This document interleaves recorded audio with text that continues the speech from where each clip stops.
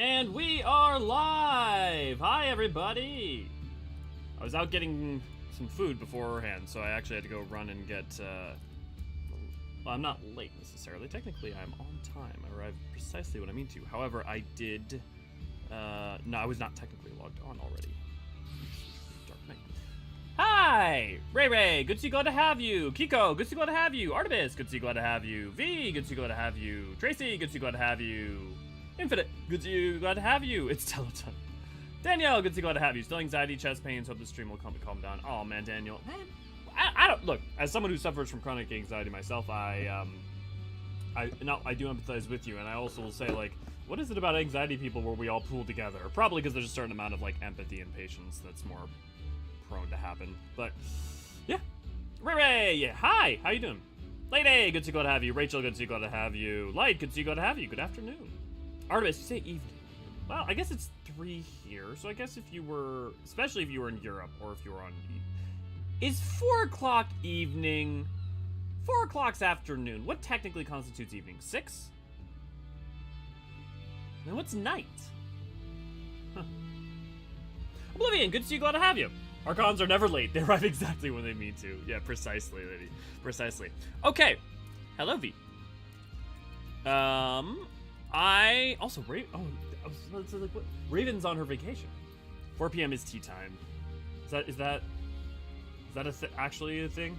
It's 21. So that means, okay. So it's 9, which means you're about 5 hours ahead. So you're what, UK? Sounds right.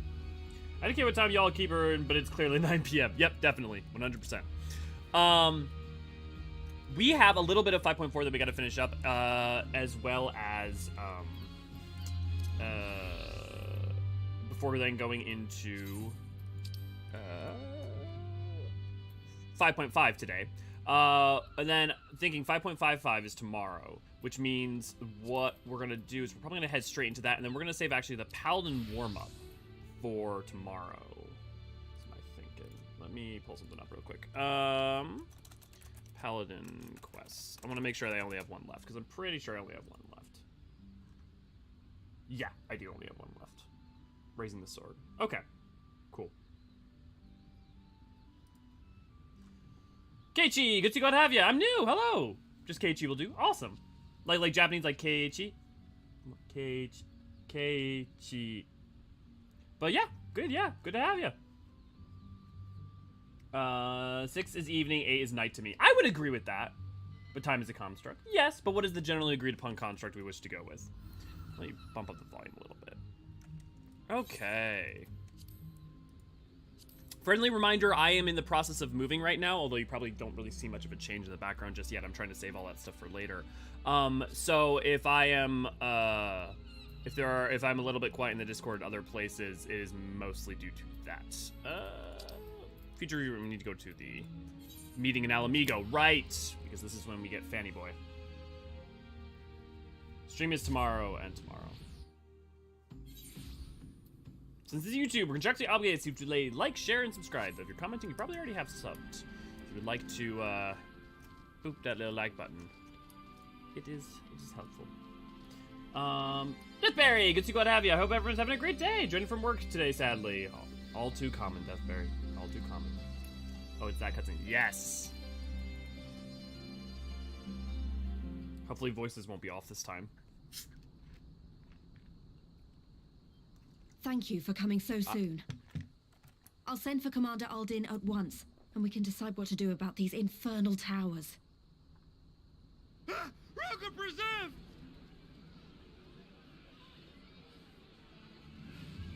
God, Lunar Bahamut looks sickly. Just looks wrong. It can't be.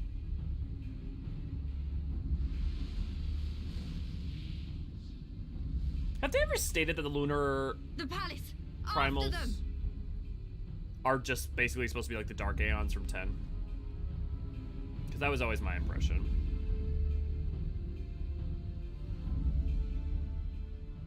I have moved like 5 times in 10 years, so...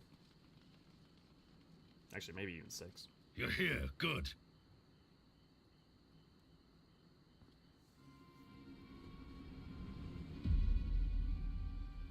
Who's ready for some scenery chewing?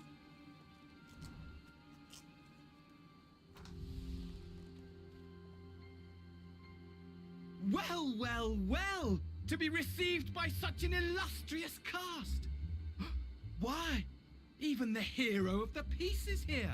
I feel quite starstruck. Is that a sigh? His body, more like. You don't fool us. Oh, you saw straight through it. Anyone would think you dealt with Ascians before. Oh, the Permit Lunar me to Hydaelyn's introduce right. myself. I am Daniel, and may I say what a pleasure it is to finally make your acquaintance.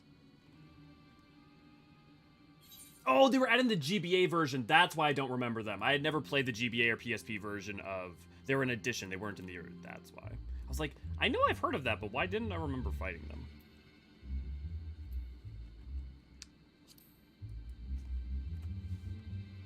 The towers. What are they for? What are you planning? Straight to business, is it? Suit yourself.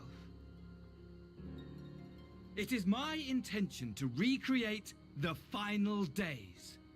To which end I have distributed a collection of rather ingenious devices, or towers, which will, in time, give rise to the grandest of spectacles. The final days? But it was the Ascians who labored to prevent them.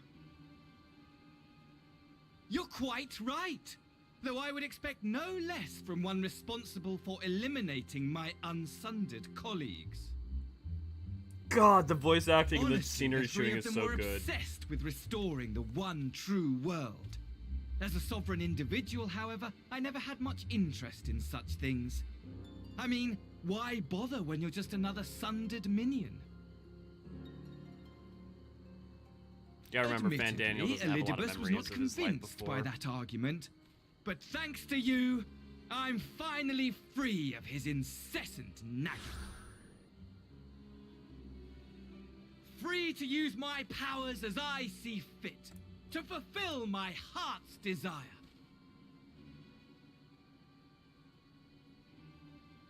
And my heart's desire is to lay this half-broken world to waste, leaving nary a fleck of dust behind! What? Why would you want such a thing? I remember my friend thinking that he had Because a I secret, want like, wretched something else creatures motive. who ask such meaningless questions to die! You! And you! And you! I want you all to die! And I want to die too! Oh, yes! I want to die and take everyone with me in a paroxysm of pain and suffering! I'm different, you see, from the ancients who clung to dear life, and from you. So don't bother trying to reason with me. You will find I have no reason, or creed, or any such tripe. I just want to destroy the world. But please do resist with all your might. It will add to my enjoyment. Now then, ladies and gentlemen, keep your eyes peeled, for the curtains have risen on the spectacle to end all spectacles. We, the Telophoroi, shall be your performers, and this very star our stage.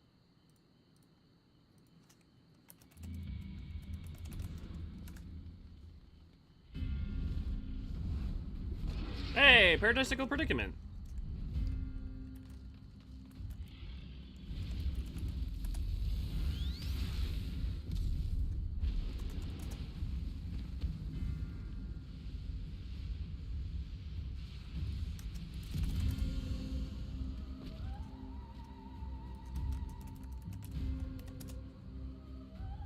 Does anyone know if, like, Telophoroi actually came from something? Thelophoroi, or Thurophoroi, what type of infantry holder common in the 3rd and 1st century BC game? says there's a... Well, okay, maybe a type of Greek soldier. But I nearly forgot. I have a message for you. Nope. My esteemed patron, Lord Xenos, eagerly awaits you at the heart of the chaos. While I wish only to destroy the world, he exists solely to relive a certain, transcendent moment with you. And it is for that reason he would reduce all to ash. Pray see to it his dreams do not go unfulfilled. For if you should disappoint him, my trusty companion here, whom I've dubbed Lunar Bahamut, will burn your cities and everyone in them.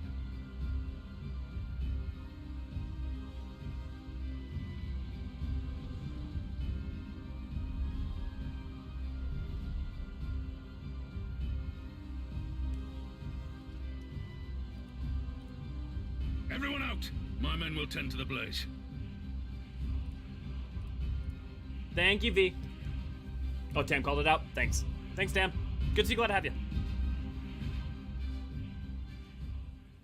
Yeah, I'm moving one more time, and then I'm moving now, and then there's a, one of my partners is actually building a house, and so I'll be able to move into that, and hopefully I won't have to move much after that.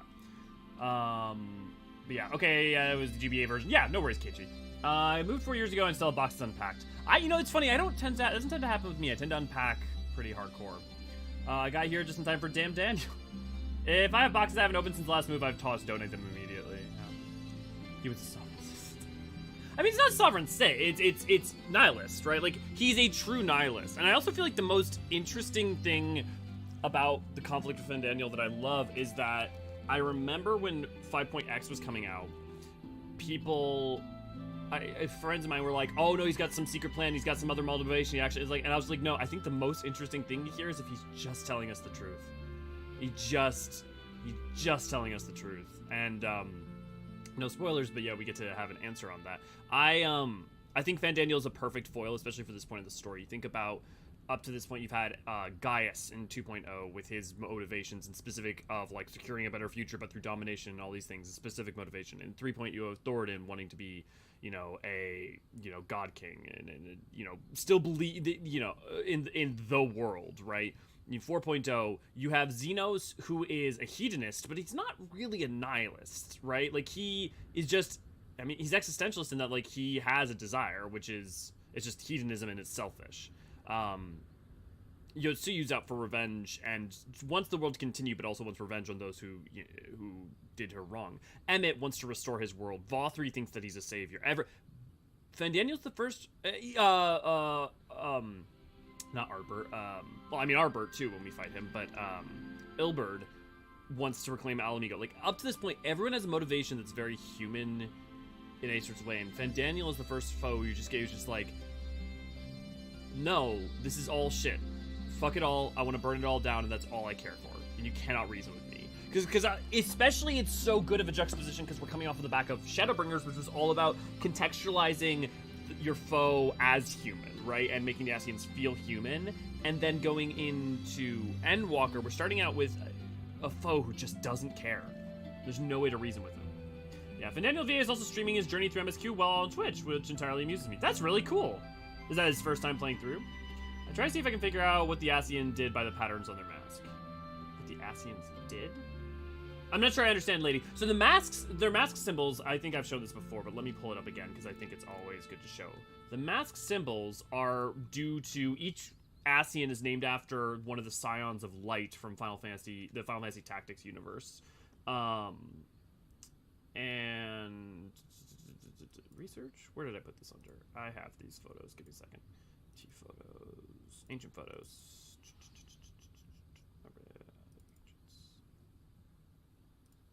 Speculation. God, this is the problems. Like, I have so many miscards. Nope.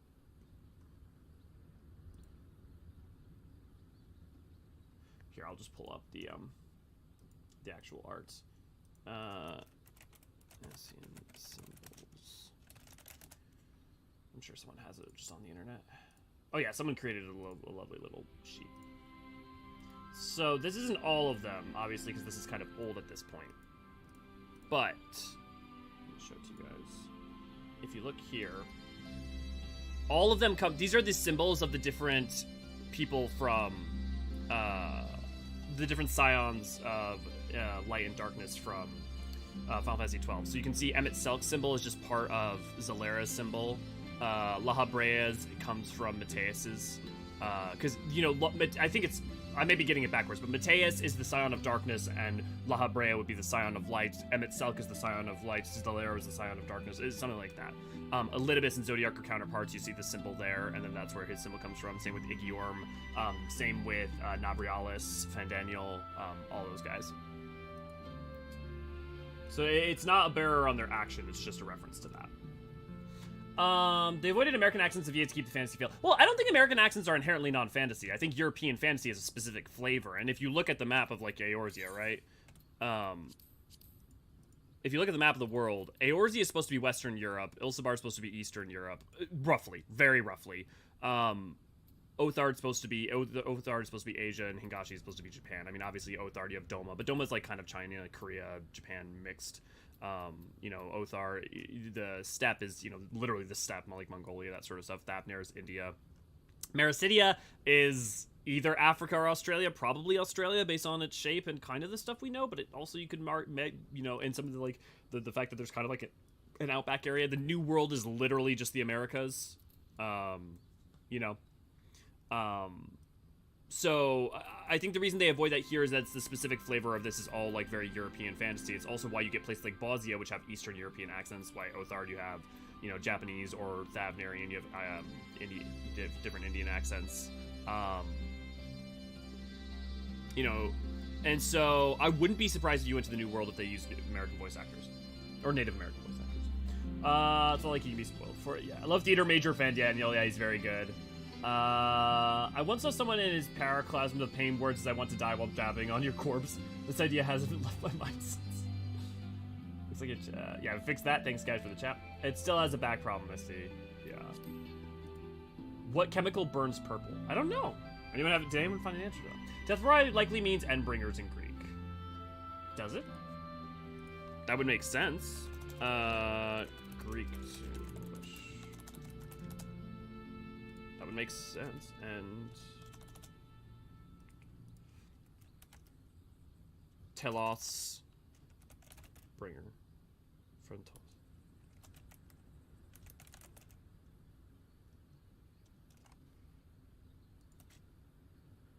Seems like Talos makes sense, but bringer seems weird. But I don't know Greek or ancient Greek, so there definitely could be something there. But definitely end something, which means, you know, makes sense. Infinite magnesium. Sorry, oh, it was a joke. Potassium apparently burns purple. Oh, interesting. Interesting. You guys learn and do things every day with you guys. Lunar Bahamut likes his bananas. So you light a banana on fire and it's purple, not yellow now. Yep, that's how it works. Burn the bananas. Ray Ray's not a fan of bananas. Levi, good to see, glad to have you. Xenos is a textbook nihilist. It's just that not the people who think the original Nothing Life Matters. No, I don't think he's a textbook. Nothing in Life Matters have fun. But that's existentialism or absurdism. Like, if you want to get to, like, specifically Nietzschean nihilism, sure. But in terms of, like, how the terms are used in the modern times, nihilism is, there's no meaning, fuck it, there's no point, I don't care. Like, there's no point, this is all shit, this is pointless. Existentialism is, there's no meaning, let us find our meaning. Absurdism is, there is no meaning, and fuck you, fuck the world, I don't care if you say there's no meaning, in spite of you, I will fucking find, like, is an utter... Existentialism is the resolution to discover meaning despite that. Absurdism is, you know, pointing your middle finger at the universe despite it. I've seen the definition as nothing matters so I bother is nihilism. For nothing matters so we choose what matters is more absurdism. Yeah, exactly. So I would not consider Xenos a nihilist. I'd consider him a hedonist. But Fandaniel in specific is a nihilist. I mean, the position is I'm the wandering Emmett the Watcher of Livestream. Oh, okay. But I don't think their mask has anything to do with that. Did I misunderstand your point, lady? Try to see if I can figure out what Ascians did by the patterns on their mask. Oh, if there is some way to connect those two things. Yeah, I don't think I have anything in mind that would make sense, but yeah. Yeah, there's several compounds that will burn different shades of purple or red. Chemistry is amazing. So is Charlian Great Britain? Charlian is ancient Greece, but like to an extent, kind of. I guess like Charlian, you could kind of compare it to places like Iceland, Greenland, ancient Greece. It's never a one-to-one. Like, you know, India is not an island, right? So it's never directly one-to-one. Garlemald isn't just like Russia, right? Like there's aspects of Rome, and you know, in theory, you would think that would be down towards Werlet if you were making it closer to like a one-to-one. You know, like it's not. So it's not. It's a general corollary. Charlian is neoclassical Greece, yeah. I think Xenos puts too much thought into his life philosophy anyway. He's more instinct-driven. Right, but he is driven, right? He doesn't go, I feel nothing, so there's no point, and offs himself, right? Like, he's driven by something. He believes that I want that experience, right? Doma seems to be more of Warring States. Yes, so that's what, Hingashi is Edo period Japan. This is a gross generalization. Hingashi is Edo period Japan, and Doma is, like, Sengoku Japan. Seems to be more Tokugawa, yeah. No, that's one of the things I said so many times going through Stormflood Levi, but also a lot of people don't know what the difference is. But yeah, it's well, honestly, I would say it's Edo, but it's also Meiji. I think there's actually a lot of Meiji kind of going on in the backgrounds of Hingashi, although like it hasn't opened up at that point. So late Edo is, I guess, probably more accurate. And then the thing is that Doma's interesting because its history is the Warring States period in a sense, but also it's post that. So there is a lot of Meiji, yeah. And it has a skull, but that's kind of all I got. Skull? I don't see a... I mean, Silk face symbol.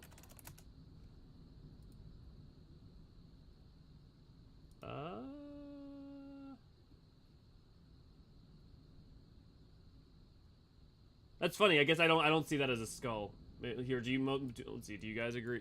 Most of you guys see a skull? Oh, I gotta pull this display up. If anything, I now kind of see a penis. And you can now never unsee that. I'm sorry, guys.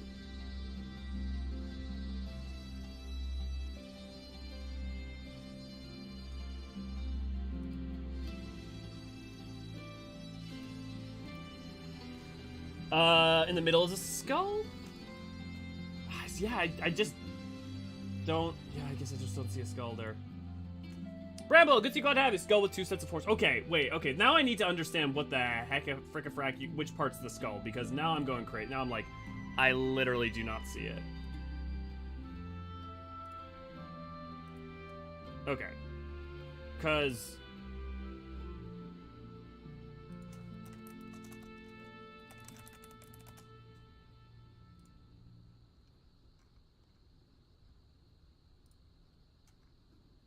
You know, if he takes...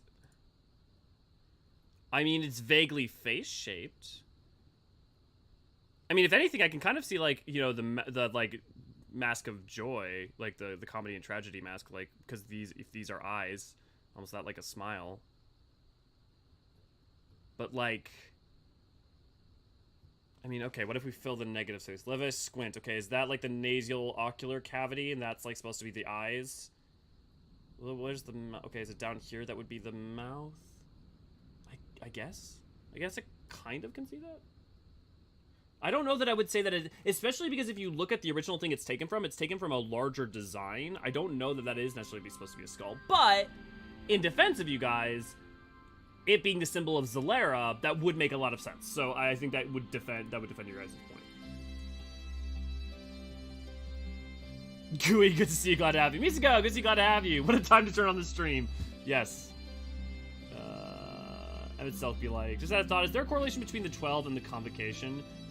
Yes, Tracy, go play Mist of the Realm. If you play Mist of the Realm, you'll have an explicit answer as to why, although it is not the convocation you're thinking of. Without spoilers, that's all I can say. You can see how you can see bits of the face. Oh, the skull is in the very center. Got it. Oh, okay, wait. I think I see it now. I think I see it. Except for that, I still don't think that that's really I can see it in a little bitty. Like, you're not... I'm looking at the whole thing. You guys are talking about this. So this is, like, the cap. This is the face. This is the eye. This is the nose. Like, it's like this bit right here. Okay, fair enough. There is that little skull there. That would defend your point. Yeah, that would super go to your guys' credit. And again, also being the symbol of Zalera, that would make sense. I played them. Oh, you have played? Okay, so Tracy, sorry, I can't explain without major spoilers for later on. But, well, actually, no, we've done 5.3. Hydaelyn's Convocation. You know Hydaelyn Vana and her Convocation that were formed around her that we found out during 5.2? Those guys. One of the 13 became the Watcher, and the other 12 became the 12. Sorry, spoilers. The triangle symbol in the middle there. Yeah, I tagged you in the Discord. Thank you, Tam. Crop didn't tag you. Yeah, thank you, Tam. Let me pull that up.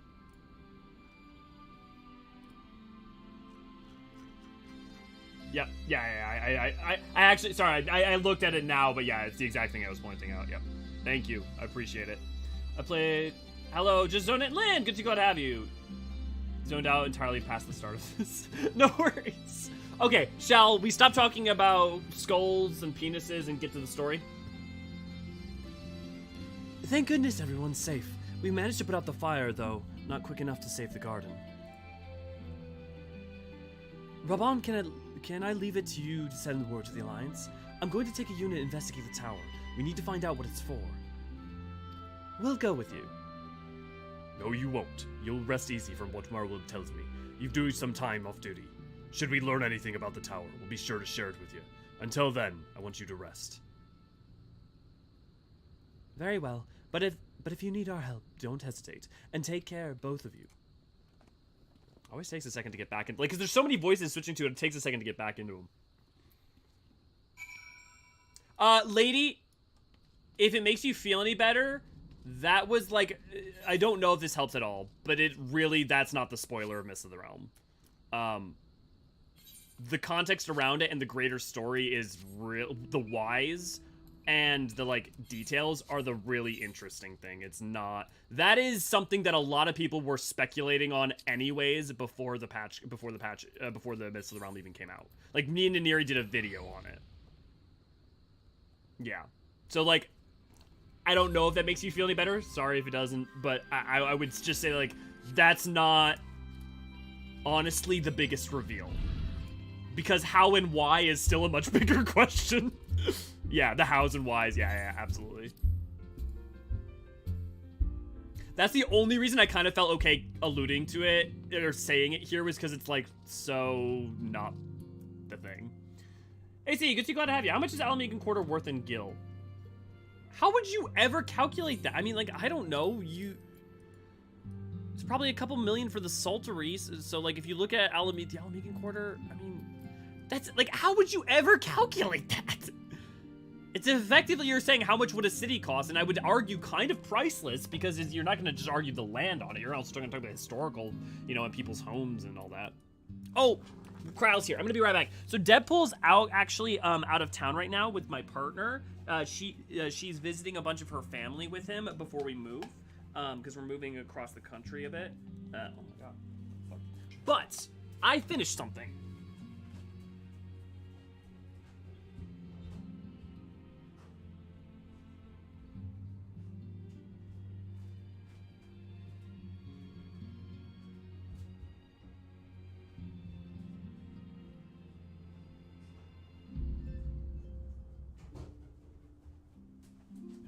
So I actually kind of lied. I still need to paint the inside blue, and I need to sew these to the head, but I'm waiting to have Deadpool so I can do it, because I want to make sure they sit right. But his Kryle costume is coming together. I'm only like 6 months late. Sorry. But yeah, Deadpool's gonna have a little Kryle costume. It's gonna be very cute.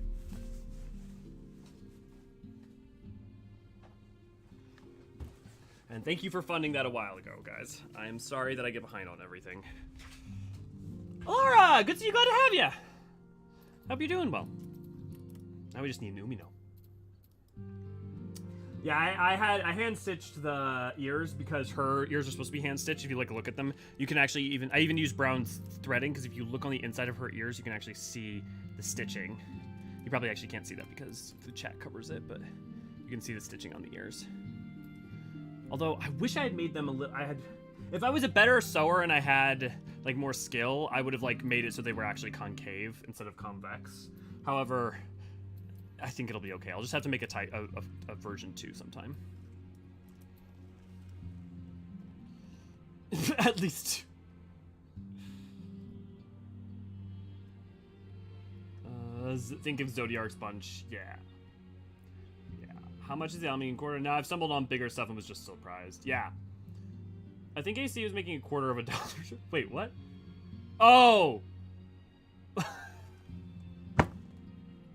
I'm so used to AC asking, like, weird, thought-provoking questions that I just took him completely literally. Oh my god, thanks for pointing that out. At least that makes them a mirror to a mirror of Espers. Yeah. Pupper gets a vacay. Yeah. Oh my god, wait, actually, do you guys want to see some photos of him right now? Or, like, some photos and videos? He has been having the time of his goddamn life. Let me pull up some photos, because he has been hanging out with all sorts of different dogs. So he's just been having a time. Let me pull up all these photos. Actually, here, what I'll do is I'll start pulling them, and then I can pull the next one.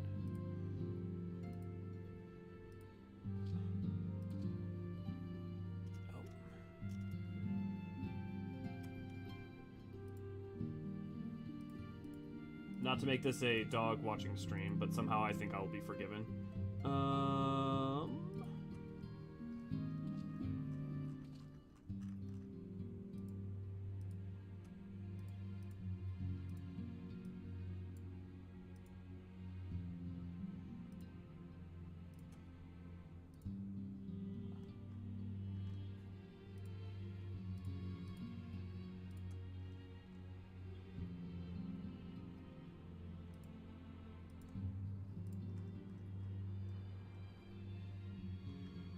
I don't know if I don't know if I can play this because I don't know if the volume's okay. What's up, buddy? Oh, here we go. Yeah, I just need to mute that. Just because my partners prefer their privacy. So he's like a cat. He loves like sitting up on like the top of couches and stuff.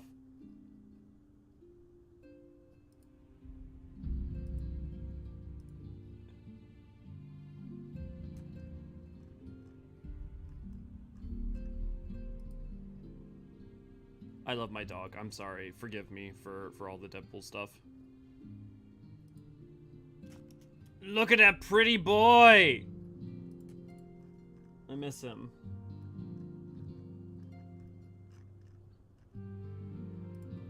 And then here's the last one. Here's the last one. It's him playing with a bunch of other dogs.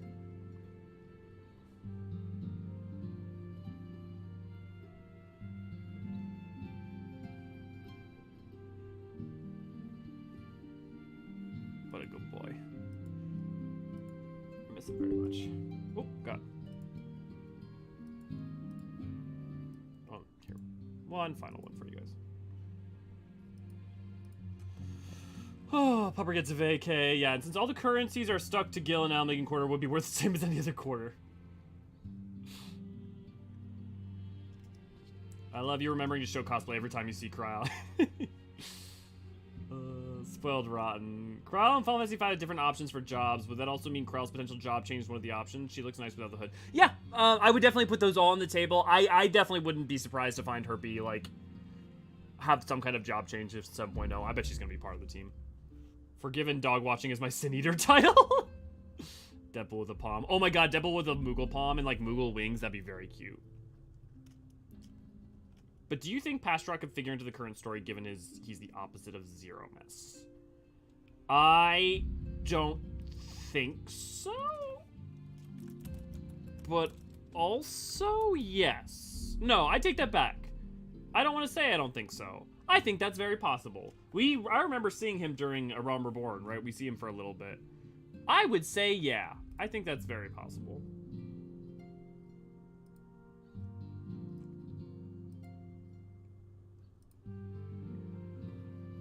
I don't know that I would say likely, but I think super possible.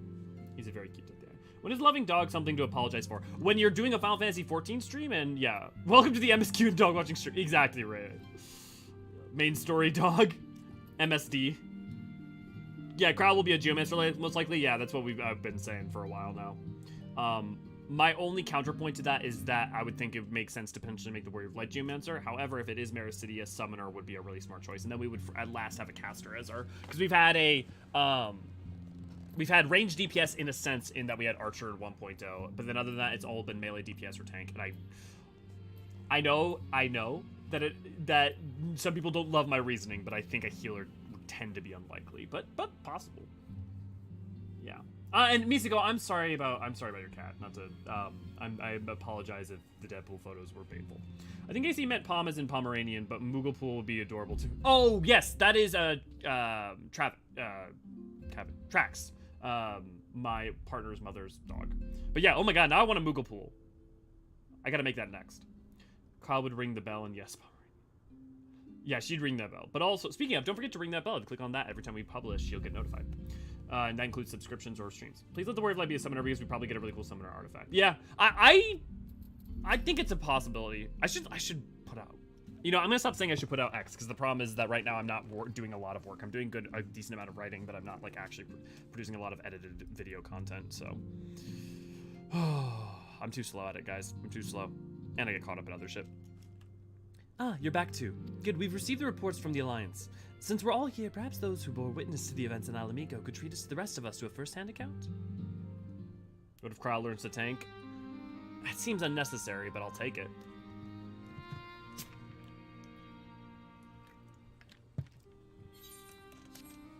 No sooner do we overcome one problem than another appears. It would all seem tediously predictable, but for the endless variety of our foes, this Vendaniel sounds even more unhinged than his patron. Unhinged, perhaps, but no fool. For all his pantomiming theatrics, he gave away little about his plot. We know only that he intends to recreate the final days, and that the towers will somehow facilitate this. Dude, I remember trying to theorize what the fuck the towers did for forever. He's also called his dragon Lunar Bahamut. Let's not forget that little detail. And the creature certainly didn't resemble the Elder Primal. Also, I want to make an apology. I have called this song Torn from the Heavens multiple times, and this is, if I'm not mistaken, actually Maker's Ruin. So... I've only started really realizing that because my brain, for some reason, confuses the two all the time because they sound similar, but to me, but they don't. They aren't. Like, if you compare them, they're not that similar. I think I made a point long ago about this theme, about Maker's Ruin being kind of like an older theme of Warrior of Light, whereas Torn in the Heavens is the more current one, because of mistakes like that. So I actually think if I've ever done that, I think clearly Maker's Ruin and Torn from the Heavens are both used as primary themes for the Warrior of Light. And they're both used in Rising Action, so I'm not sure what I would distinguish the singular use case for them. That may be, but the fact that it answered to Fandaniel would suggest they are not one and the same entity. I think it's more probable that it is some manner of simulacrum born of Ascian magics. Whatever it is, for now we can but work closely with the Alliance and remain vigilant. I believe that concludes our news. What of yours, Isola? I have been to see Sultana. Knowing how quick the immortal flames are to dispose of their tempered, I judge it best to provide them with cure first. That's the thing, with, like, because of Ifrit, like, the mortal flames got really in the habit of executing anyone who was tempered. Which, for them, was a fair thing to do. Like, there wasn't a lot of options. And also, they constantly had to deal with Ifrit in a way that Leviathan, wasn't as big an issue. Although Kobolds actually had Titan. But still, Titan summoning wasn't as... like, Ifrit was has been a constant problem for the past, like, 30 years. Or 20 years, really. Levi, thank you for Archon. Enjoy your emotes. As soon as I had sufficiently recovered, I traveled to Ul'dah and delivered the Porxies to her grace, along with detailed instructions on their use. Yet my visit chanced to coincide with the arrival of some troubling tidings. The immortal flames had been on the cusp of agreeing to a truce with the Amalja when negotiations abruptly collapsed. The Amalja claimed that a number of their kind had been abducted, and that men are responsible. Naught is known of the perpetrators as yet, but as the Immortal Flames went about investigating the abductions, they came upon one of Van Daniel's towers. On the subject of the towers, you may be interested to learn they are not an exclusively Eorzean phenomenon. According to the Alliance, they have been sighted as far afield as Yanxia. Then it would seem reasonable to assume that they are everywhere. We simply have not found them. Well, as you said yourself, we can do little for now save remain vigilant, and since we are dealing with a dragon, ostensibly at least, I believe it would behoove us to enlist the aid of an authority on such foes. Estinian! Estinian? Now just a moment. If you would be persuaded to lend us his lands, I would be the first to welcome it. But the truth is, we will struggle even to find him. Hehehe. Oh, you let me and Kryl worry about that. We'll sniff him out, no matter where he's hiding. If indeed he is hiding, we have ways of locating him. Regardless, so if there are no objections, we shall depart at once. Oh man, I'm having trouble speaking today. Yeah, exactly my thinking, Tam, about the Warrior of Light and Summoner. Well, rather than sitting around, I think I might go to each of the city-states and educate them in the use of porxies. And Summoner and Allag, right? It's not just the primals, but like specifically Summoner has to do with Allag, and Allag's relationship with Mirror City is key to a lot of things. They would doubtless appreciate it, but might you consider taking a moment to rest before leaving? You would be fresher for the task at hand. Now I want to go write that video instead of... This is the problem, is I get energy to write go like work on videos while I'm in the middle of stream, and then after stream I'm like tired, I'm like...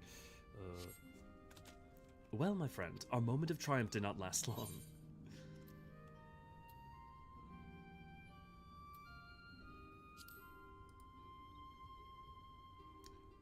It's ever the way, the world often needs saving. And save it we shall. I for one do not intend to allow a nihilistic madman to take us all to the grave with him, not when the future holds such promise. Nay, I will do all in my power to protect those whom I hold dear, just as you have always done. I wonder if we're gonna ever get Green-eyed Graha back, because they keep referencing how the Allagan eyes are gonna fade. No, it's Elliot more than the truth we told you already. Well played, Infinite. Well played. Kryl tanking out would be for that. Besides Pippin, I don't think we see a single Lalafell doing melee combat in the game. Meanwhile, Summer in the Lux. Yeah, but I feel like that's kind of a flavor thing, right? Also, I feel like there's gotta be at least one. Well, okay, what about the Goldsmith quest, the Rocket Lalafell? That's melee combat, right? I mean, it's technically ranged combat, but he uses himself as the weapon. The scouts should have been back by now. I'm gonna go and find them.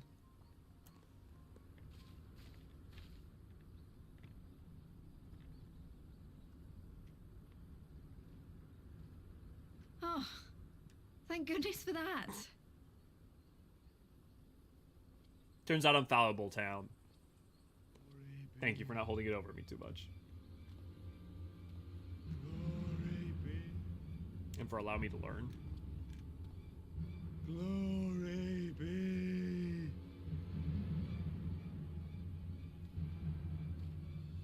Glory be to Garibald!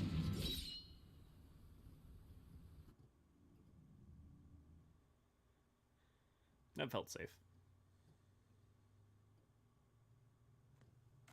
Meanwhile, in the Imperial Palace.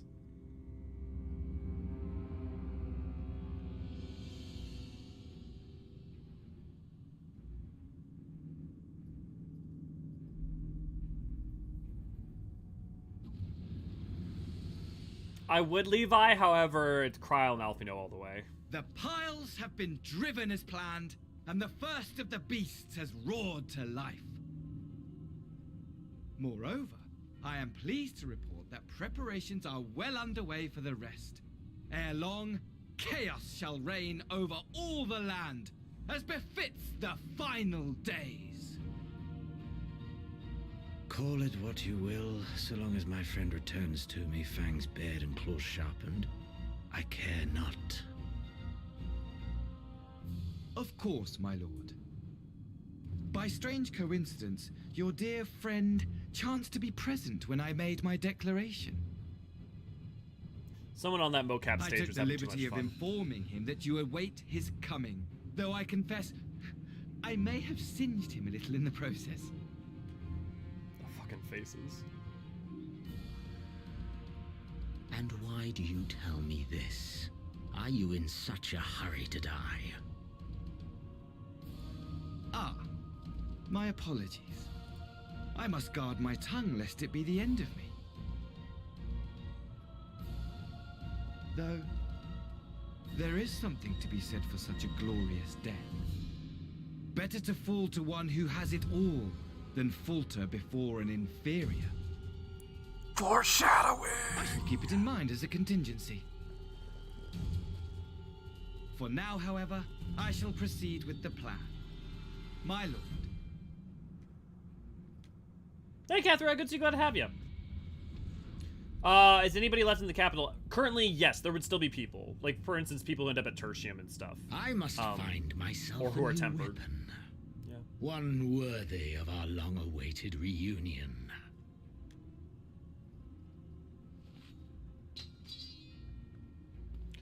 Ame no Habakiri, no! Ame!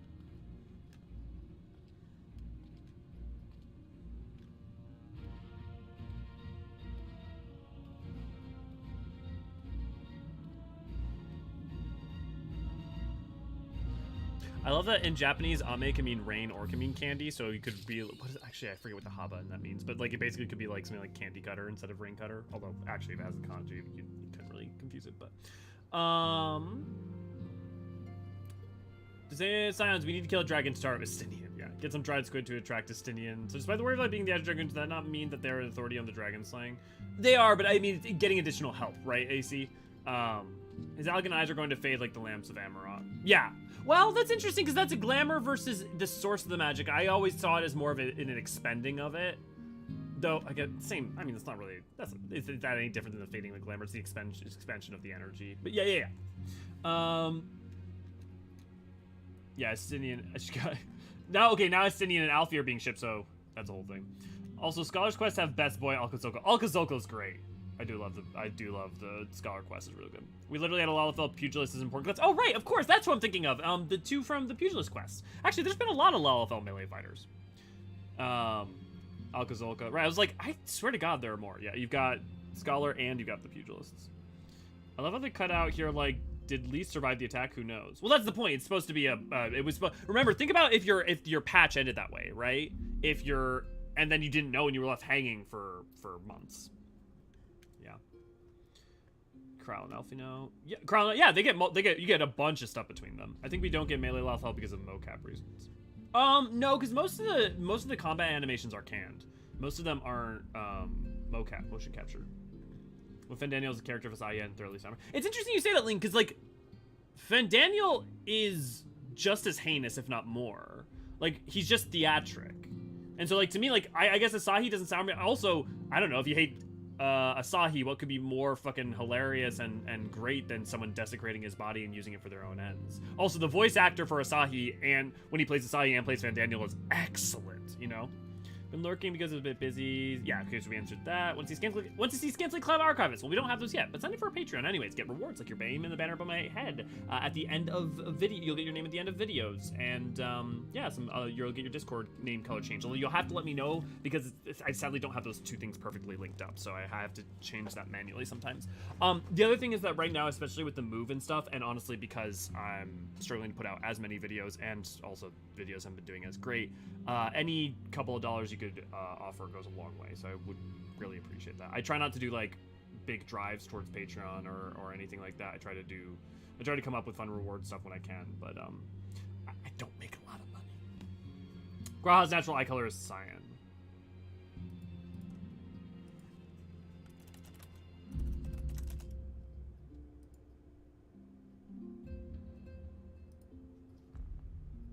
It's a very green cyan.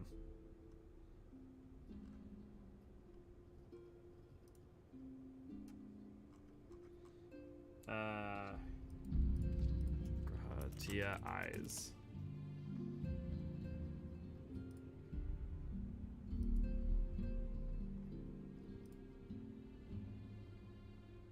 Okay, well. That's the official thing. That's the official thing.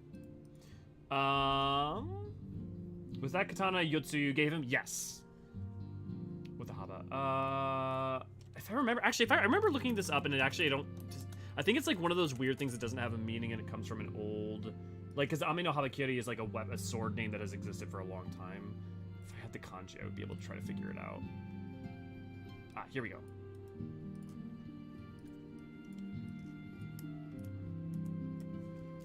Actually, wait, let's pull that up in G-Show. G-Show. Oh my god, we're getting so distracted today. Guys, we gotta get through 5.5.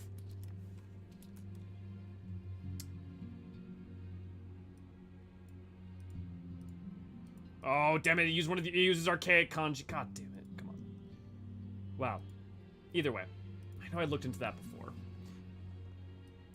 I couldn't find up an it. Cyan or green, bluish, or blue and green, you know, who knows unless you stare at them directly into them. Yeah, well, and also if you happen to like, you know, the color balancing in this game can be off in all sorts of ways on different monitors. We're still in the middle of choosing a VA for Fandaniel. Is that why they kept Asahi's VA? No. I don't think so. I think it was, well, sorry, I shouldn't say no. I don't think so. I think it was actually more to keep it ambiguous who he really was. Like, I think it was more playing with some stuff. But I shouldn't say no because, honestly, it could have been a production reason. Dez, good to see you. Glad to have you. I need something to occupy myself while I hold on to my incompetent college student services. Dez, as someone who has dealt with that more times than I can count when trying to go through multiple college 4 separate times, you have my pity and my empathy, man. That stuff's rough. Dino's drop swords. I don't want to play with this. Insert meme here. Man casually broke a relic katana by stepping on it when heavy impacts can't break it. Yeah, right, AC, like, the sheer amount of disrespect Xenos put on that blade is what broke it in half. Xenos is thick. Scion of the 7th Dawn. Curious. Well, curious to cut. So like kiru, you know? Like the verb. So like curious / cut, breaks. Well, not break. Usually it's more like to cleave. You know, Habakiri is like an ancient, like, Japanese mythological sword that's been used in terms of its name for anime and stuff the world over. Unless, wait here. The grass cutter sword. Oh, sorry, I thought you were referencing an anime thing. I don't see grass kanji in there anyway. So I don't think so, but maybe I'm, you know, that, no, the grass cutter is Kusanagi no Tsurugi. Oh, no, that's Kusanagi. Give me a second. Oh yeah. Kusanagi no Tsurugi is the grass cutting sword, and it's one of the 3 imperial. Oh, it's one of the. Oh, it's the sword of the imperial regalia.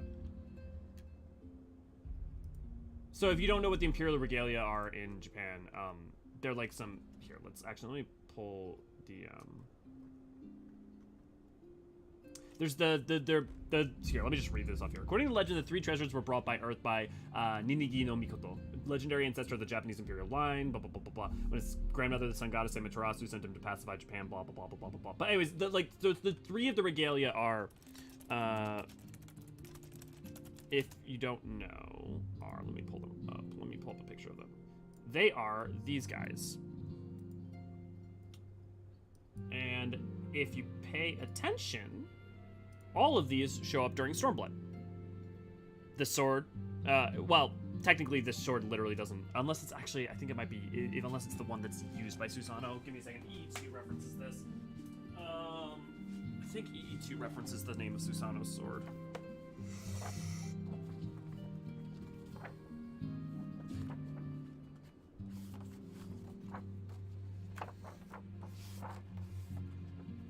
This is why it's important to, like, reference stuff, cite stuff, or to look stuff up. It's because otherwise you make wrong, you know, like, you connect wrong things. And you state wrong things as fact. And it's important not to do that. Better to say nothing than to spread false information. Susanoo. One of myriad lord of this. One of the myriad kami, the mighty lord of the revel, arose from the desperation of the Kojin and 3 sacred treasures, which they believed to house a spirit, the divinity of the seas, battle as celebrations, but challenges will find no revelry nor mercy. At the edge of his fabled blade, Ame no Murakumo. No, it's a different one. However, the idea of the 3 treasures shows up in the summoning of Susanoo. Obviously, this mirrors the root inspiration. If you look at the mirror that Yotsuyu uses to summon Tsukuyomi, this is the root inspiration for that as well. Also, for those of you who don't know, what is it? Tree Korean sword Japan. I forget. I'm forgetting its name all of a sudden. But the 7-branch sword. This actually also pops up a lot of times. You may have seen it in places like Dragon Sekiro. If you've ever played Sekiro, you'll notice the Moonlight Greatsword Blade is actually a reference to that, and is because it's using that, it's kind of implied this thing is from Korea because it's a relic that was given to Japan from Korea. But like a lot of times, there are historical artifacts that are reference points for this stuff in 14 anime and other fantasy games. I understand the mythological reference thing. So the sword found inside Yamato no Orochi after Susanoo slayed him. Yes. You may want to check to see if Seiryu or one of the others are using that as a sword. Although, because like yeah, I know that like Seiryu is kind of like a reference to Yamato no Orochi. Orochi. Imperial Regalia are 3 sacred triggers. Sword, gem, if I recall. Yeah, the Magatama. Yeah, and the Magatama, you'll notice that symbol and that idea of a gemstone like that pops up a bunch of times. And also, if we throw up Susanoo relics. Nope. Nope. Damn, no one has an image of him of that cutscene with him. But you'll notice that the Magatama is one of them. So that idea shows up a whole bunch. Susanoo's sword is the Ame no Murakumo. Yeah. If you carve out time to finish both the Encyclopedia Eorzean, as I'm only slowly working through one. Hey, I cannot recommend it enough. Read all of EE1 and EE2. Like, my recommendation would be read them all quickly and then read them all deeply. Because if you try to read them all deeply, there's so much. There's just so much. And just kind of knowing it a bit and then reading it deeply will take you a long way. Nidikara, yeah. To be honest, would have loved to fight Amaterasu as a primal. I mean, there's still chances. Like we could see Amaterasu, a version of Amaterasu show up in... I'm probably not Hingan folklore. I don't know that it's Hingan folklore. I think it's Doman folklore, but I would actually have to double check that. But she could show up in any number of ways still, so I wouldn't put it as an impossibility. Oh yeah, I saw your copy of Mizugo and just been digging through them as I get curious about something. Yeah, I mean honestly that works too.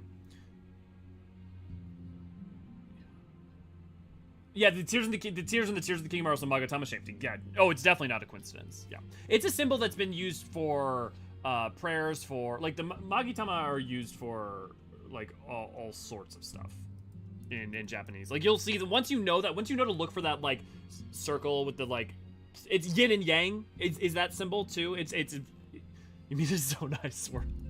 Look, we're getting answers on the Zonai stuff. We don't have to get obsessed about the Zonai swirls anymore. Okay. Good news, Elio. Thancred and Eorzean have finished their tour of Garlemald, and are on their way back here even as we speak. Why am I having...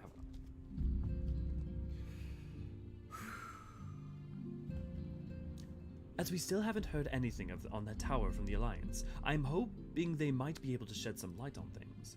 They're due to arrive any moment now, so let's see what they have to say, eh? Is Unto the Breach the first quest of 5.5?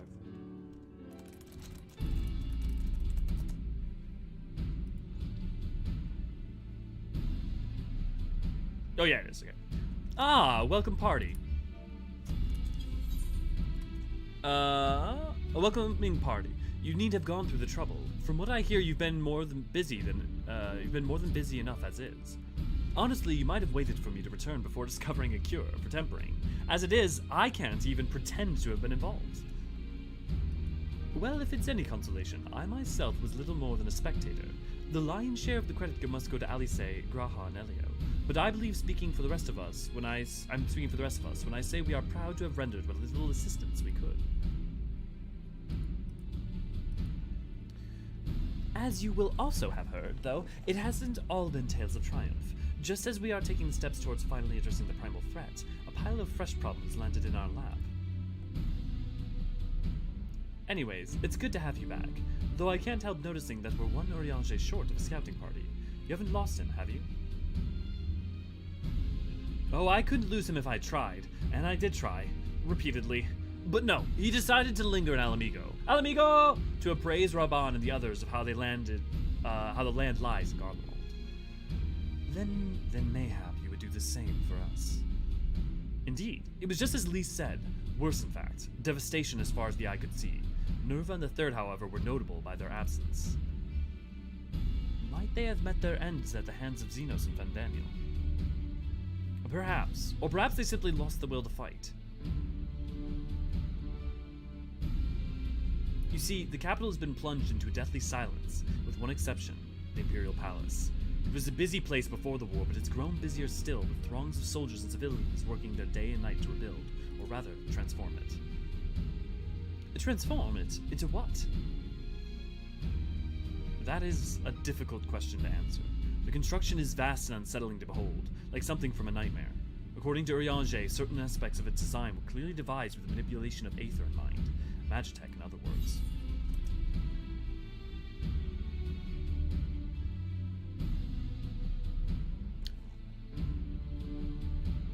I want to put a pin in that. Actually, I don't want to take that pin out. I want to talk about that. According to Eorzean, certain aspects of design were clearly devised with manipulation of Aether in mind. Magitech, in other words. Which means they are insinuating and directly stating that Magitech can manipulate Aether to certain amounts. Okay, important to note. Which would help explain what the fuck those Aetherites are with the Magitech things on them in Garlemald. Which, the problem is, it still doesn't make sense how Garleans would be able to use that, because they can't still cast the spell to use teleport. They can't convert themselves ethereally. But maybe they could teleport from one crystal to another via them, like beacons, without using ethereal manipulation? I guess that would work.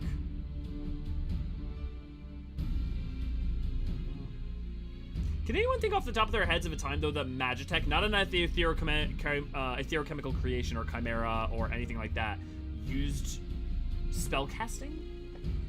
My understanding is that the Aetherite crystals in Garlemald are for non-Garlean conscripts to use. So, Tam, me and Naniri pitched that in lore talks, but does anyone actually say that? Like, I remember that we've pitched that, but is there any explanation for that? The other thing that's weird about that is conscripts don't typically get used in the capital that much. So it would be a weird creating something that allows your enemy to teleport into the midst of your field for a very small portion of your population is weird. There is an NPC dialogue about it. Sweet, thank you. I'll look into it later. You're right, we don't have to, but that doesn't mean I won't repeat. Oh my god, it's that zone swirl everywhere except when it's appropriate. Good shit. It's coming from an anime wiki, so take it with a grain of salt. I would say take it with the biggest grain of salt possible, but Ame no Habakiri seems to mean both Blade of Heavenly Wings, Ame no Heavens, yeah. Heavens Haba Wing Kitty. That must be a different word for her. Like, cause Kuba, well. Also, Kitty is sword? That must be unless it's, I mean, maybe it's an archaic version, but like, that seems odd, because Kitty, I mean, Cutter, I guess, maybe. Take it with a chunk of Guardian licking salt, exactly. I remember Garlean NPC saying the Aetherite was for Garleans by Garleans, but I could be wrong. Wrong even, yeah. I should pass you guys to the like text of the game so we can try searching stuff like that in the future. Supposedly it means Snake Slayer of Heaven, with Haba meaning an archaic kanji for snake. That makes sense. Haba becoming heavy, since it was used by Susanoo to kill Yamato no Orochi. Yeah.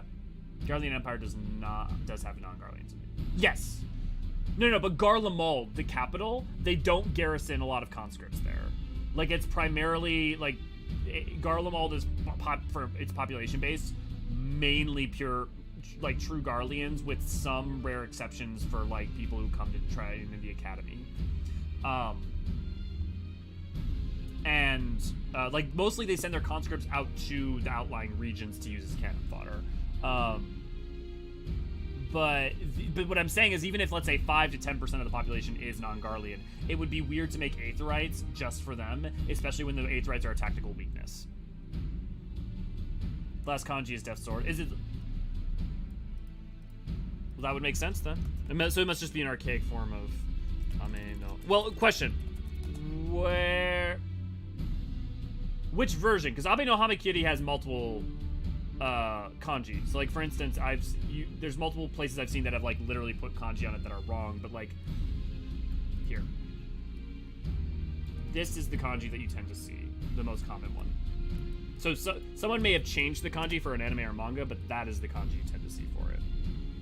And 14 may have changed it too. I don't know what it is for the Japanese for the 14 kanji. Then even alone if it. Yeah. Do you remember an NPC talking about it, but I don't remember the specifics. That's cool. I'll take that, Tim, and I can put a pin in that. I'll go look for it. That is the difficult question to answer. The construction is vast and unsettling to behold, like something from a nightmare. According to Eorzean, certain aspects of its design were clearly devised with the manipulation of aether in mind. Magitech, in other words. Yet as unnerving as said edifice was, it was nothing next to the sight of its builders. They swarmed the place like so many insects, working with nary a word exchanged between them. No one overseeing construction, no one barking orders. It was as if they were possessed or tempered. We wanted to investigate more closely, but given our suspicions, it seemed wiser not to take the risk. If Hydaelyn could bind Bahamut to his will, might he have done the same to the people of Garlwald? Whatever the truth may be, this information is certain to prove valuable. You have our thanks. Well, be sure to have some for Eorzean, which reminds me, I have a message from Alamigo. Raban is hosting a meeting to discuss the latest findings on the tower, and he requested our presence. Then why not leave that to us? You must be weary from your mission. No, I'm fine. Those towers have been on my mind since I first spied one on the way back, and I'm keen to get to the bottom of this. In that case, I shall stay and begin looking into another matter. As I promised Kryl, we need not all attend.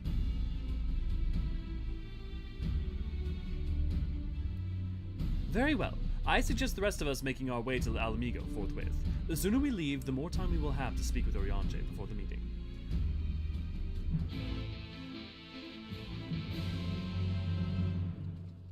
Do you, Tam, happen to have any idea if it was like cutscene dialogue or not? I mean, assuming not. And I'm assuming it's sometime after arriving on map 3.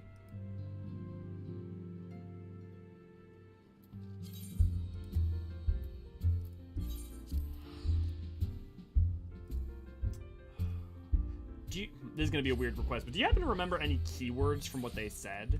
Like, did they say for Garleans by Gar? Like anything like weirdly specific I could search?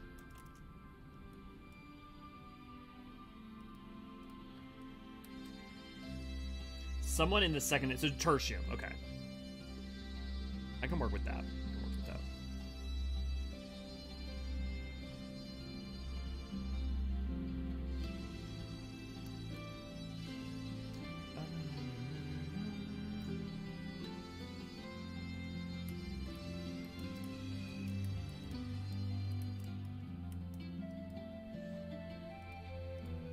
Actually, give me a second. I want to pull up my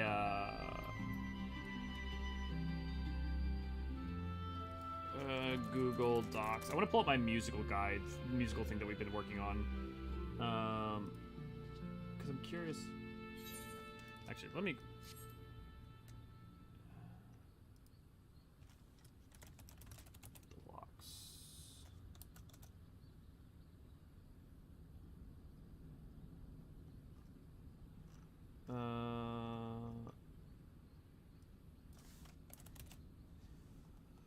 Looping in the deepest fringes, battle theme, Stormblood, Othard theme. No. What? Because what is it? Old Wounds, Lock Time, Night, Show Up in Harmony. Songs of Salt and Suffering, same melody as Old Wounds. Shows up in Harmony. Which song's Harmony?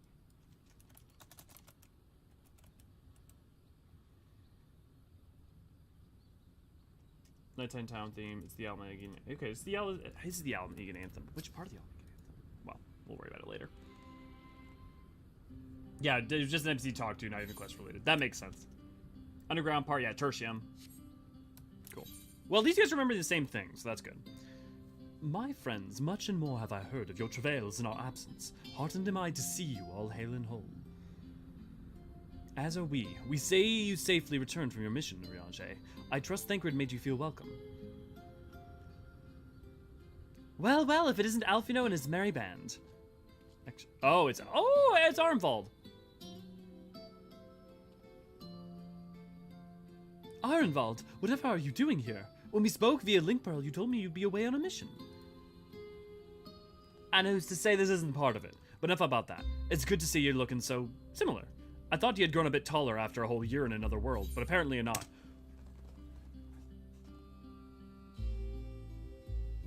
Okay, so actually two things. One, that's not actually a confirmation that a year has passed since Shadowbringers, because remember, it's if he spent a year in the first, but it hasn't been a year since we went to the first, so it doesn't actually confirm anything about the timeline. But this conversation here, guys, in 5.5, at the beginning of this conversation here, I cannot tell you how funny this is, but this conversation we're about to get is the only reason we have any kind of sense of how long it's been between the beginning of ARR and this point in time, and why it probably 98% has not been at least 4 years, above 4 years. Well, I am sorry to disappoint you. While my soul may be a year older, my body has hardly aged, as you are well aware. And may I remind you that we Eorzean are known to be late bloomers, especially in terms of our height. Mark my words, the day will come when even a great aurochs such as yourself will crane your neck to meet my eye.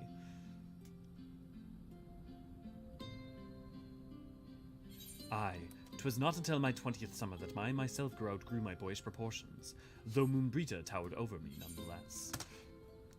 So, it's a thing here, and it's also in Encyclopedia Eorzea that, like, it's not uncommon and fairly normal for, like, on their to have their growth spurt at like age 20, which means if they are 16 at the start of A Realm Reborn and they have not had their growth spurt yet, unless they are exceedingly late bloomers, which I guess technically is possible, but they can't be older than 20, which means that Alphino and Alice are somewhere between 16 and 20.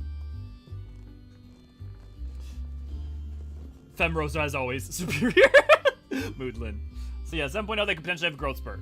Yes, though we thought that was going to happen in 6.x. We thought 6.x was going to time skip. So, you know, Bramble, we've been saying that for forever. You know, at this point, I don't know, man. I don't even know what's going to happen.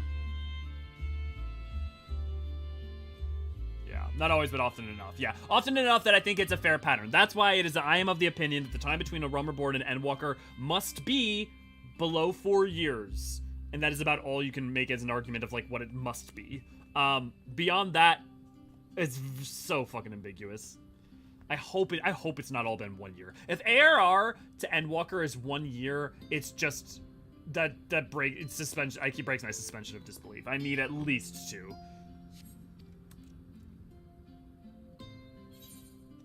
Flora, good to glad to have you. You misread that line. Which one? I just imagined Alphino remaining dwarf sized until his 30s to both keep the status quo and being calmed by her. Apparently you can talk to the What's This Place NPC in New Game Plus mode. Oh, nice! Arnvald brings out the best in Alphino, doesn't he? They both seem at ease in each other's company. It's almost endearing. Also, we're just a party full of Eorzeans right now. So what exactly brings you here? Oh, Fordorla mostly. We need to govern a few things. We need to go over a few things before we set out. Set out? Wait, does this have something to do with the towers? Hey, what gives you that impression? Actually, tell me later. You got a meeting to go to. I'll see you afterwards, alright?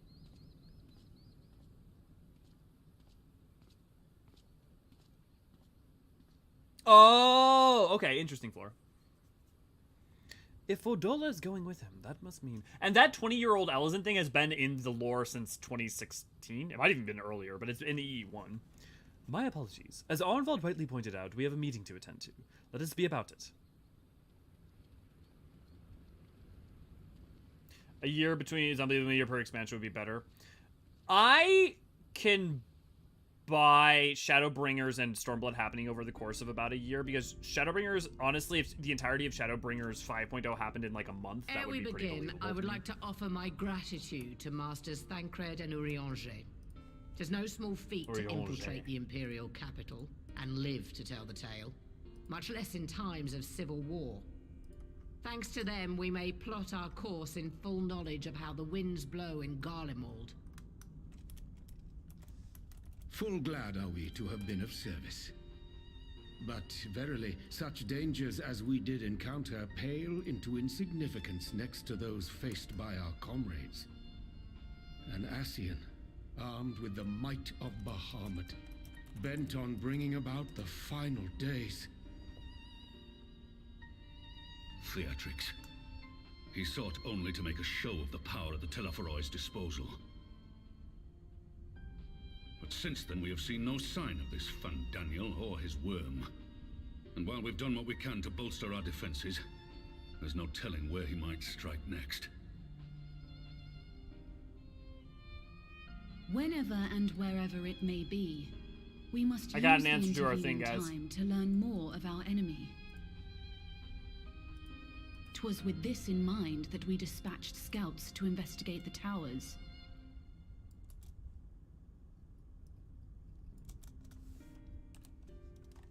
Our advance party took longer than expected to return. And when they did, they tried to kill us. Luckily, I'd seen that sort of thing before, and we were able to restrain them before they did any harm. Then it was just a matter of letting the Porksies do their work. Are you saying they were tempered? Once they'd come back to their senses, they told us everything they could. It seems that just as they were getting close to the tower, they heard an ear-splitting roar. And that was the last thing they remembered. But what worries me most is what they were saying right before they attacked. Glory be to Garlemald.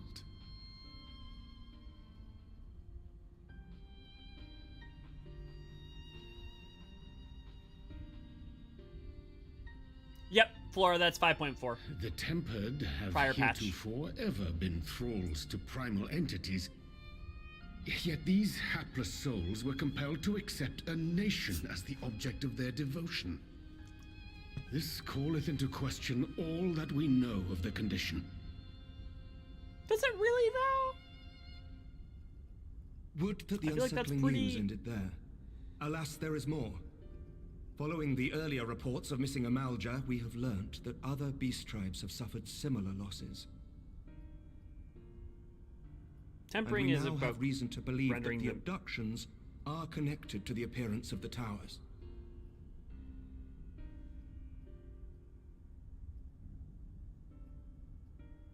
Our scouts sighted black-garbed figures leading shackled Ixal in the direction of the tower in Dravania. The Temple Knights were able to intercept them before they could reach their destination, liberating the Ixal and apprehending their captors, each of whom was found to be equipped with Garlean arms and armor. So the Empire is the common thread. With the support of Xenos, it seems likely that Daniel has rallied a faction of the splintered Garlean army to the banner of the Telophoroi. Not really, lady. I'll explain it in a second. Lord Hien reached the same conclusion when I shared our findings with Doma. The plan had been to march on Garlemald from the east and west in order to force a peace treaty. But the situation has changed. Dealing with the threat of the towers must come first.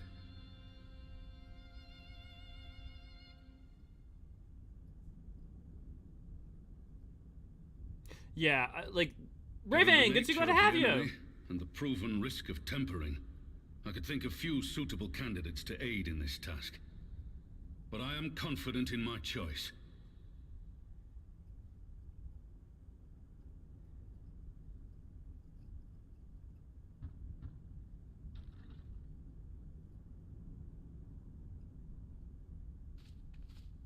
What?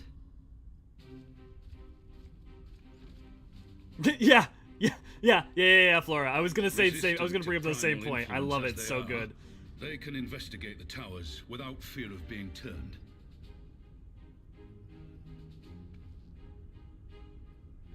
We are glad to put our gifts to use, Commander. I love Ferdola's arc because she is not like, and now I'm the good guy. You know, it's like it's going behind time. enemy lines remains a perilous undertaking. But we must know more if we're to strike back at our foe. I'm counting on you. If it would give us the upper hand, I'd do it 100 times over. We won't let you down. That concludes the briefing. You two, make ready and join your escort.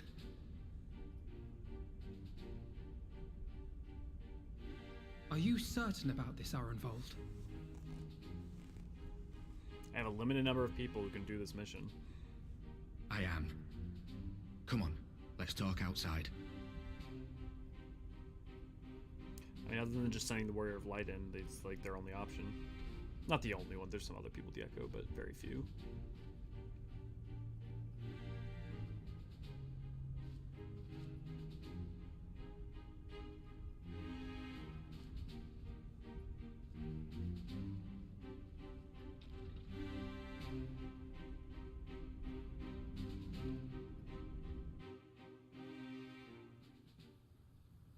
So, okay, I want to cover a topic because I actually think this is really important, especially going into Endwalker, which I've said innumerable times. But what's going on with the tempering being for a steady state instead of an entity is actually not that weird. One, because ultimately of what is the source of the tempering and what was the source of the summoning, but also because what a primal does is ethereally corrupt your soul, make you like susceptible to its influence.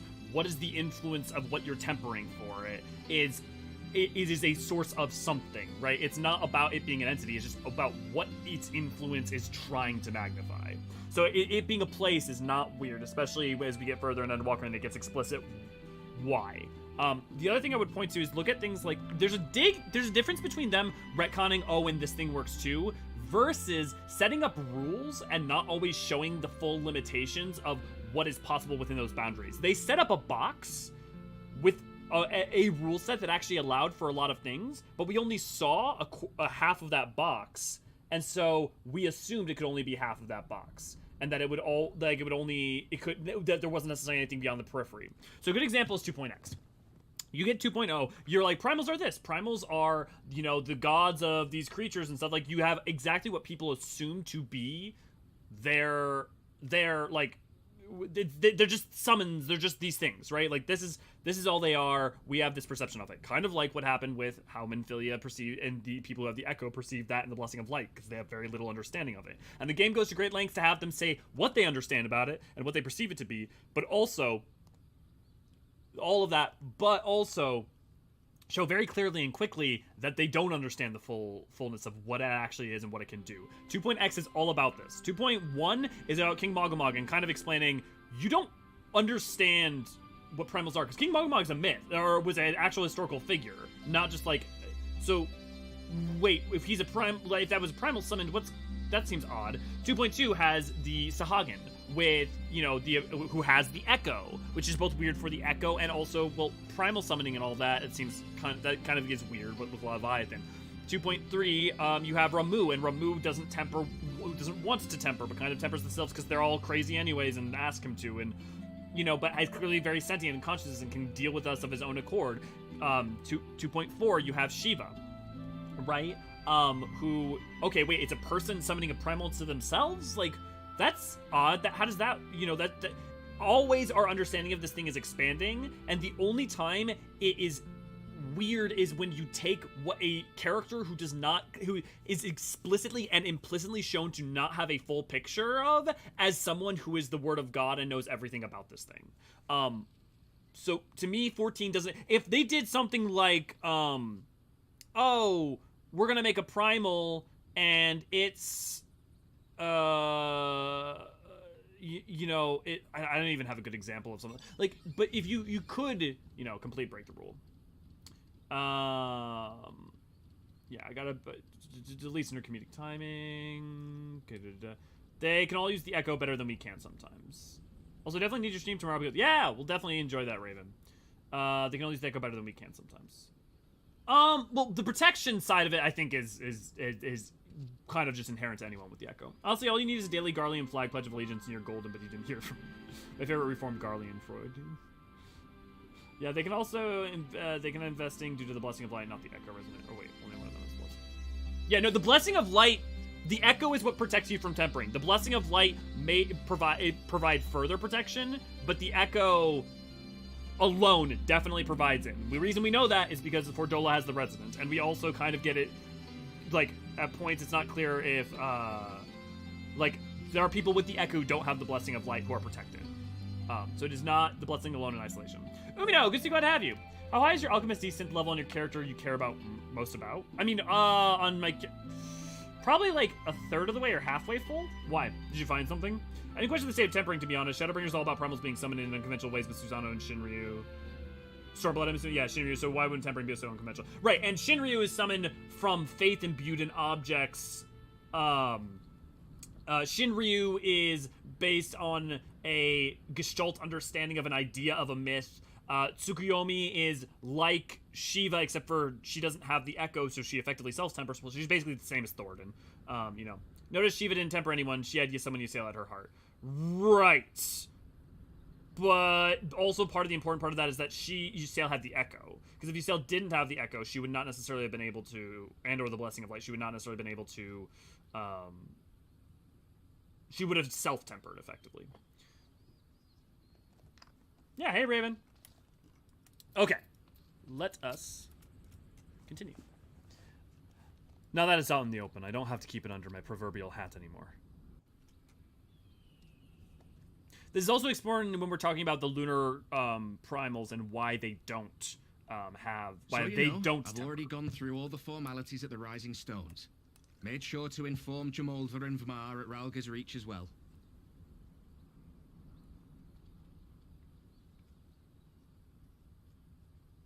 Arenvold, I admire your enthusiasm, but this is far more dangerous than anything you have done before.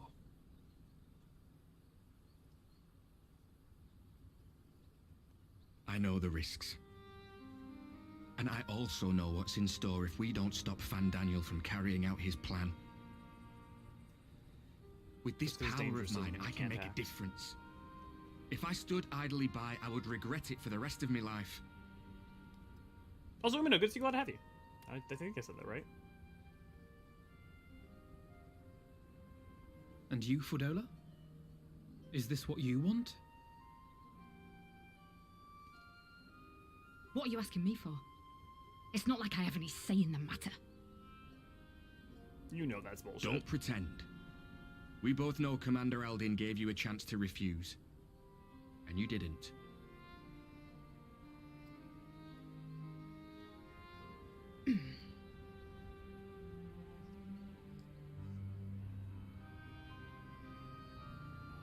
So the Empire's finished, is it? Well, that's what they're all saying. That the great and glorious Garlemald slit its own throat. Can you imagine why that'd be hard for... From out of its twitching carcass crawls the Telophoroi with bloody Xenos at its head! I fought for Garlemald. Killed for Garlemald. What was I part of? I need to know. Whatever it is, I need to know.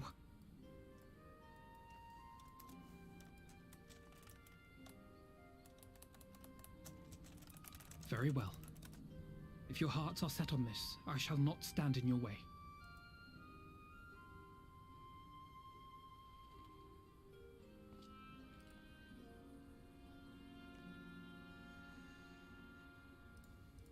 I think it was you, AC. I forget who it was. AC, it might have been you, but the Foroi is what is it? Carrier, bringer. So I think you're right. If you finish with your is touching display of camaraderie, I have a question. Which tower are you planning to investigate exactly? Well, the one in Girabani is said to be tightly guarded. It's patrol after patrol out there, apparently. We'd be spotted before we got anywhere near it.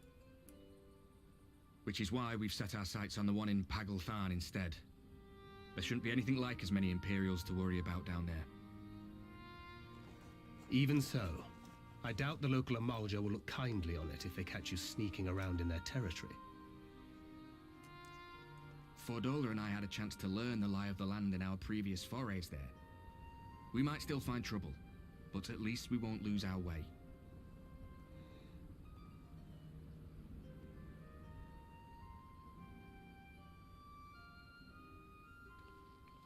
Dude, I hope we get to do Ogamoro as like a... We best not keep them waiting any longer. Criterion dungeon. Mayhap when all of this is over, we could take another trip to Loxeld. I would have you know I've become a rather capable swimmer since our last visit. Ha! I'll believe that when I see it. Though, To be fair, getting into deep water does seem to be a scion's lot in life. Take care, Ray.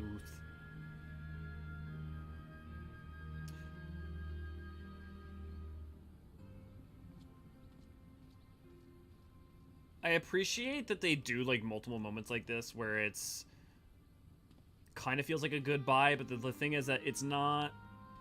I like what they do a lot better. It means a lot, you know. You coming with me? I'll still owe you for saving my skin, don't I? Can't return the favour if I'm gonna not make a there. pitch. I dare say you'll get your chance before long. That Fandaniel sounds like a tricky customer. Too much for the likes of me, anyway.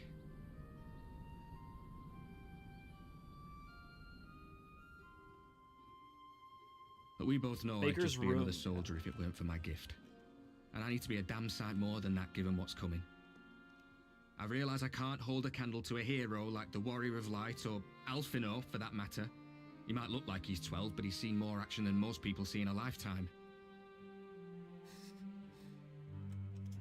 No, the fact is I'm nothing like them, and maybe I never will be. But I'll be damned if I don't try.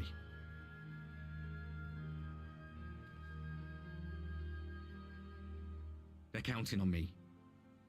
On us. So let's give it our all.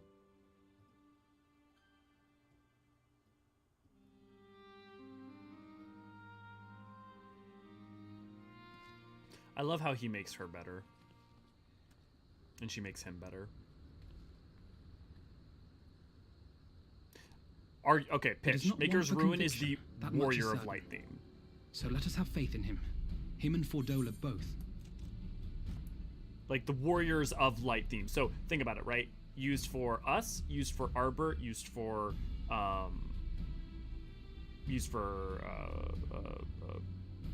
Arnvald. You know, I'm gonna pay attention to it when it gets used.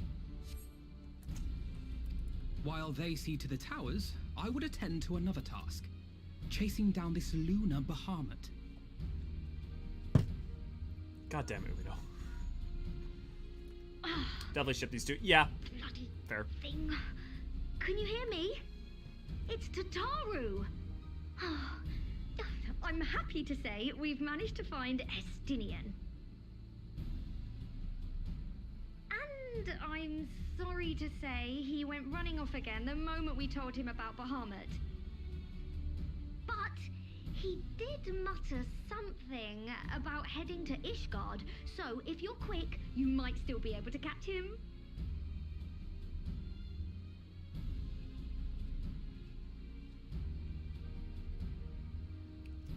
Tataru says we found a Estinian, and if we go now, we might be able to catch him.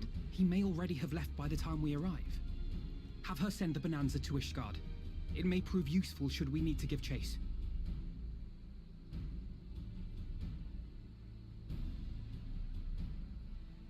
Tataru, we're on our way. Send the Bonanza to Ishgard. I'll see to it as soon as Kryl and I get back to the Rising Stones.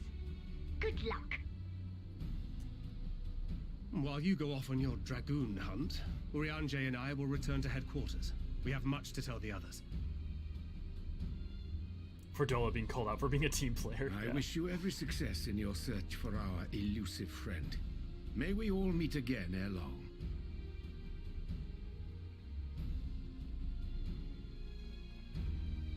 Remember the patch trailer giving out some really big red herrings? I mean, honestly, a lot of trailers, they've gotten good at simultaneously revealing things, but also either misdirecting you or leaving you so confused by what's being given that you're not actually able to make a good guess of what it means. Miss her original outfit. I can't say I loved it, but I mean, she is in need of like having like a new outfit, yeah. Man, what a weird prisoner of war policy El Amigo has. I think this is a very different, like, this isn't just a prisoner of war. This is also, I feel like, part of a truth and reconciliation thing, like, right? Like, not only is she useful, but kind of giving her a purpose that, like, allows her to fight for her home, too, you know? Would you say Alphino is like Porum while Ali is like Paglum, just as comparison, though not an exact comparison? It's hard, right? Because, like, Ali is the brash one. Alphino is the one with more decorum, but like they don't have this. It's not the same dynamic, but kind of. I'm always forgetting Porums. Which, oh my god,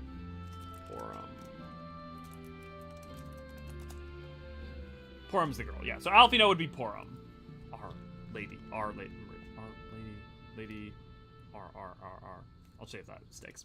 Okay, but yeah, I would just say Alphino's the Porum, yeah. Would give good guilt for a story about the shenanigans the Taran crowd got up to find Estinian. Wouldn't we all?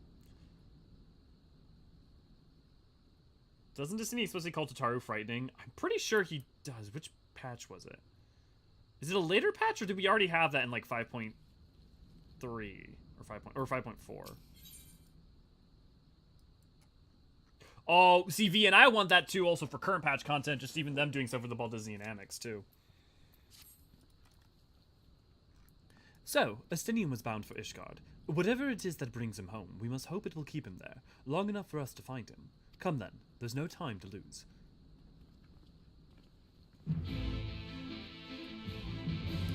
Oh, it says something to Shadowhunter, that's what it is. So that would be what... Yeah. The Secretary of Terror, something. Yeah. Here be dragons. So, okay, we've got... Actually, real quick. Shadowbringers, 5.5 quests. I just want to see how many quests are in 5.5. We are on Here Be Dragons. Oh my god, this is only the second quest. Jesus. Guys, I keep sidetracking us. I apologize.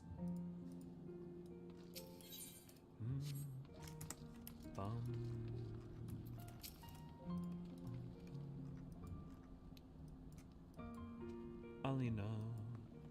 All present? Good. Let us split up and search for Estinian. Since we're relatively new to the place, Graha and I will look around the open spaces, the squares and markets and whatnot. You and Elio can delve into the nooks and crannies.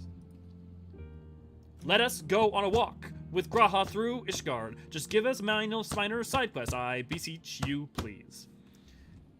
Very well. Let us reconvene an airship landing later, with or without Estinian. Good luck. I've got you, V. I've got you. Ooh, enjoy, lady. I think I shall begin at the Skysteel Manufactory, so perhaps you could try the congregation. Lucia may well have heard news of our friends there. The one patch trailer I think spoils things just because of the artwork is they use this 4.3 and they have Yotsuyu front and center in a full regalia, so it's not a question of if she remembers, but when. Yeah, I guess to me, like, again, they've done stuff like that. I don't necessarily consider that a spoiler. Here's my reasoning, and I know this is very much down to personal taste, because I understand if it feels like one to you. That still doesn't say that it's going to happen.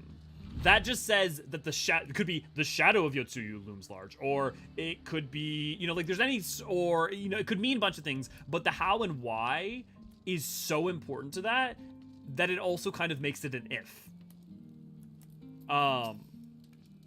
Just my personal take on it. Like the like the 5.0 gameplay trailer, one of the trailers ends with Emmett Silk referring to Hydaelyn and being like, the oldest and greatest of primals. Like that line is in one of the early trailers for Shadowbringers.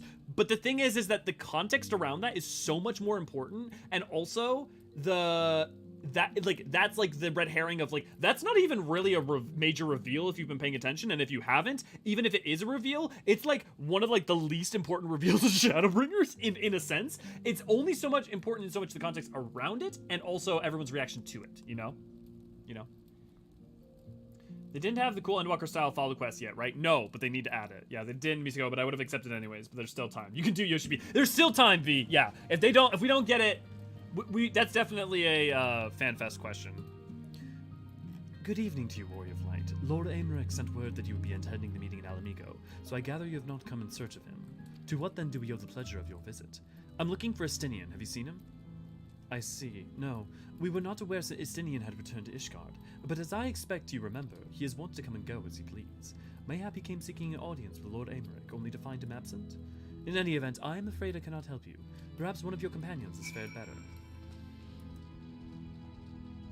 I keep wondering if there's something they would go back through and add. Oh yeah, no. I would say, Bisigo, yes. I would not say it's unlikely. I would say actually it's quite likely that they would add a yellow quest or put it in a part of another quest like Tataru's Grand Endeavor or something. There is a history of them adding things like that later on. I don't have a good example off the top of my head. These are kind of bad examples, but like for instance, ooh, bless me. The heavens were like revisit quests and some stuff like that. Remember that line of itself from Shadowbringers launch trailer? Yeah. Yeah, the launch trailers are a perfect storm of Chekhov's seafood dinners. Yeah. They really, like, when 7.0 trailer comes out, you're gonna watch it and you're gonna be like, they're gonna reveal something, you're gonna be like, that feels like they're showing their hand a lot. And then you're gonna play it and you're gonna be like, what the fuck? I would remind, for those of you who have played Endwalker, think about the level to which it does not give away at all the actual primary conflict at the heart of that game. Portraits and solo duties, yeah. Making my G postcards well. Yeah. Yeah, it's definitely, I would definitely not discount it. I don't think it's unlikely. In fact, I don't know if I can say likely, but I would very distinctly possible. Guys, it's the scene. Be ready for some emotes. Not that I've ever met him before, but the way Alphino goes on about him, I'm fairly sure I could pick him out in a crowd. Speaking of which, it does seem awfully quiet. If the erstwhile Azure Dragoon had returned to Ishgard, would it not be a source of general excitement?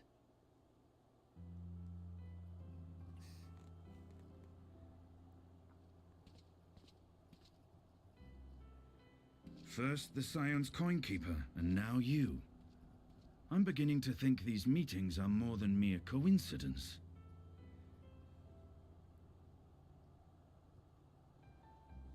Not that I'm complaining. It's been too long. Too long? You look an ilm taller and twice as rugged. It suits you, Alphino.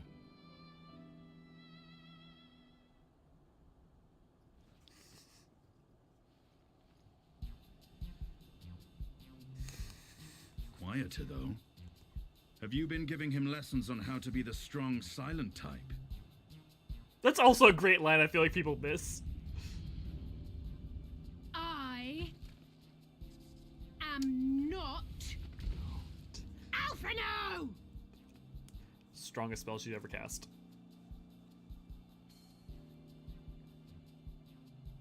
If the two of you are such firm friends, perhaps you should remember what he looks like. And what do you mean, rugged? Ugh! Had my brother mentioned what an oaf you are, I'd never have bothered looking for you in the first place.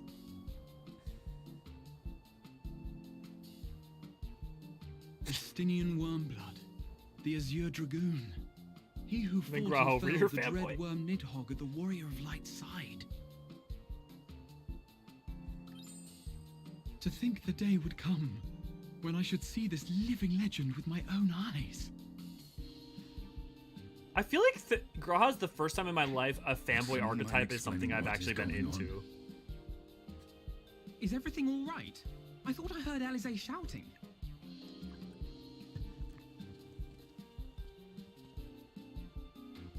Yeah, V, right? Estinian!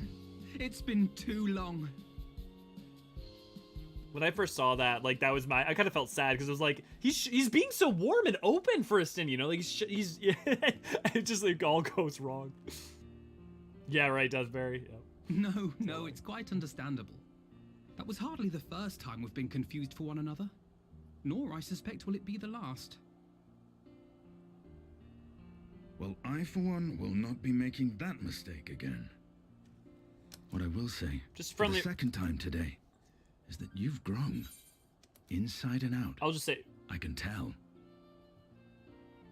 Friendly reminder that Eorzean puberty is our metric by which we gauge how much time has passed in Final Fantasy XIV. Just a friendly reminder at this moment in time.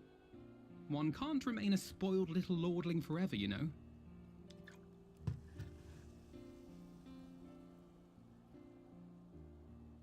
At least someone's having a good time.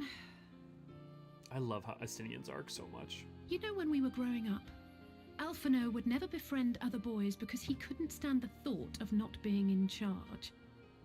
But maybe that's changed. He seems just as happy around Estinian as he does Arenvald.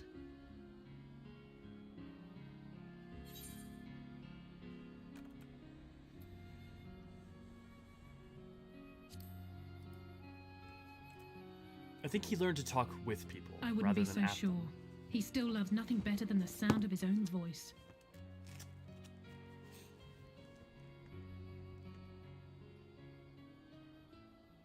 But is it rest for the untrue, righteous, V? eh? Speaking of which, I was just on my way to borrow an airship to take me to Azisla. Azisla? How could I forget? The dragon with whom Bahamut shared the deepest of bonds. Important Mirror City information coming up. His mate. Even now she remains imprisoned on Azisla, though her remorse binds her faster than any shackle. I see. As the one who first summoned Bahamut, you believe she may be able to shine some light on his latest incarnation. Might I suggest that we make the journey to Azisla together? I'm not sure if Tataru mentioned this, but we Scions have an airship of our own now. I see no reason why not. Assuming your sister can bear the thought of sharing a deck with me. Be my guest, but confuse me with Alphino again and I'll throw you overboard.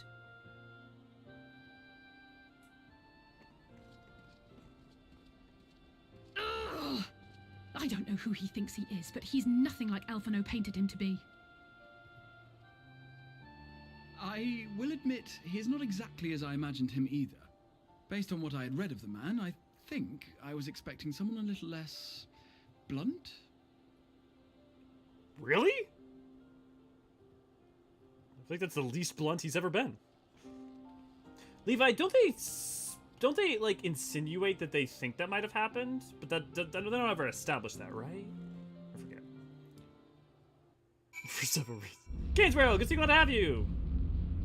I always thought he had a mustache. Because of the helmet? Also, important Mirror City information. I also like to point out that they have a long history of establishing, like, in their point 4 and point 5, establishing part of the plot points for the next expansion, for not the coming expansion, but the expansion after. So I would just say, like, the fact that Tiamat and Mirror City and Paglth'an, like, I'm just saying that might be relevant to 7.0. Just a thought. I was just making a joke. Well, no, but doesn't... I swear to God, Levi, doesn't... I think someone says that.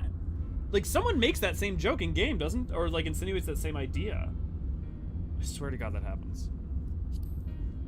It has been quite some time since I last set foot in Azisla, but I understand that the three of you were here rather more recently. I just suppose you chanced to meet with Tiamat during your visit. Also, does anybody ever just, like, say Azisla? Like, it's just fun to just say Azisla.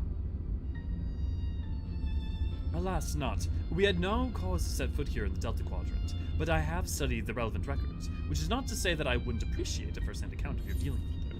I feel like, again, like, I just want to point this out, I feel like I really don't like fanboying and fangirling archetypes. It's just, like, cloying. I don't know, it's like, it's not, a lot of times it's just, like, not very interesting, and it underserves the character. I feel like I enjoy it well enough with Graha, I think partially because it's rooted in, like, a deeply invested love of, like, history and peoples, and they go to great lengths to show that, and this is just, like, letting a certain amount of excitement eke out that he usually tries to keep in check. Yeah. Alas, not, Well then, Elio is the first person to ask. As far as I know, he's the only one of us to have met Tiamat face to face.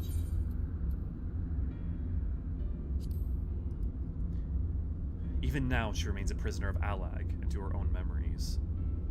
Ever since the end of the war with Maricidia, yes, to have been held captive for so long. I too have met with Tiamat. When he got the armor. After the Dragonsong War came to a close, I came here to speak with her, a worm who had fought her own war against man in another age. I wished to know if she yet harbored thoughts of vengeance and asked as much. She said no.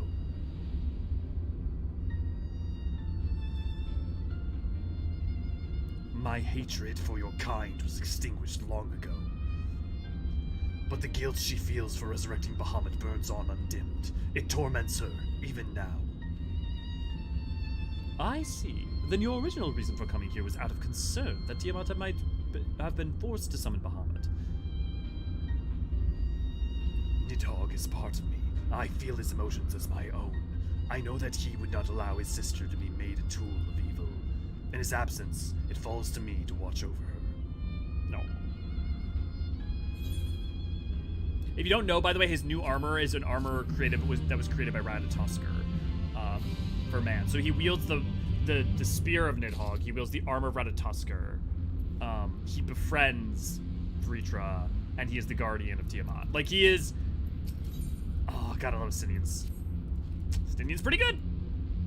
Tiamat awaits this way.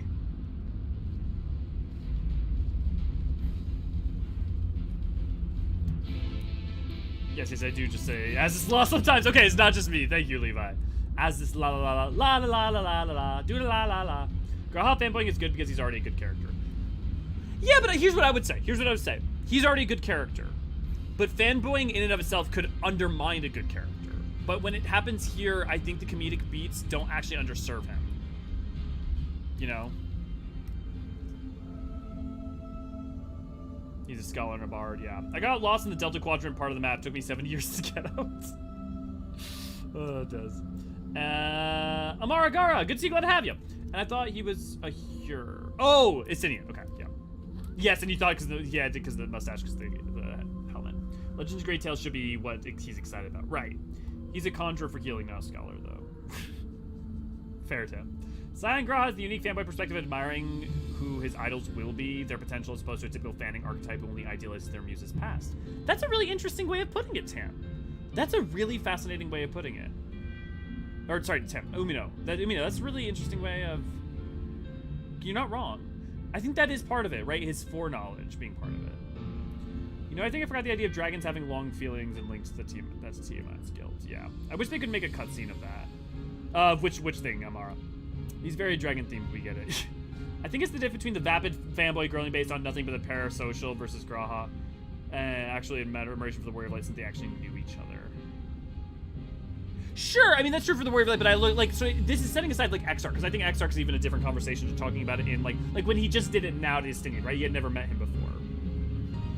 I think it's because it's also playful enough with enough brevity that it's not, that's also a big part of it.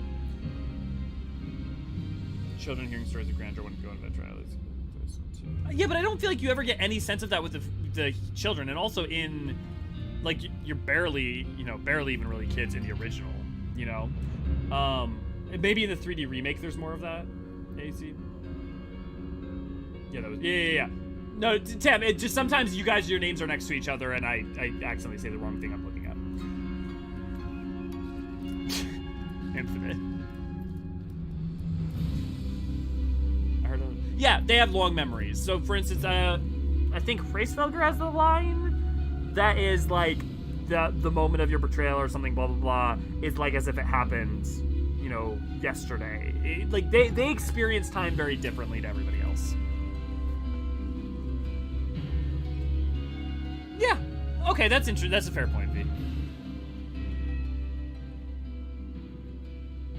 Oh, if a scene you received was there was a cutscene of that. Yeah, Amara, me too. Actually, you know what?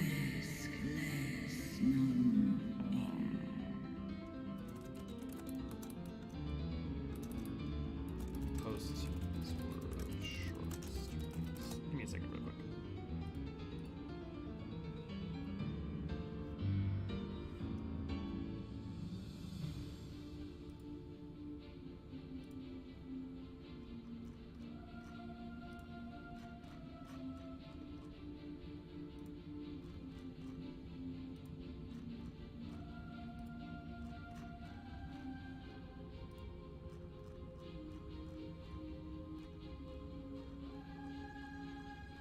Which story is this?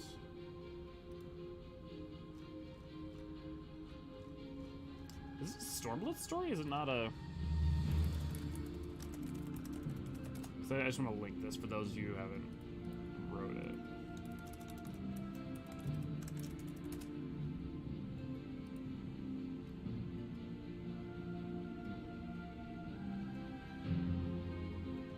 Oh, from Azure Ashes. Yeah, it is a Stormblood story. For those of you who have not read it, this is the short story where Istinian gets its armor, and it's quite good. Yeah, that would be really lovely, Amara. As in, we can admire someone the Warrior of Light speaks highly of. Well, but his line is that he, like, read the historical record too, right? But, you know. Yeah, in the remake, they have a chance to further expand on the meta narrative. Do you guys hear how hard the piano is going for this thing? I also think the fanboying works for Raha because it's not his whole personality. Yeah, I agree, Sam. I think that's where I come down the hardest on. Her colors are so pretty. Yeah, her love, like, vibrant purples and the blues. And of Primogenitor in 6.4 because of reason. I hope so. Primogenitor is a great song. Also, pay attention to her coloring though in a couple cutscenes later from now. My sire mortal's companion, what bringeth thee back to this forsaken place, child of man? It's plain she knows naught of recent events. Perhaps you should enlighten her.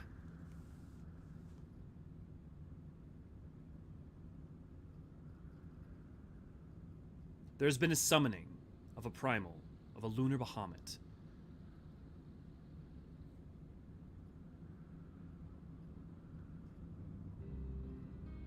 Yeah, definitely agree, V. Yeah, definitely. Ah, that my sins should be repeated.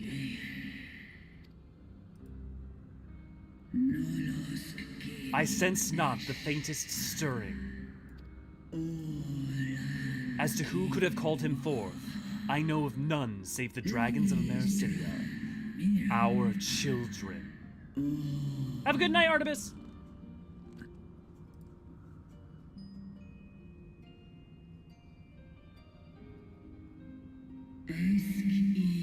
The Icon claimed their souls when first he manifested.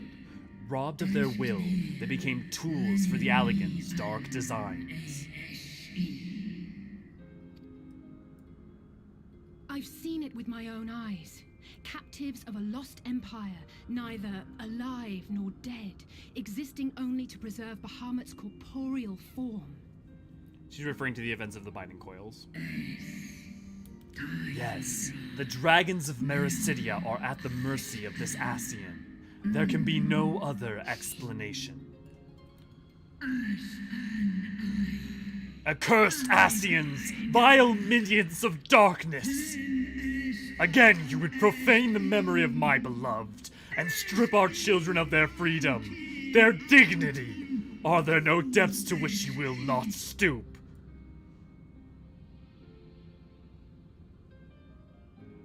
Remember that the next time you defend Emmett. Your children's pain means nothing to them. They laugh at your kind suffering. But tears will not right this wrong, nor will lamentation see the perpetrators punished.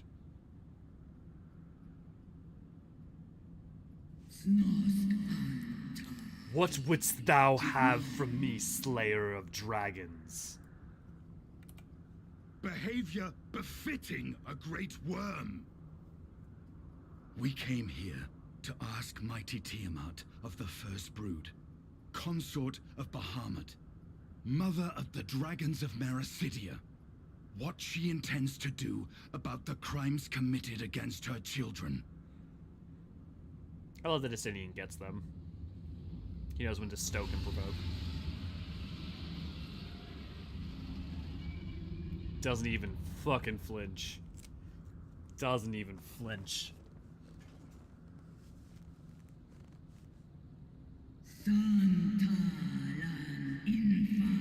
Were I free, I would answer thine insolence with fire, but words shall have to suffice. Recall, mortals, that it was I who did first summon my beloved, praying with all my being to bring him forth. You who contend with icons cannot well be ignorant you too of the were consequences. exposed to his influence. That you are yet in possession of your own will is testament to the indomitable strength of your soul. But were you to meet with Bahamut again, you fear you might succumb.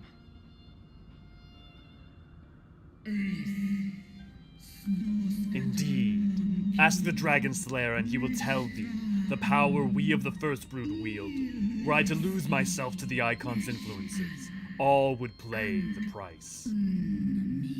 But it is of little matter, for even I had the strength to resist. I yet lack the strength to break my shackles. This prison shall be my tomb.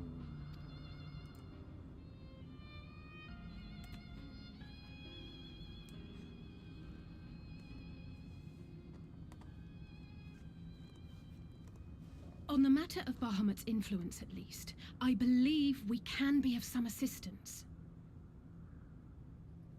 If you're afraid of being enthralled, don't be. We have a cure. And while we've never tried it on one such as you, its basic principles are universal.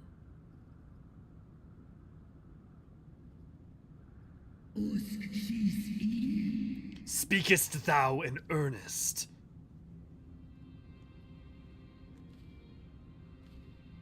There is no future for those bound to the past. Why can't she be tempered, Amar? Tempering is just a corruption of the soul. Anything with the soul can be tempered. That you committed a terrible sin, I do not dispute. But if you feel remorse, you may yet make amends. We offer you that chance. Take it, or you will forever remain a prisoner, not of these cruel shackles, but of your own guilt.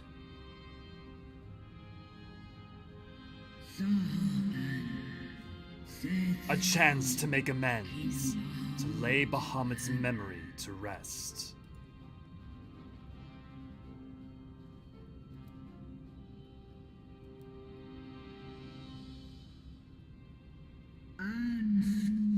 When our own star faced annihilation, Hydaelyn granted us sanctuary, and now your foes would bring about her destruction.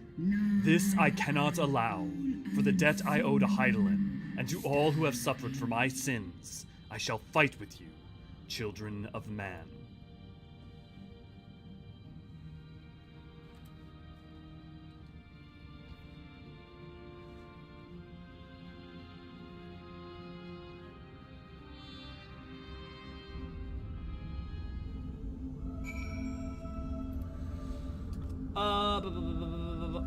I'm trying to think about what you would know later. If it's in reference to beings who are unsundered not being able to be tempered, like Emmett Selk explicitly states that he and the other Ascians are tempered and affected by Zodiark. So if that would be the argument, I assume that's not it. I want an LEO mod that adds Gabi voice lines for all the Gabis when next April Fools. Why stop at Gabi's? Gabi voice lines for everyone. Okay, now I just want to do the entirety of it. Let's just do it now. Just do all this stuff. It won't make up for what she has suffered at the hands of men. But if there is a chance we can free her, truly free her, we owe it to her to try. I confess, my heart was in my throat when Estinian thought to berate her, but it appears to have had the desired effect. It would seem she still has some pride after all. Let us see if she is good as her word. Okay, now Estinian Gabi sounds hilarious. Actually. What wouldst thou have of me, dragons? Slayer of dragons. I honestly love Estinian's art during the whole game so much. Yeah, me too, Lid. That would legit be April Fool's gift. I just realized, do we ever see Tiamat use astrally charged attacks? No, I don't know. Off the top of my head, not really, but we can pay attention. Wait, this is the It's Nightmares, the quest. It Nightmares? It's what he points most of his points into V. To be fair, though, like, his social skills are useful in certain situations and less in others. High social skills, maybe not always high charisma. I think the first Brood Dragon's etheric density might also contribute to the fact for the slight resistance to tempering. Yeah, it can definitely help, but like the thing is that remember, a tempering can you can have your etheric density can help you be resistant. But the thing is that etheric density, if your soul is corrupted and tilted, it's a shifting of its alignment. It's not just a pure overwhelming. Now you just sound like Gollum. Finish each line with raw process. Okay, so this basically confirms we can possibly cure mild corruption of draconic ether. Yeah, I mean, there's there is no tempering is a thing that can be fixed across the board because it's in terms of like fixing it on a normal being versus an unsundered being for the same principle. Even unsundered would have the potential for their aether to be corrupted otherwise. Yeah. Well, no, but like literally, Emmett Selk has the line. Literally, Emmett Selk has a lot. An optional piece of dialogue if you talk to him.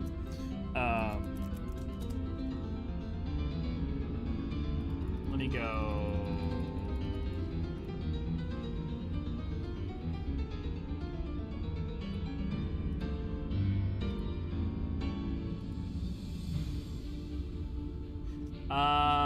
As I told you before, Zodiark is the creation of my people, the first people.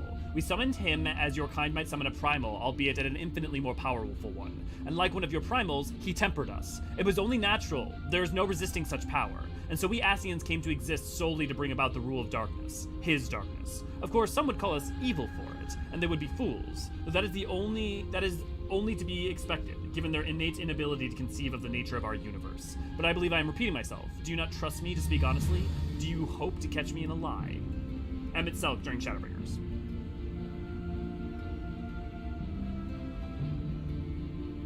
Oh, I see. Yeah.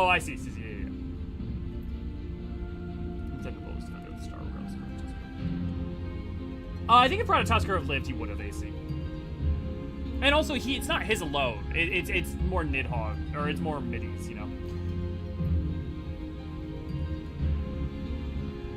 Tempering potential.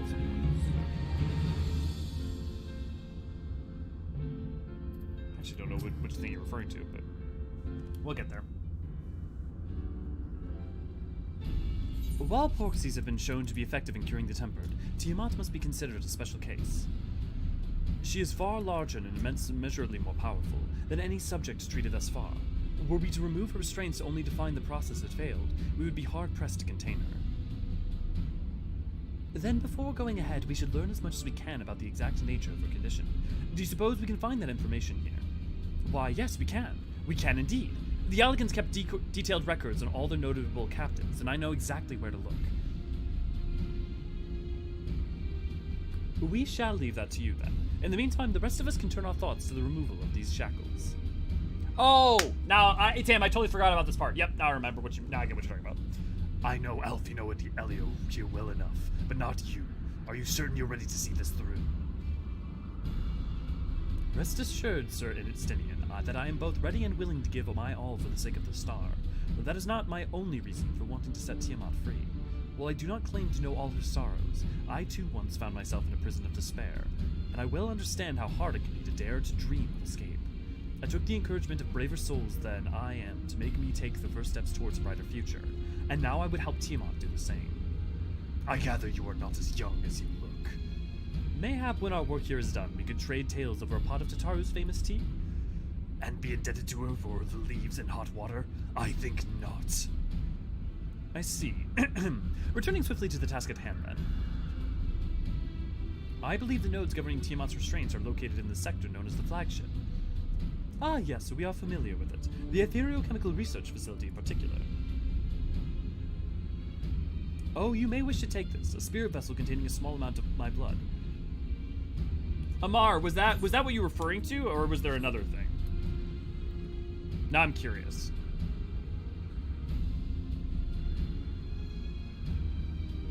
Which you just happen to be carrying around with you.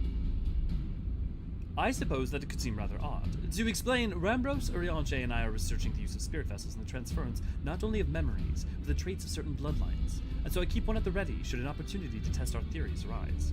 For its use to you, you may recall that during our previous visit, the nodes here granted access to restricted functions, having identified me as being of royal blood, and armed with that spirit vessel.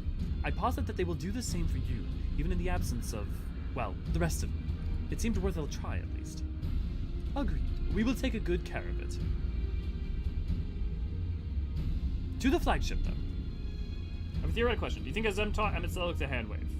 Just that he's the one that made it more dismissive and look using it as passive.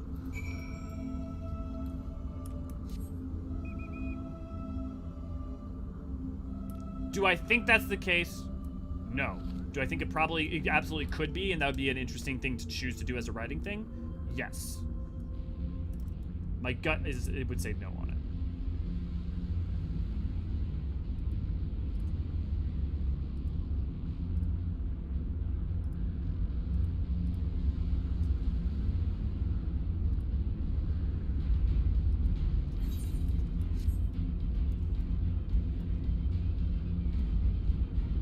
Welcome back, lady.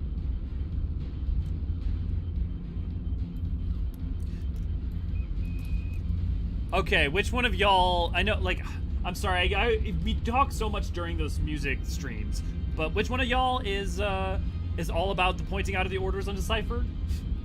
Also, speaking of, reminder that on every Saturday, right now, we are doing the musical streams. We just finished Shadowbringers, we're going to be doing Endwalker's music next. Or actually, might be doing AR, we'll see. But if you want to join us for we're going through all the music in the game and seeing which themes are actually show up in different places. And there have been some wild ones. So for instance, the Siren Song C music is actually one of the Lenosian themes. So, yeah. Definitely check that out.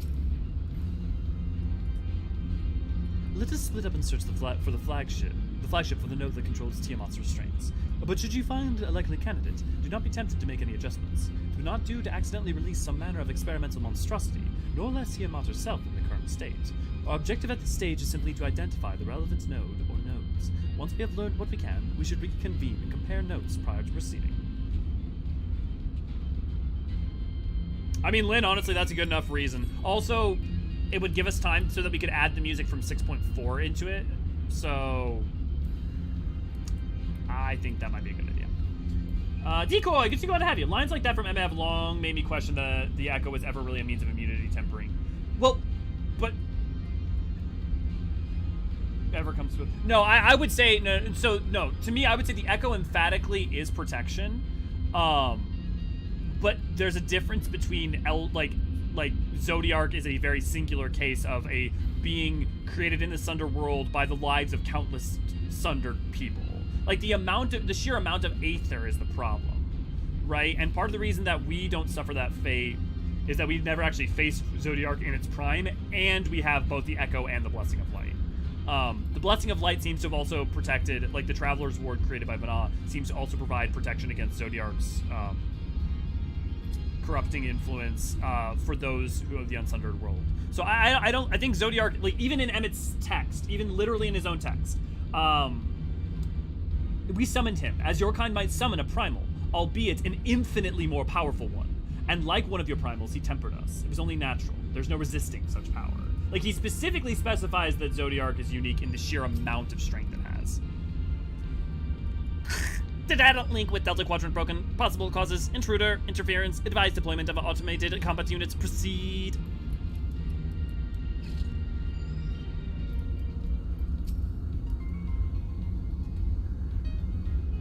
Yeah, except for the aliens were ahead of their time when using their OS updates in the first week. Friction between metallic components detected. Temperature increasing to critical levels. Please release damaged parts or retreat to a safe distance. Bzz.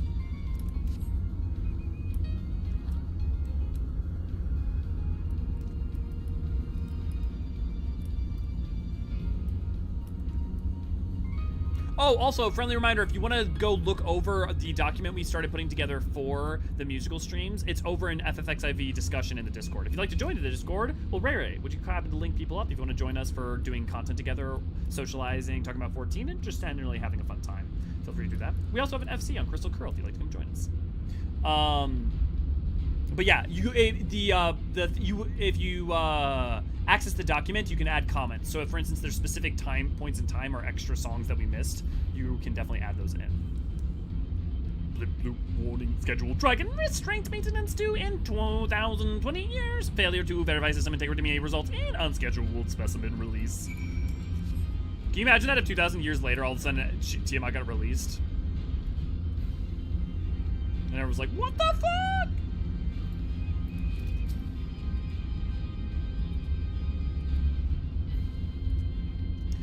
I am afraid Destiny and I have little to show for our efforts. Did you find anything?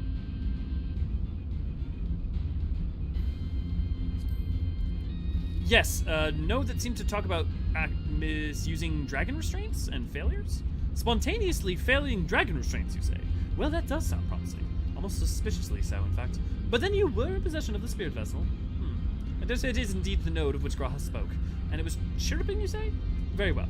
Let's just take a closer look.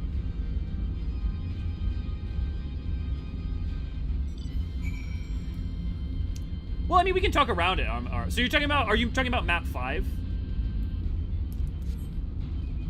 Are you talking about information found about in map 5?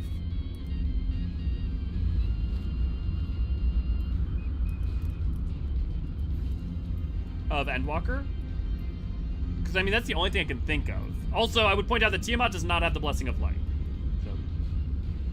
Could it be that Zodiark had lost most of his followers, that his influence wasn't as strong? Well, no, I mean, we can't talk about Endwalker, but, like, you never see Zodiark in its full prime. You only ever witness a sundered Zodiark. So it's not about the less followers. Also, its followers are also a part of it. There are like prayers and supplication kind of like inherent still to it from within. Do you wish to operate the dragon restraint mechanisms? You do not have the requisite privileges. Operation Chiefs of the dragon restraint mechanism may only be undertaken by the chief technologist and members of the royal family. Or those with a vessel full of royal blood. Chief technologist, wasn't that Amon? One never knows what the small portion of royal Algan blood might come in handy, which is why Grahad Tia keeps his vessel about his person.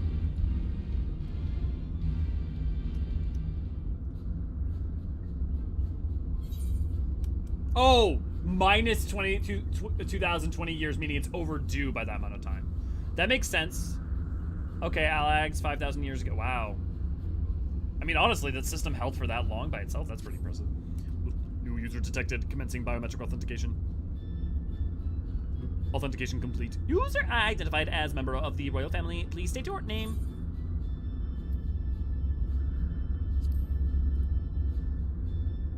Elio Forgeron.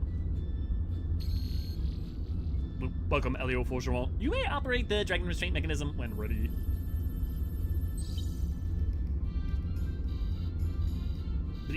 Error. Unable to disengage restraints of the specimen. Tiamat system update is required. A system update? What do you suppose it is asking of us? I could hazard a guess. Well, that's more than I can say. Confounded bloody thing.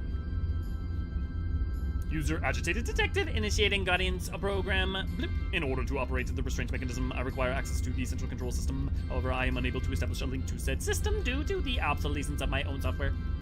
This issue can be resolved by applying the system update using the corresponding terminal located within the flagship. So can this thing release the restraints or not? It can, but only once it has received the requisite system update, as far as I can tell. Until which time it'll float there spewing nonsense. User dissatisfaction detected. Initiating placation protocols. I am here to help. Rest assured that I will be on hand to guide you through every step of the system update process. How gratifying. But I dare say we will fare better with guidance than without it.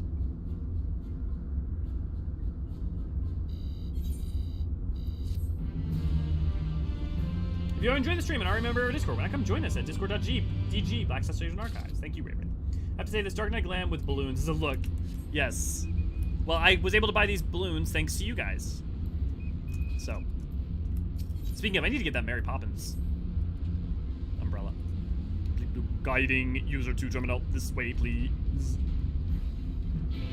Yes, this is Amon was indeed the chief technologist. I like extended warranty always with a few extra. System update, what does that mean? An IT person's nightmare to hear? Software? Like clothes. Software? Like clothes? They don't want to know what's... Miracle that system lasted that long, said Elio while standing in on a millennia-old Allagan flagship that's still afloat. I mean, both can be true. They're not mutually exclusive.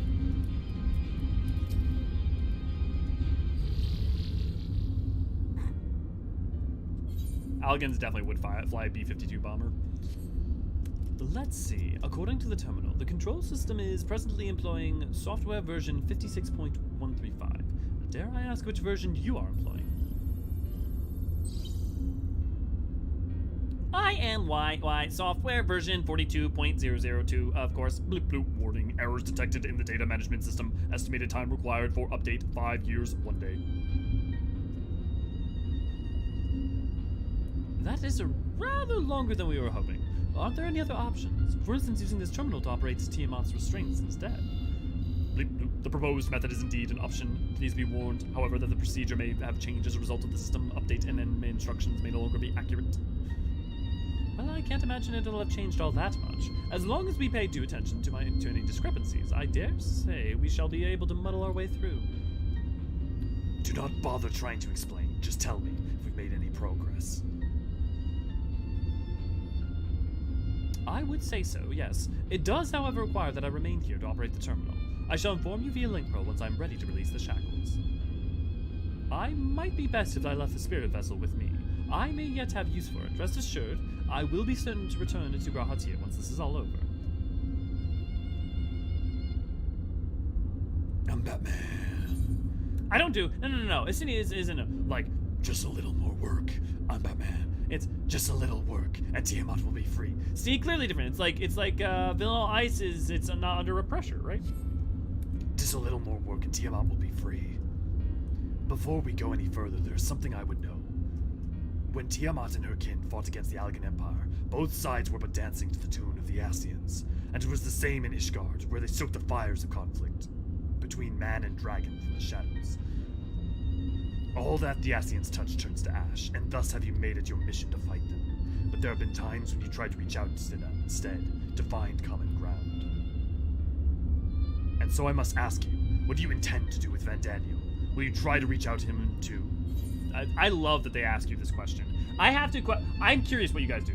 It's just Batman. No, it's just... I'm Batman. Versus, I'm Batman. No. I'm not going full... No, yeah, don't go full Bale. I understand why some might read the Emmett line as empathetic, but it always read to me as a way of saying that they can't resist the process from more than a natural immunity being overcome. Can understand why some might read that line as empath. But it always read to me as if he was as a way of saying that they can't resist the process from more than a natural immunity being overcome. I'm not sure I fully follow. Well, like, we know for a fact though, like, Ascians can be around normal primals and not have problems with it. Like, you know, like, they're not tempered by Thoradin or anything. So the flagship itself has undergone the constant updates for what I'm hearing, if that's how it's still working. I guess so. I mean, it probably is working autonomously. But yeah, I'm curious, what did you guys pick for this? Because I think it's a really interesting question, and coming off the back of dealing with Emmett Selk and the others, how did you feel about Vandaniel? No, Vandaniel's crazy and needs to go down. Where is she? It was Ascians all along. His parents were killed in front of him and he seeks revenge. He is Batman, of course. You're not wrong. I picked the middle one myself. Because I love the idea of using I'll remember him as a euphemism. I think I said I'll remember him. I have a weakness for a good callback.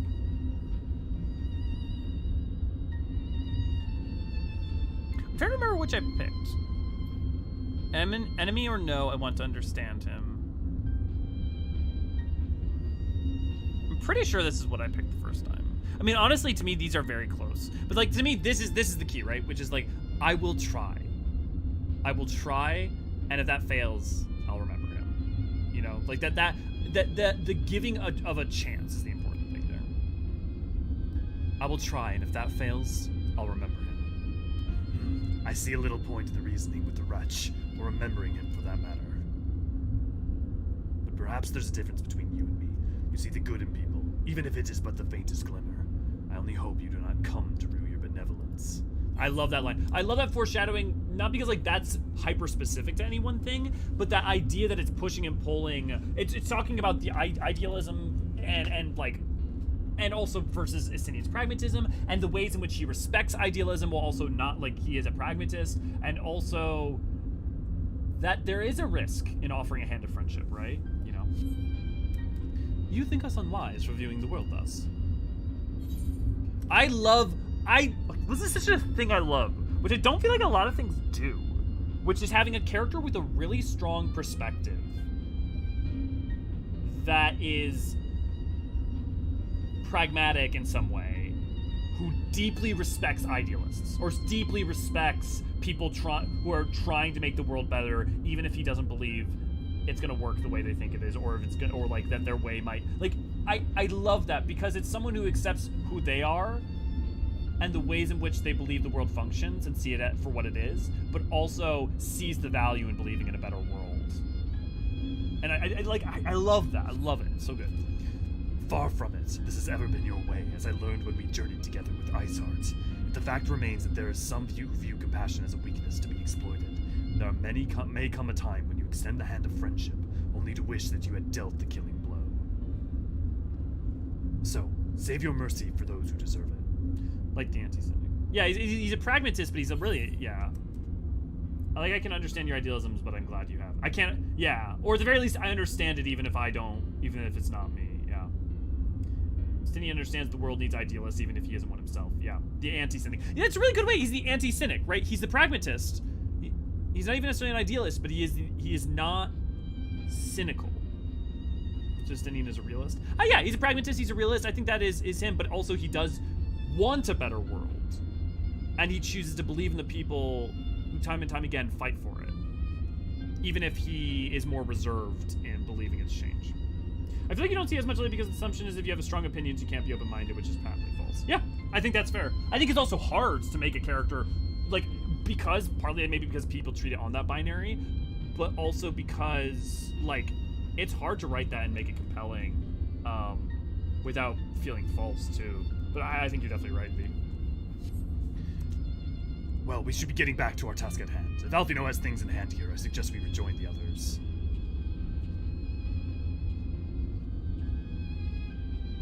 And it just makes Estinian, it's also like it makes Estinian's arc so much better as we go into like Endwalker and stuff, because it's not a cynic becoming an idealist.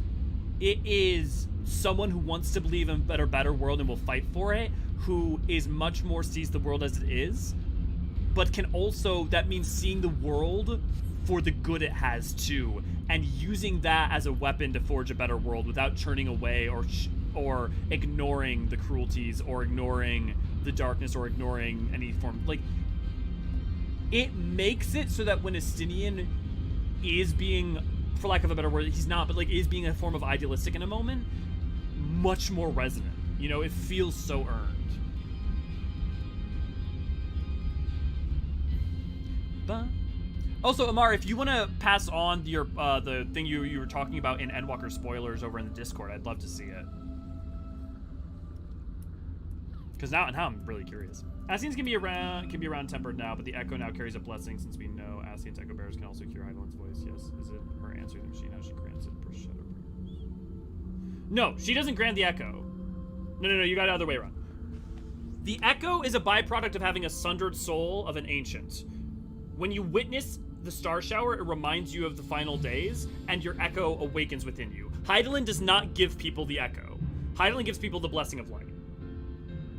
And the Echo is completely separate from it. And any ancient effectively has the Echo because the Echo is a connection to their self. The Echo is a thing that the unsundered had. So let me just try reading it again, just in case because I might be misunderstanding. Ascians can be around tempered now. I'm assuming you mean they can be tempered. The ones from could be because Zodiark's a singular case. But the Echo now carries a blessing since we know the Ascians. The Echo always carries blessings. Ascian Echo Bearers can also hear Hydaelyn's voice. Those who awaken to the Echo can hear her voice, yes. Isn't her answering machine how she grants it for shadow bringers? No. The Sky Shower awakens the Echo. When you get the Echo, you can then hear Hydaelyn's voice, and then Hydaelyn can grant the blessing of lights to certain people. As far as we know, I believe only the Warrior of Light has it explicitly, and Arbert's group. Like the crystals and the mandala, that's like the blessing of light. Sure, he has the questline capabilities of being okay. Grants the blessing, the Traveler's Order. Yes, that is, she grants it. So she grants the blessing, the mandala. You know the mandala you get throughout ARR that's charged by the crystals? The mandala thing, that is the blessing of light. And that adds extra protection. Yeah. I think we're on the same page, yeah. I will have to work. Okay, thanks, Amar, I appreciate it. Stinian, very much, if nobody believes in your idealism, it can't possibly become a reality. Ysael also has the blessing right. Yes, Ysael also did have the blessing right. Correct, Lynn. That is correct. Basically, if anyone had crystals or had access to the mandala thing, we know they have blessing of light. People like Kryl, Arnvald, my understanding is that they do not. If someone finds a specific piece of dialogue that would contradict that, let me know. However, I would not necessarily take, Minfilia, I don't believe did. Yeah. those with the resonance do not.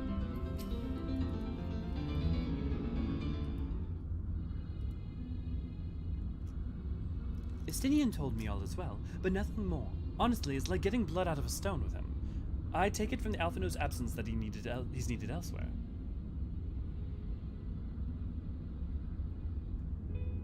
Yeah, he's currently operating the machine. Well, that all sounds rather frustrating, but you got there in the end. While you were off talking to Notes, Graha and I would learn as much as we could about Tiamat's condition. Our readings confirm that her ethereal balance leans strongly towards the umbral, as was the case with the kobolds. Therefore, all other things being equal, the treatment should work.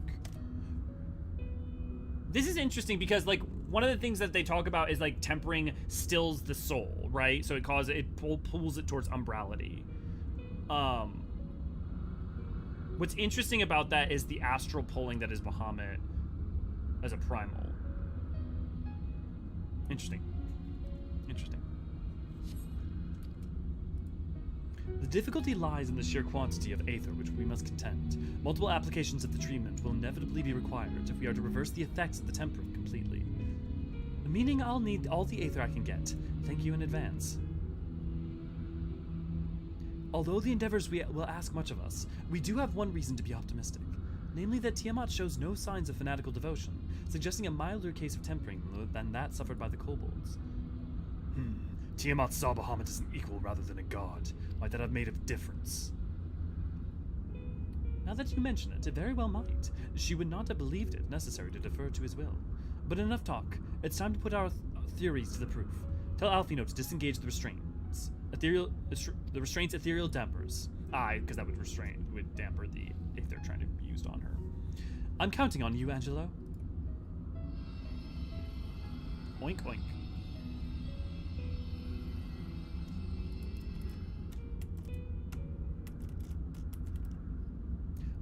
Such warmth! The frost that shroudeth my soul doth begin to thaw. But what are these? Visions of days long forgotten, of war with the men of Allag. Wherefore do such baleful memories return to me now? Could it be that the process of restoring her soul to pre-tempered state is awakening ancient memories? Or might it be the opposite is true? If so, by helping her to recall the past, maybe we'll be able to speed her recovery. Elio, she trusts you. Speak to her. Ask her to tell you of times past. I wish they would let me pick up both of these. Oh, I want to know about both of these! I'm assuming there's not a big difference. Tell me about Bahamut and the Eorzeans. I want to pick this one. Tell me of the war between the men of Allag and you. Wicked, bloodthirsty creatures. Not content with their own land, they brought fire and death to Mericidia, our home. The tale began with Bahamut and I left our father's side. We took wing in search of a place to make our eyrie, and possibly stopped off in the steppe. Beyond the southern ocean, we discovered a lush and fertile land. It would come to be known as Mericidia by the children of men, though many years were to pass before they crossed the sea. Upon our arrival, we were welcomed by the peaceful people of the forest, kin to the trees, surrounded by nature's bounty. Bahamut and I found a place to raise our young.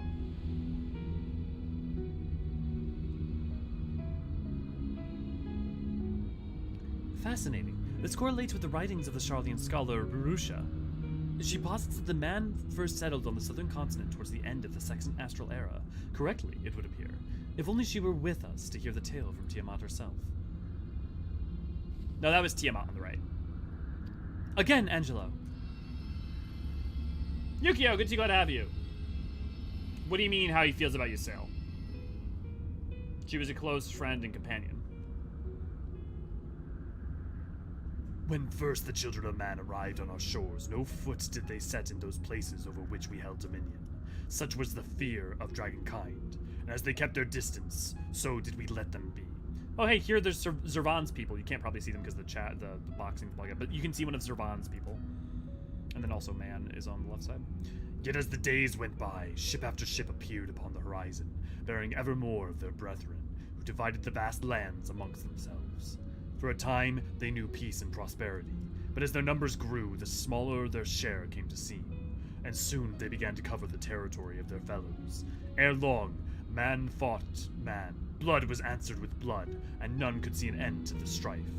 Until one day, they came to us. Recognizing our wisdom, they entreated us to intercede in their conflicts. Bahamut agreed, and with him presiding over the affairs of man, the land knew peace once more. You know, this is still Tiamat. I think they probably aren't showing us a Bahamut image because we've never seen Bahamut in his true glory. We've only ever seen him as a primal, and this means that they don't have to create a model for Bahamut or also have to predefine him.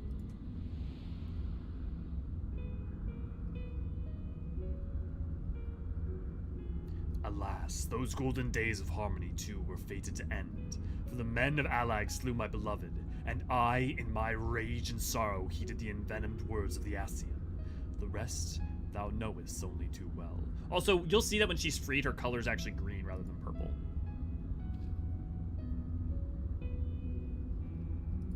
Graha did say Rurusha. But your tale doesn't have to end there. When you are free, we'll rid the world of the Eorzeans together. You and your beloved will have justice. Fine sentiments, but you're almost spent. I'll keep watch from above. If the treatment fails, run.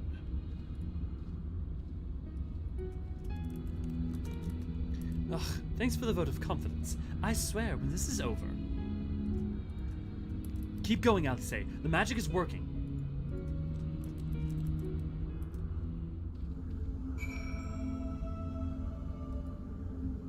Why don't I remember Rurusha? Oh!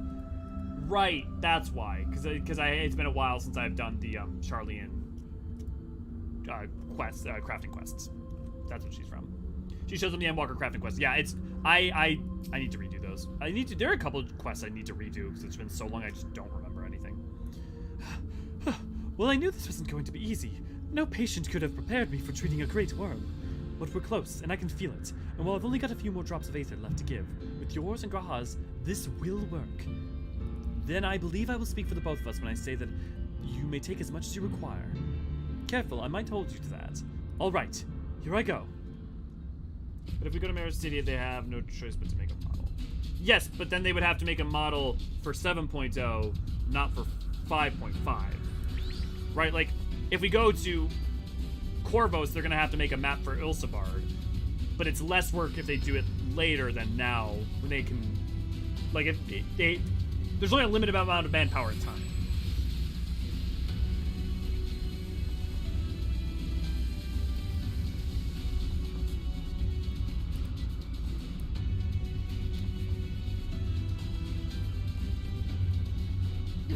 No. I'm almost there.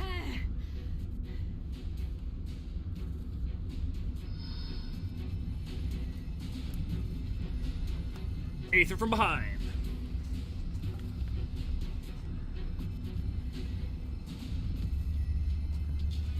The fact that we don't have infinite reserves to like give for projects like these to me tells us that while our soul may be etherically dense and we may be powerful, we don't actually have.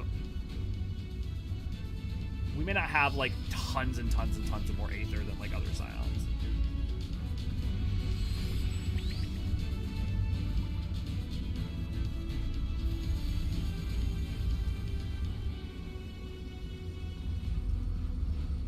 Bacon saves the day again. Yes, I feel it. The Icon's grip groweth weak. Did it work? Yes, Lynn. Correct. We won't know for certain until the shackles are removed. But the limits of that are varied on from a number of things, including soul density. Seemingly.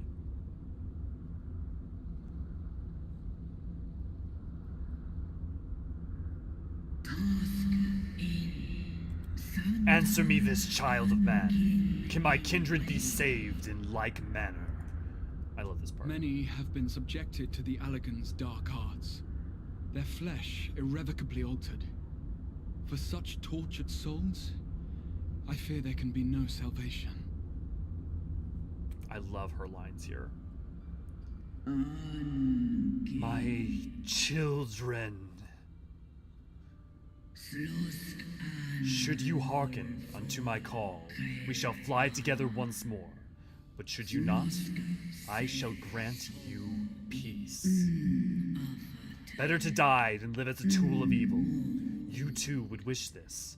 I know, and I shall do as I must. When that time comes, you won't be alone. We'll stand by you.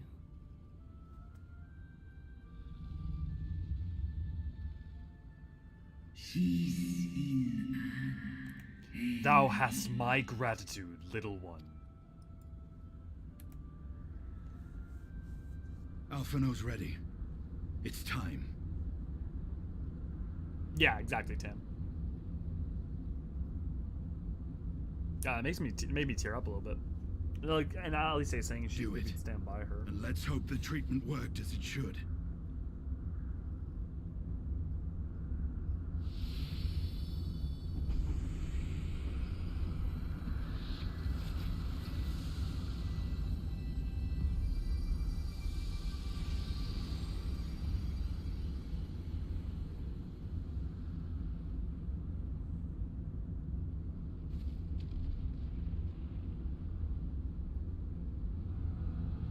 See, she's green. Oh, hey!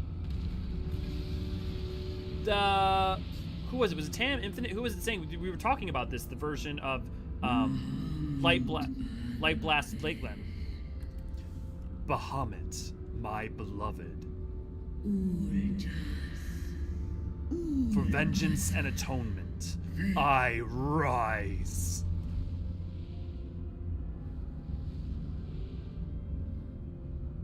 By the gods! Beautiful.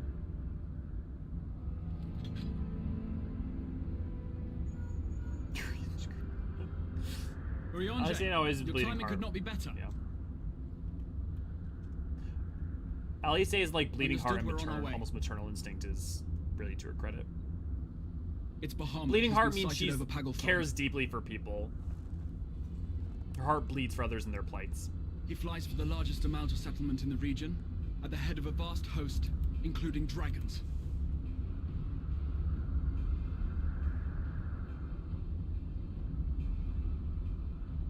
Did you hear all that, Alphino? You'd best rejoin your comrades. I'll make my own way. Retra's Our green, enemy Flora. awaits. Shall we?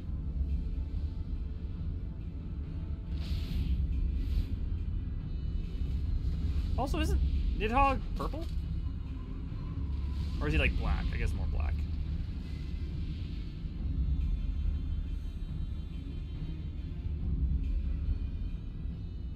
Yeah, Misako, I hope that things get better. Have a good one.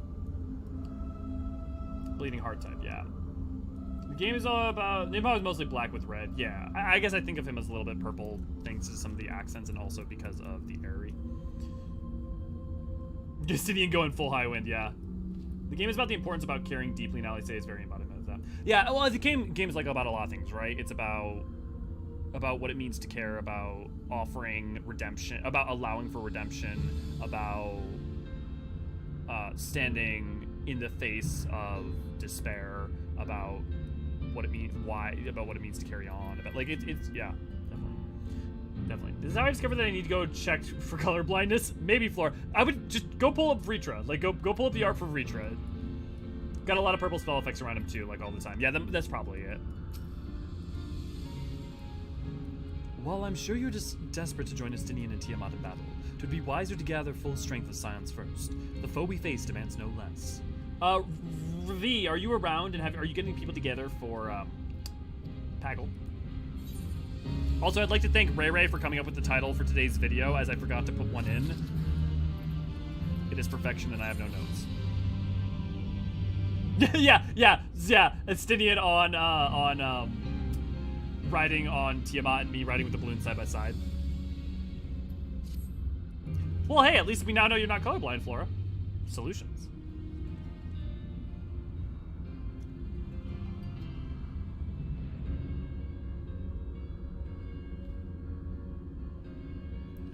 I have already sent word to the others. Oh, shit. I've already sent word to the others. We are to rendezvous in Ul'dah at the Hall of Flames. Let us collect Alphino and be on our way.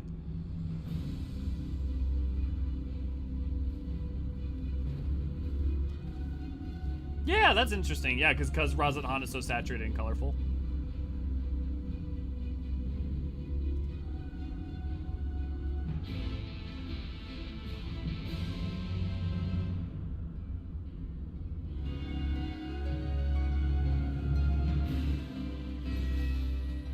Interesting. That's Infinite. What happens? Like, does it, like, put her back there? Or is there just, like, a magical spot or something? Meanwhile, I float in on my main riding in the shoulder of the Sapotender. That's usually... See, Sapotender's one of my main mounts on my main, because I love that thing. It was the first mount that, like, I fell in love with in this game and, like, beelined for.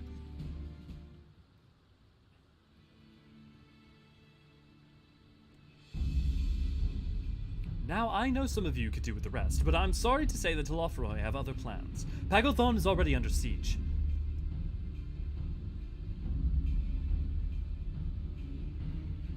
Happily, the Immortal Flames arrived just in time to join the defensive effort, with Marshal Tarupin at their head.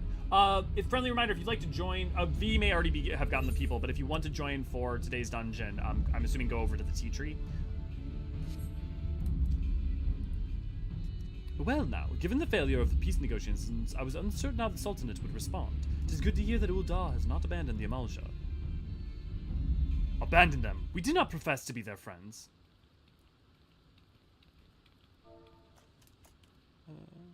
Abandon them? Did we not profess to be their friends?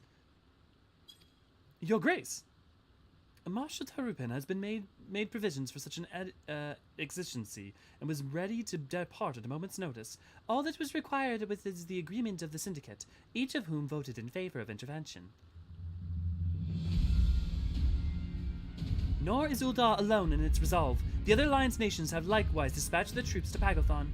Yet even with our combined strength, we shall be sorely tested, for we face not only the might of the Imperial Legion, but Lunar Bahamut and his draconic hordes besides. Tiamat's children.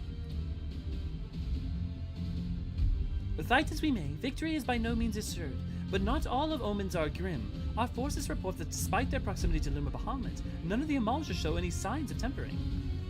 Strange, but Primal would turn down a chance to claim new thralls.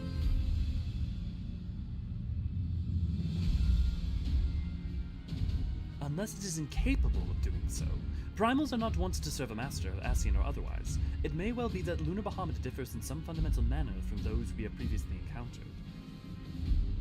Have a good one, Amar! If that were true, anyone could fight him, and Elio and the others like him wouldn't have to shoulder the burden alone.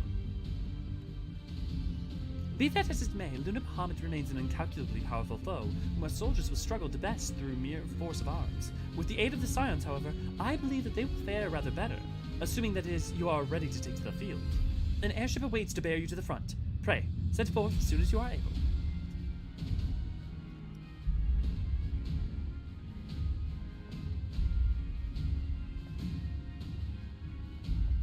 Oh, that's cool, Infinite.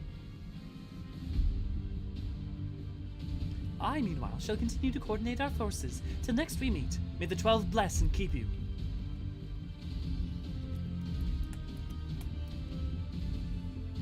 It was kind of her to speak with us personally. You may be certain she has no shortage of other responsibilities. Well, I for one inclined to do as her grace requests. Lest we forget, are involved in Fort Dolar and Paglth'an on reconnaissance. The sooner we save the day, the better the chances. Indeed, to the airship then. I have the image of Elio with his balloons flying beside Justinian on Tiamat with the flight of the Valkyries blaring in my head. Oh my god, that'd be funny. It'd be hilarious. I'd love to see that, and like, I'd love to see art of that. Like, just like, I don't know how you do that with like the music. Oh, thank you, V. Oh, look at all the. We got a V, we got a Umina, we got a Bryn, we got a Laffy. Laffy taffy. Shake that Laffy taffy. I'm sorry, I don't. It's just always on. I'm not gonna ask. I'm not gonna ask. I'm not gonna ask. I'm not gonna ask. You know, it's a problem when the dancing pope is the more normal thing you see as you pass by. All hail to the dancing pope of Curl.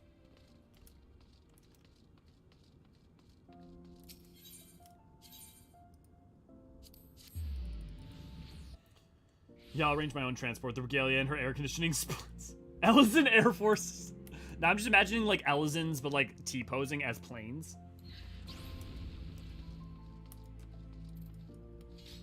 Thank you, V. Greetings, we've been expecting you. But say the word and we shall depart for Paglth'an at once. Paglth'an, now accessible. Crystal truly is a strange data center. Oh, come on. Primal and Dynamis and what's the other one? Aether all have their own quirks. I've seen weird shit. You're right. Crystal is very strange.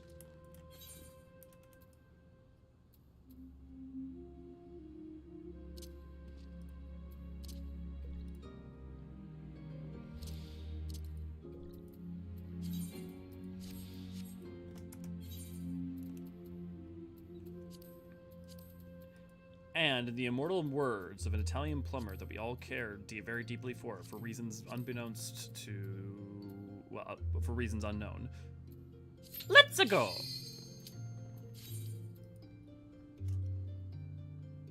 Dancing Pope, young and.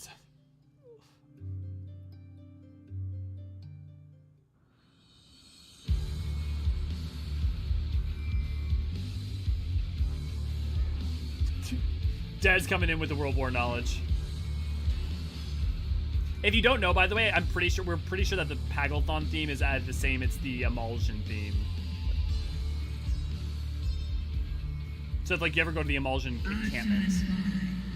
Asian vermin, you shall torment my children no longer.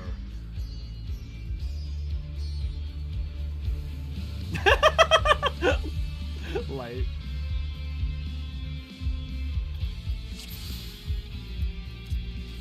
Let's get him.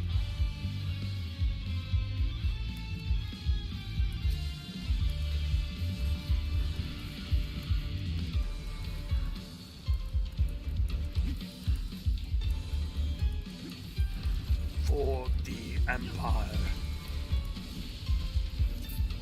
Ah, why is nothing? Uh-oh. Oh, that's not good. My keybind stopped working. I'll make it work. Ooh, that's gonna be. Ooh, okay.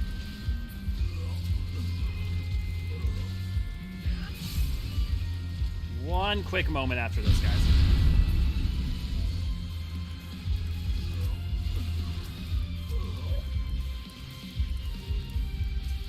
A bunch of important keybinds are not working.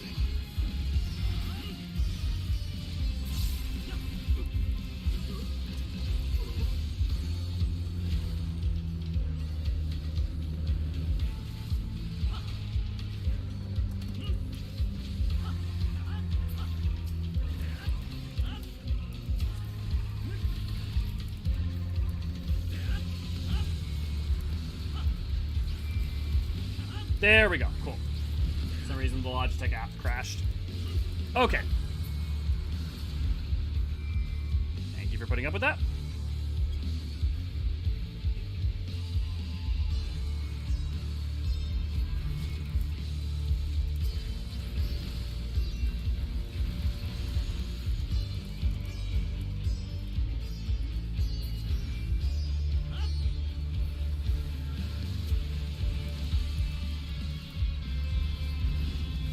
Is the background music in this at all kind of like the Imperial? Well,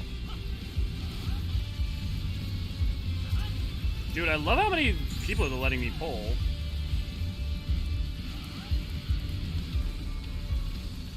I wish they would let me pull people like this more often.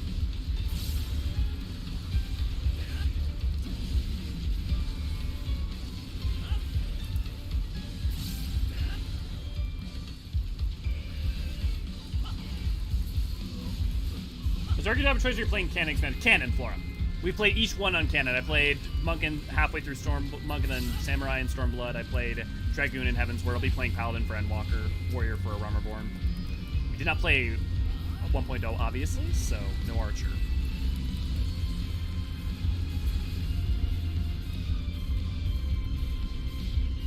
Thank you, Overdweller. Let us show us the way. Yes? Show! Make way!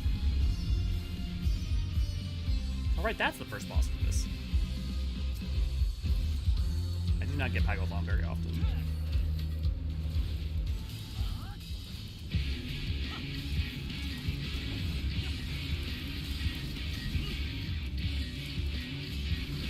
Critical rip, but where's the critical tear?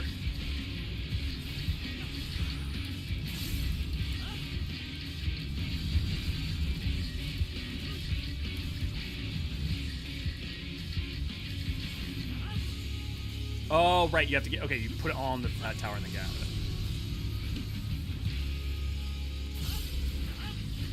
it. Can you tell it's been a while since I've done it?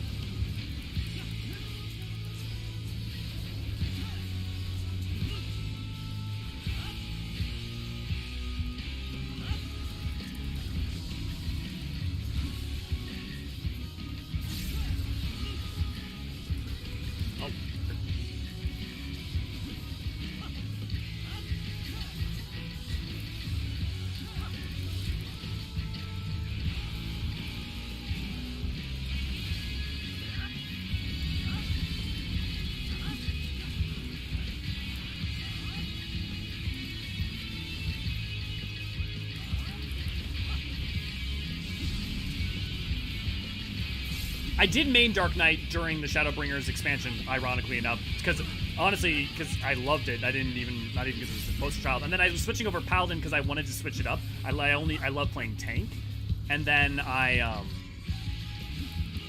wasn't feeling Warrior Gunbreaker, and then Paladin ended up being relevant and makes sense for Madwalker too. But we'll see. I'll probably keep playing tank as my main job when for 7.0, even though we're probably gonna have a DPS as the poster child. It'd be insane if it was a third expansion with tank. I mean, it would have to be Gunbreaker too, which would be weird.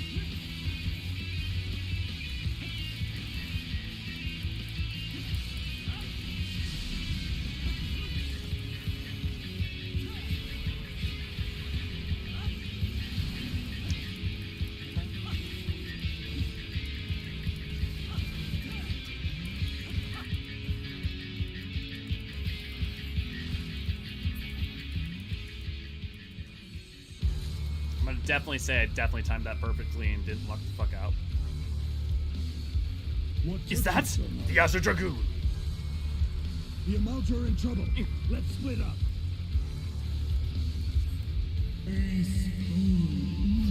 Very well. I shall fly to their aid. To think a dragon would come to our aid. Fall, damn you!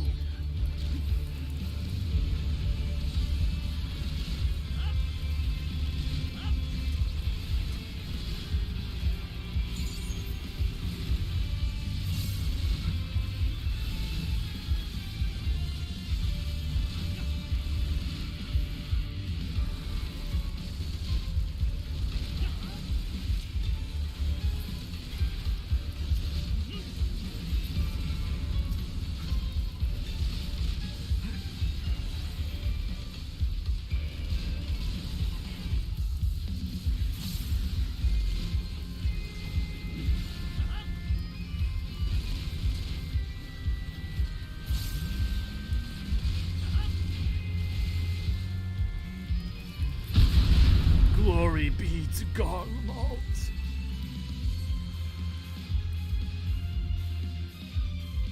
Oh, no, you don't. Fall back.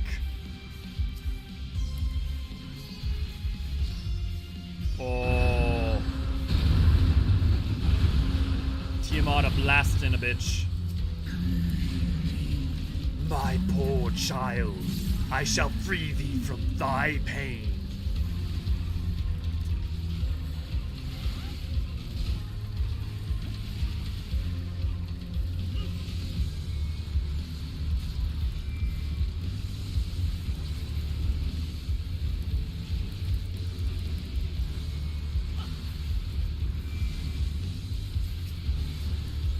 Oh, Tello Dragon. They're called End Dragons. Like Telos, like from like Telophoroi. Okay.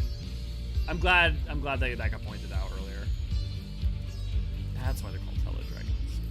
Dude, I like this boss. It's You would lend us your aid, then let us crush the enemy together. We must hold our ground until the defenses are broken. Preparing to fire!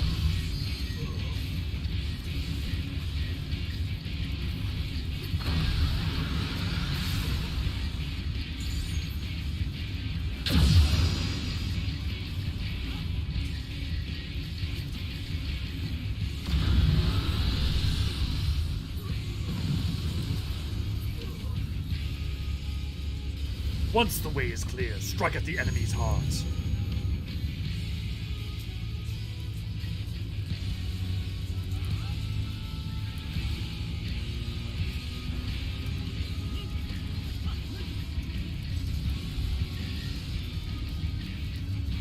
Is it possible to, like, clear this in fewer passes of it?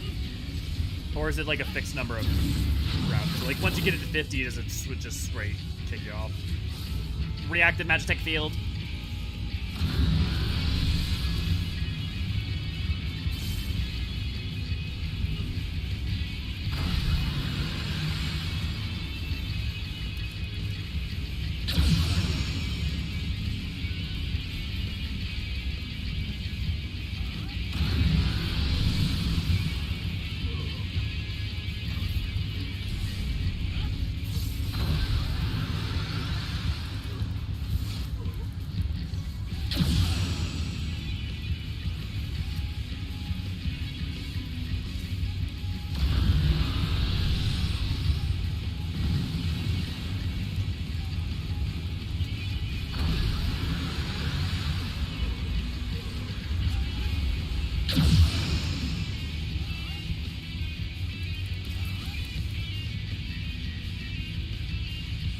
Our flames are clear. We will clear the way. Prepare to strike again.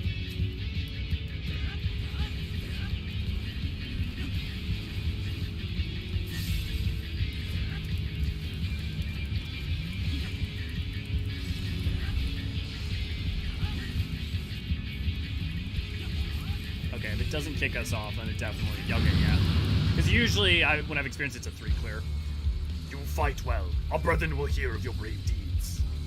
So definitely is, the speed at which you go matters. Dude, this part's so good. The fucking fields of Paglth'an, man. Oh, it's so pretty.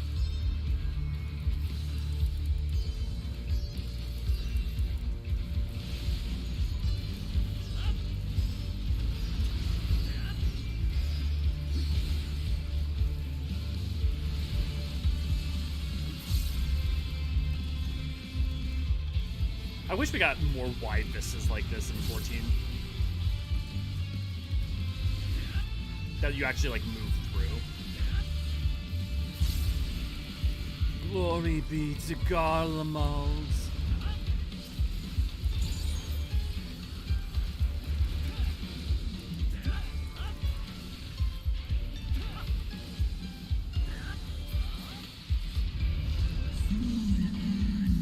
I will call unto my children.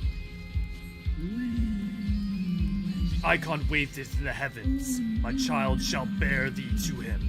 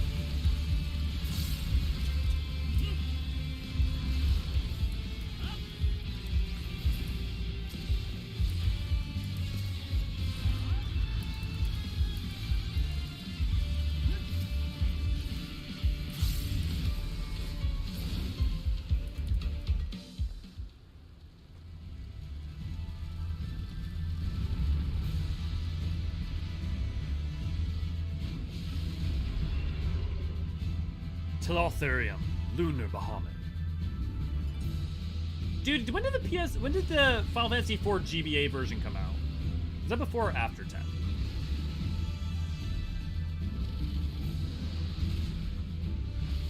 Hell yeah. Do it, Sponge Hitter!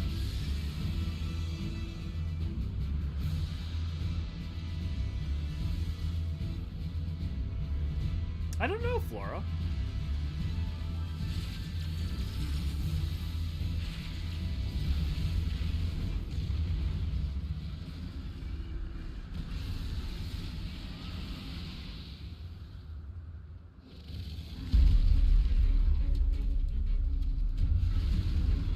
Time to finish it off.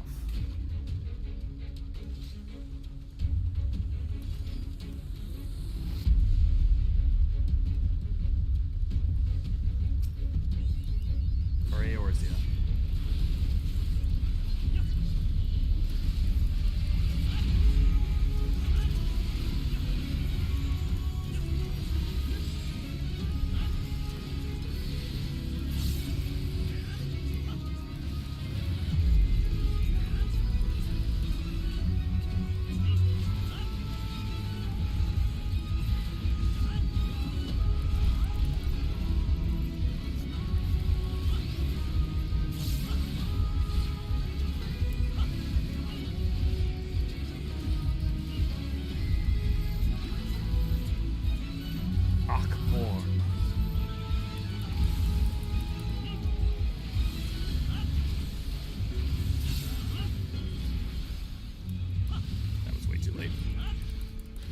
Operating on best right now.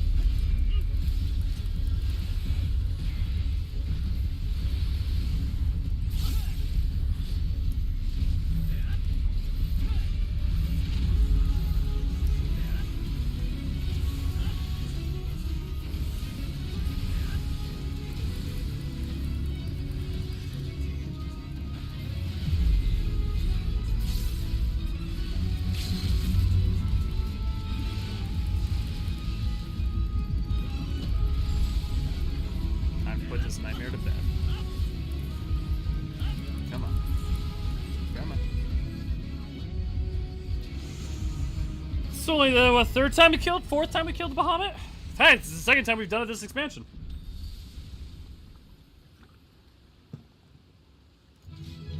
You're not that far away, Vin. Only you got Stormblood to go through. Well, I guess it's some heaven through. Yeah. Totally infinite, agreed. Is it just me or does the drop rate specifically for level 80 dungeons absolutely atrocious? My experience is not just it's not 80. It's frankly, it's just whatever dungeon you need something from, they're atrocious.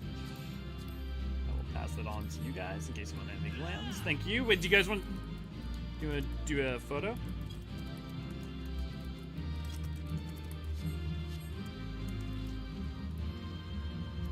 I'm trying to be better about doing that every time. So if you could just do /sit and then line up real quick just to reset the emotes.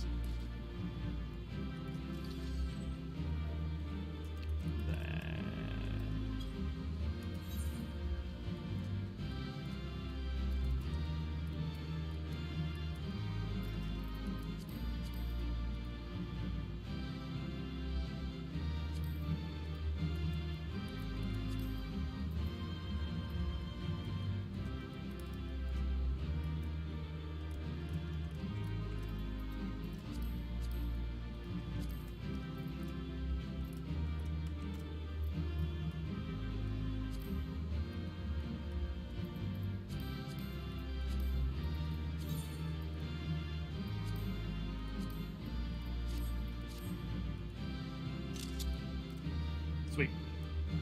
Actually, okay, I will talk to that over in screenshots real quick.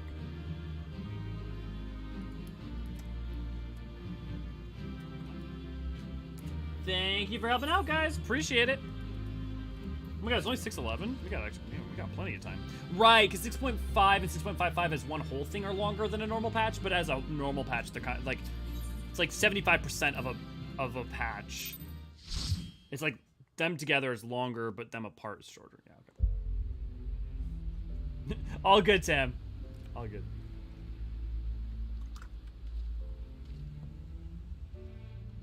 Oh my god, really, lady?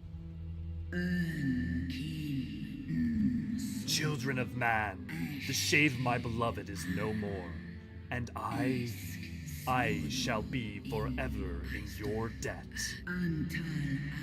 By your deeds are we set free, and free we shall remain. As long as I draw breath, never again shall the dragons of Mericidia hearken to the lies of the Assassins.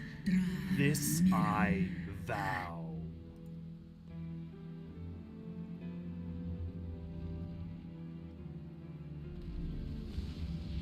And then she flew off to Mericidia! Noble warriors, the dragons chose their friends well.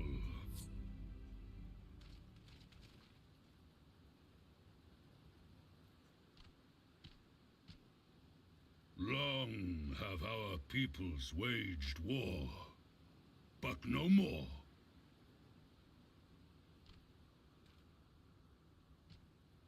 Your fallen lie beside our own.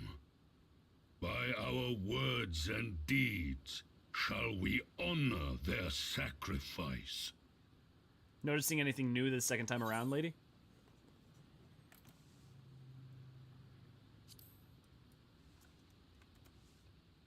We would be proud to be called you allies and to put the past behind us. The enemy of our enemy is our friend, and you have proven yourselves worthy of our trust. It is the Garleans who are deserving of our fury.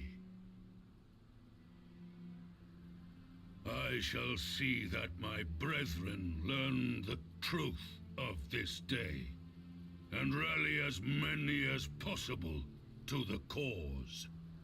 I don't know how I didn't hear Robon the first time I heard this.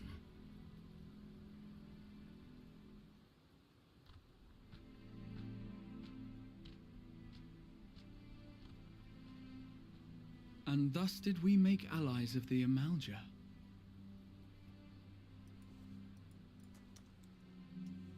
That's only in the myth. In actuality, they did. The Sultana yeah, will be pleased. Let's go and give her the good news, shall we? Also, partnerships are very different for dragons because they're agender, right, in terms of their reproduction. They're agender and asexual, but they use gender as a way to communicating how they kind of think about it. But so it's not like they need to do the nasty to reproduce or anything. They do it completely on their own. Yeah. Yeah, exactly, Flora.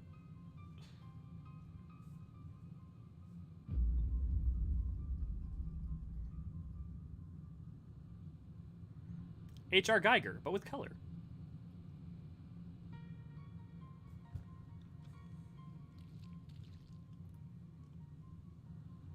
What in Ralga's name happened here? The gods only know. But you can bet these poor sods aren't here by choice. Quickly! We've got to get them free!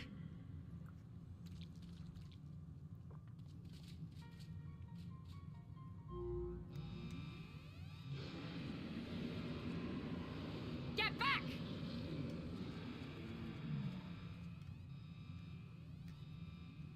Yeah, they definitely have mates. Yeah, they definitely have sires and mates, definitely. What have I done? It's too late for them. We're leaving, now.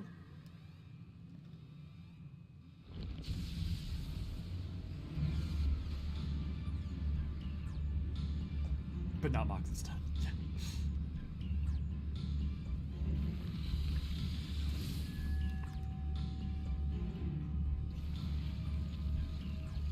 H.R. Geiger cross anima from Final Fantasy X. Whereas Seymour likes to say anima.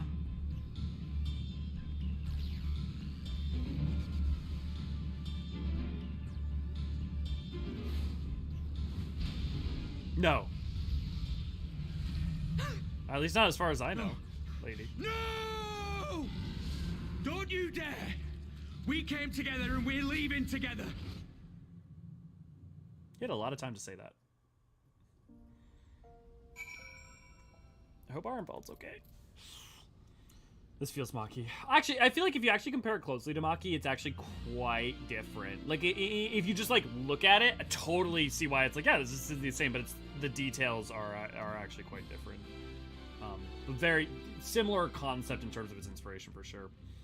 I honestly forgot this such existed. To be afraid of only wrote it once. I'll take an idea. Yeah, so you're not wrong in terms of the myth, like the coalesced myth that they have from like EE1. That's a version of the tales. However, there were also some versions of the tales where they were brother and sister rather than just brother and sister. I mean, because like their relationship wasn't a brother and sister one. It was more of born from the timeless void. One was that is Ultic-Nymia, right? So like, it's only weird about they're only brother and sister if you combine the myths, really. And even then, clearly the ultimate thing that we got was very different. Oh, Arnvald's voice actor is other characters as well, I know for sure.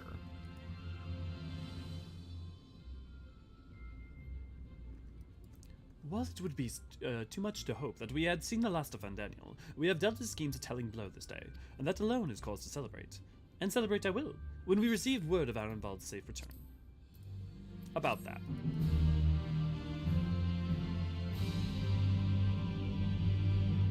That's an interesting way of putting it. I might describe it differently, but I don't think I think that's fair enough. I'm trying to think about how I would distinguish it in terms of, there is more aspects of like gothic, or not even gothic necessarily, but like brutalist gothic, there's less purely organic aspects to the Maki stuff. There's like actually like building architecture in a lot of it. Whereas, like, the Void Arc in particular is probably the best example of that's the least architectural while still being, like, it's the closest. But, like, if you actually look at, like, Dunscape to the Weeping City of Mach, it's really, none of it's very much super like that. Like, there are parts of it that super are, like, some parts within the Pyramid and stuff, but it oscillates all over the place. Yeah, Remach, yeah, totally, Tim. Okay, have a good one. My eyes are about to ready to fall on my head from paper. Ooh, I hope everyone has a great day. You too, Deathberry. Have a good one, man. Oh, Ardbert, how did I not guess? Yes. Which is why I'm glad that he's still in the game. Less coffins. Yeah. Mostly I was thinking the Void Art for the comparison. Yeah, totally, Tim. Sorry, sometimes when I'm, like, kind of, like, hearkening on to, like, interesting aspects of, like, concepts or, like, trying to massage, like, the nuance, it might sound like I'm just flat disagreeing with someone said, but more I'm just like, oh, you know, like, more like this is more what I mean.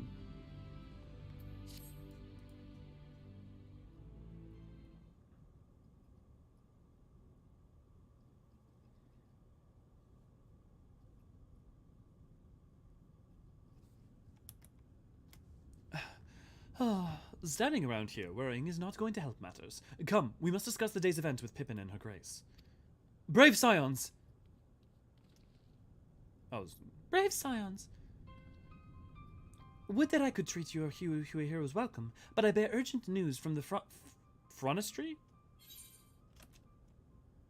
I need to know what the root word of that is.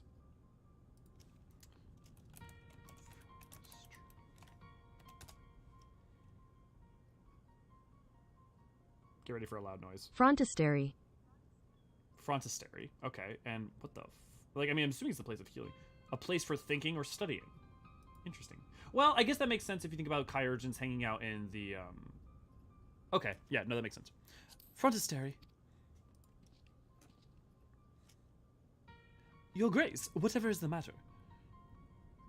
As our troops withdrew from Paglth'an, they came upon the 2 scouts sent to nearby towers. I have yet to hear the full account, but it seems that one of them, your friend I believe, had been wounded and was being dragged away by the other. Oh no. I must go. Forgive me, your grace.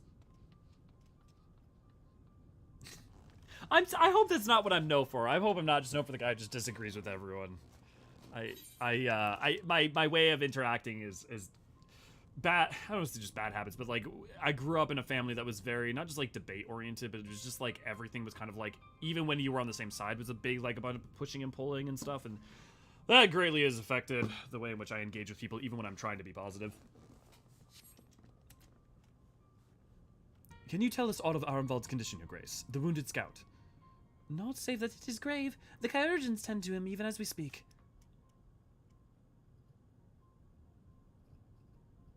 The infirmary mustn't be inundated with the wounded. If all of us go, we'll only get underfoot. Elio, Asinian, would you mind going after Alfino? He may need some support from someone other than me. Oh, do we get the one of my favorite... I think we might get one of my favorite scenes in the entire game coming up. Very well. Thank you. The rest of us will see that the relevant people know what took place in Paglth'an. Things happens one before the ones I trust that you're not shutting me down. Good. Yeah, those sound like just, yeah. Fordola dragging Arnvald to safety is such an understated character beat. Yeah, totally, Lynn. Come on, then. Me making sweeping overgeneralizations for comparison and pushing Elo into a random tangent that sounds like he's arguing now. Never happened. Like, yeah, totally. Yeah. No, I just always mean well. Sorry if it comes off forceful. That's weird that you can teleport into the lift, but you can't teleport out? Or maybe I'm missing something.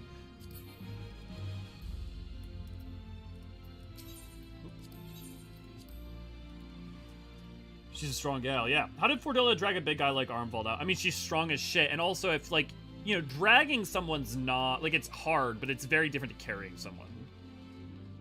Like, I've had to drag people long distances before. I feel like I should offer context, but part of me wants to not. Even if you disagree with someone, I always found you weren't dismissive. Okay, good. I would rather someone disagree with me but not shut me down than dismiss my idea. I mean, like, that's the thing is, like... I try to convey it best I can, like, but I really do want to hear people's point. Where I will say I do get really frustrated is if someone is like, if I feel like I'm being completely dismissed or I'm just being told I'm just wrong, and not in a way where like if I'm wrong and someone can be like factually like, you're saying 2 + 2 = 5 and I can show you like right here 2 + 2 = 4, then it's okay to just be like, Elio, you're just wrong, you know? I mean, preferably be kind about it, but still, but like when... Yeah, I also have a problem that I get really... this is kind of not a great character trait, but I kind of can't help it. I really fucking hate agree to disagree. Like, to me, there's a big difference between agree to disagree and, okay, yeah, I do see your point.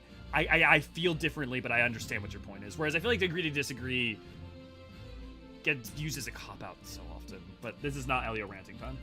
I just thought my wife picked him up and threw him over his shoulder. Yeah. So I know I picked up the caramel cold brew M&Ms and they're pretty good. Caramel cold brew? Wait, that's a thing? We need to take a second. We're pausing for a second. I need to know.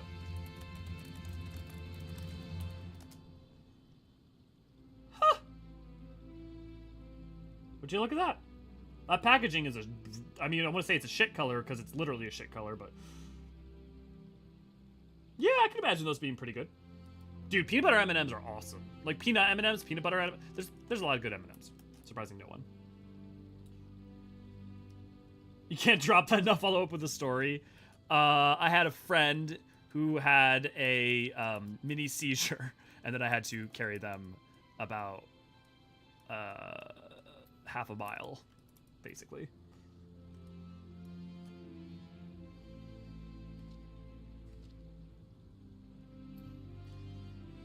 And it was better than leaving them put. Let's just say that.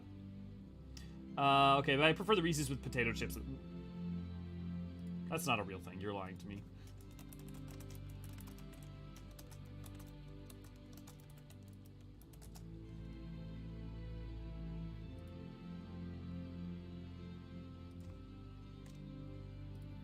It's real. Why is this real? That's terrible.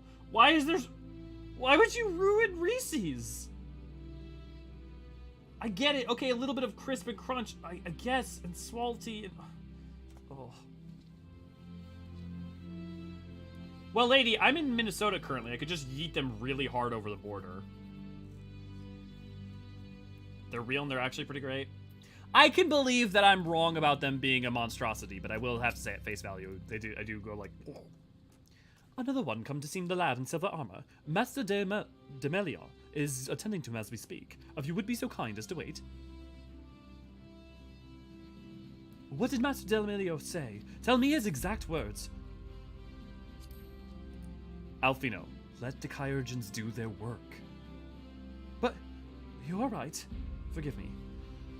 When we said our farewells to Arenvald, I was afraid that something like this might happen, but now that it has, all we can do is wait. Elio, it's not the time for Elio rant. Also, Elio completely halts the stream to check weird food. Calling me out in the most fair way possible.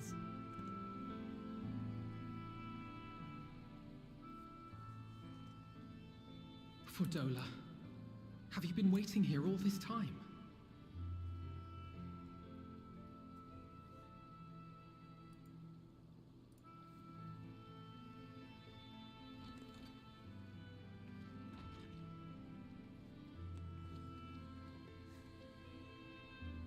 Elzen represent. Also, Elzen with that hairstyle represent. We can. The rest is up to him. May we see him? I do not think that wise. You must let him sleep.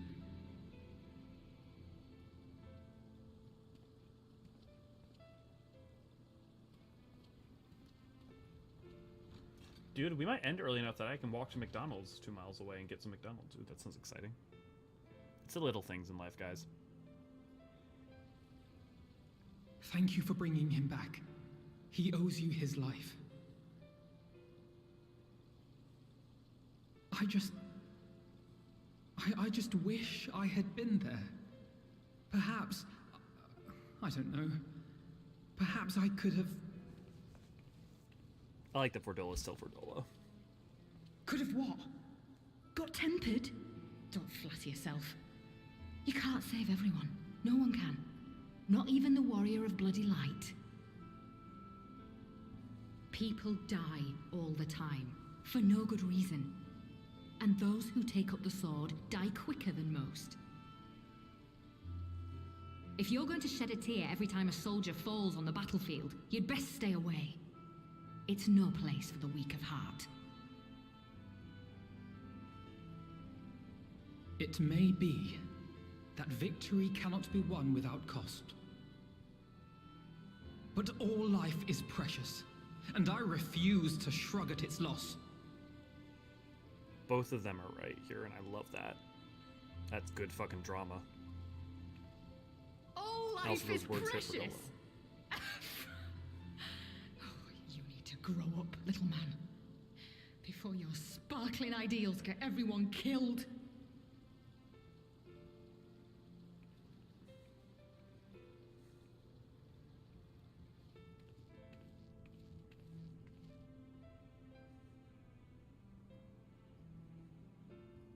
You're right. He is idealistic. But the world has more than its fair share of realists, like you and me. It's people like him who dare to dream that things could be better and make it happen against all the odds.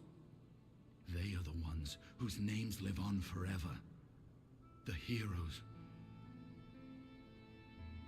The battlefield's littered with would-be heroes. At this rate, you'll lot will be next. And what'll become of your precious dreams then? They'll be gone. Like dust on the wind.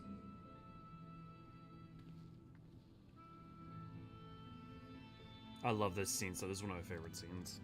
I feel like this is Dreams such worth a fighting good... for don't die so easily.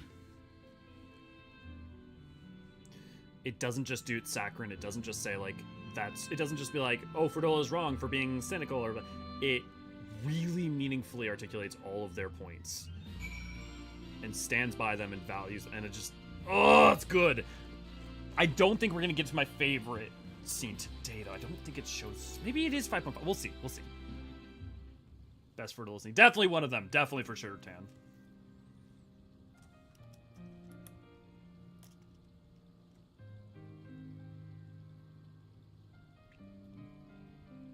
Yep. I know. There's nothing more I can do here. Come, let us rejoin the others. She ain't right, but she ain't wrong either, yeah. Her Grace invites the Scions of the Seventh Dawn to join her in the Fragrant Chamber. Your comrades have already arrived. Will the three of you be joining them? We will. Fordola being Fordola is even the gravest situations, honestly, are strong. So, yeah. She is who she is, even when she's trying to be better. Infinite, you're not wrong about the L's and hairstyle. Which I wish I had noticed when I chose it for Elio. But I love that hairstyle. I just like, it's like this good juxtaposition of short and long. That fucking nod between Estinian and the Warrior of Light. Just like two guys who understand. Two Elzen lads who've been through shit and understand. I have tried fried Coke, yep. Your Grace. Yeah, Estinian here is... Pray forgive us our lateness. Definitely in the like top 10 Estinian scenes. Take note of that. I understand a close comrade of yours was wounded in the line of duty. Arenvold.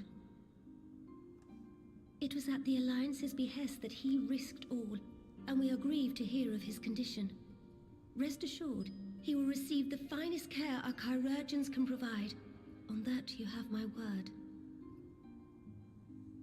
Now, we would share with you the findings of the mission.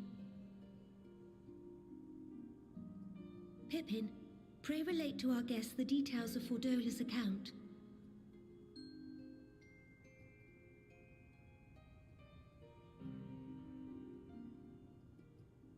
Yeah, Infinite, yeah.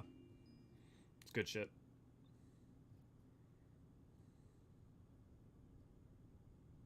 But how do you handle First it as it Bahamut, goes on, Tim? now Ifrit. Or Lunar Ifrit, as Fandaniel would doubtless have it. This too shall pass. 'Tis now all but certain that the towers were conceived to facilitate the summoning of primals by those imprisoned within. Less certain is the means by which the Telophoroi constrain the wills of said entities to enact their designs in defiance of the pleas of their victims. Mayhap they do not. If mere proximity to the towers is enough to make loyal servants of the Empire's mortal enemies, it stands to reason that the same is true for those held captive. They invoke their gods for the good of Garlemald, and in their disturbed state of mind, summon a primal whose form reflects their own alteration. It all begins to make sense. Upon closer inspection, I realized that the towers bear a striking resemblance to a much larger structure which Urianger and I observed from afar during our visit to the Imperial capital. I was gonna say it's funny that he didn't put that together earlier, but that makes Assuming it too is now. capable of tempering those in its immediate vicinity, it would go some way to explain the swiftness with which the Telophoroi managed to rally so many Imperials to their cause.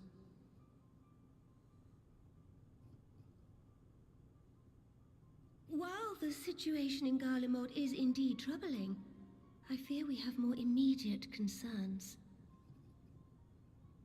Ifrit was not the only primal summoned.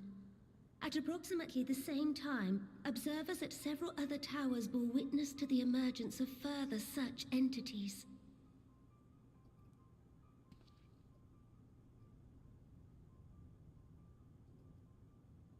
For a blessing, none appear to wield aught approaching the destructive power of Bahamut, and the Grand Companies are moving to deal with the threat even as we speak. I'm a little sad we don't get to face more of the lunar primals.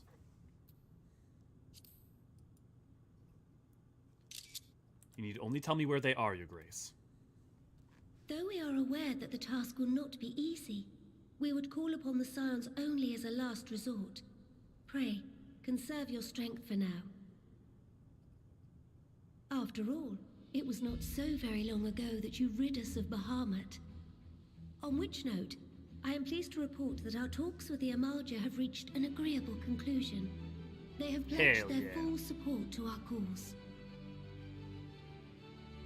It is our hope that this historic agreement will encourage other tribes. Yeah, to you're join right, us at Tam. the negotiation Most of them, you're table. right. But And even I know more, that I would have speak loved for like a all of the trial or allied something. leaders when I say that we will welcome them with open arms at such time as they do. And basically, I mean, fight all of them. Of course, So this was I was only asking made too possible much. by the feats of heroism performed at Paglth'an. Moreover, we shall not allow the sacrifices of those fallen in battle to have been made in vain. As hope leads to victory, shall victory lead to a new dawn for Eorzean. I love how often Nanamo of all people gets to be the voice May for these like the words fucking ever grit. be our guide, Your Grace. Eorzean Alliance. But you're right, the second Battle of Cartno is super a good point. Now, if you will forgive me, I must consult with the Syndicate on the matter of our new allies' integration. Till next we meet, my friends, I bid you safe travels and blessed respite.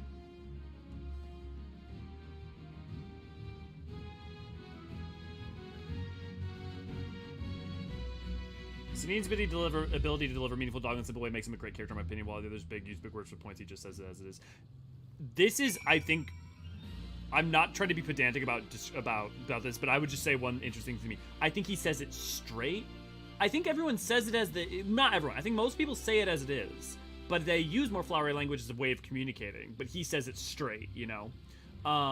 Unlike his gay bulge. Sorry, give me a second. Just, unlike his gay bulge. But beyond that, I totally agree, Des, and I think what's the important there is juxtaposition, right? Like, if you just had everyone like Estinian, it would be boring. If you had everyone not like Estinian, it'd be boring. Like, it's that, yeah. Not just highlights both their views, but shows how both have their place in ballad with varied situation, defense for diversity of tactics when possible. Yeah. And then, yeah, the tactics, and also just the reality of life, right? That it, you know, the reason opinions differ is because, like, the reason that people can take the same information and come to different views is not because someone's inherently wrong. It's because sometimes there's not an objective answer to every quandary, especially if it has to do with something like morality. You know? The only sound that the Warrior Light should ever produce is the female Mikote voice font. No, please. Please, no. If City making the most of that lean emote.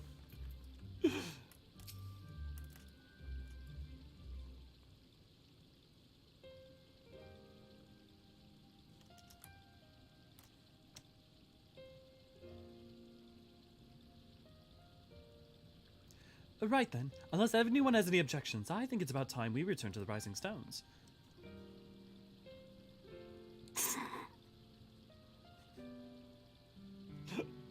Oh, Des. And that includes you, Alfino. Arnvald is in good hands here. Oh, of course. You would doubtless mock me for pacing about the infirmary. Let us retire then, that we might regain our strength and the readiness for the coming challenges. If all are in agreement then, I shall let Kryle know what to expect us. A hot bath and a hearty meal shouldn't be beyond arranging when it's in the time available.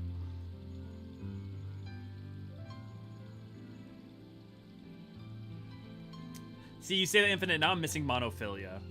Pray, return to the waking sands. If you don't, I'll slap you silly. It will be good to go home. I have some thinking to do.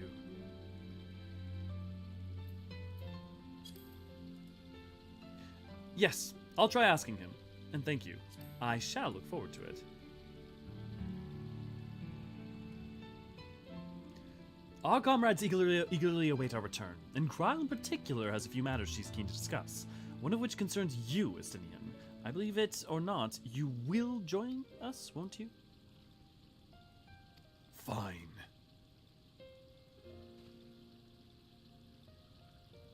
Really? I thought you said you were avoiding the that Baldesian woman.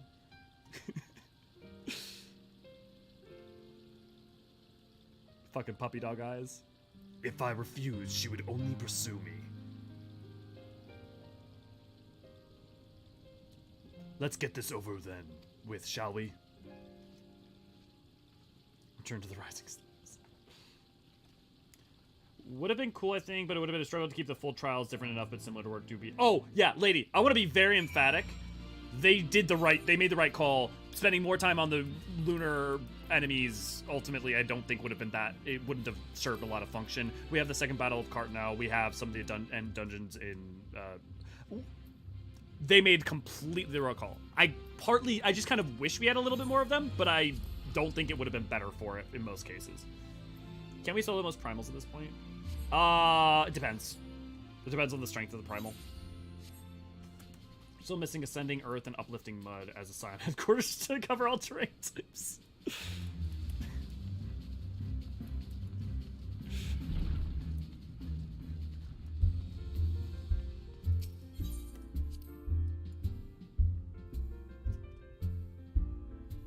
I think this is the ending 5.5, and I think this might be one of my favorite. This is like top 3 Ascendian scenes.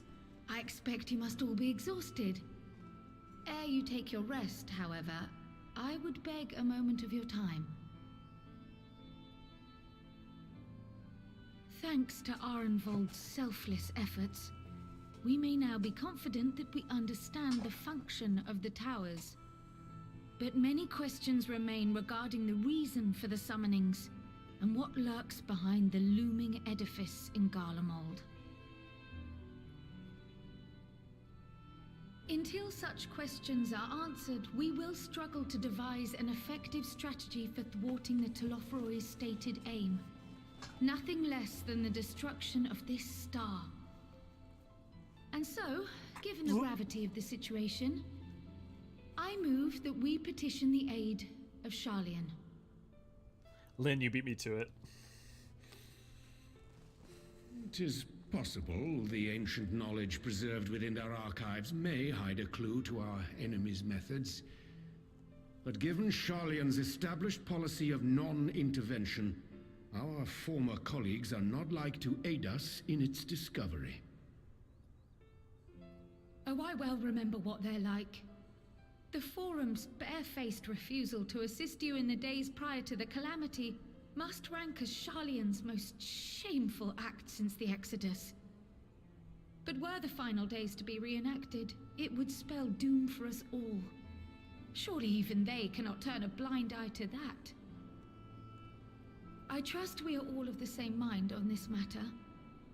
Urgent as it seemed, I took the liberty of petitioning the Alliance for leave to act as Eorzea's emissary, and have since received their blessing.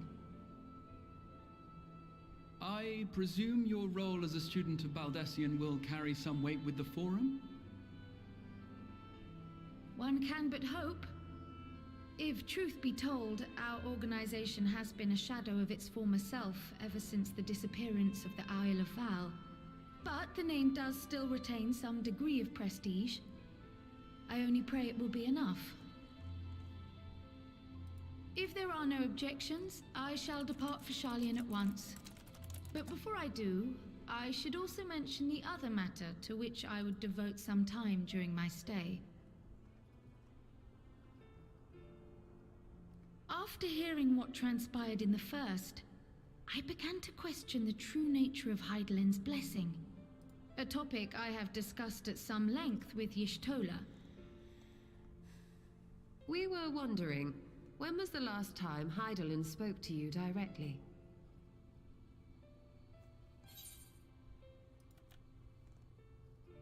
I mean, 3.4, right?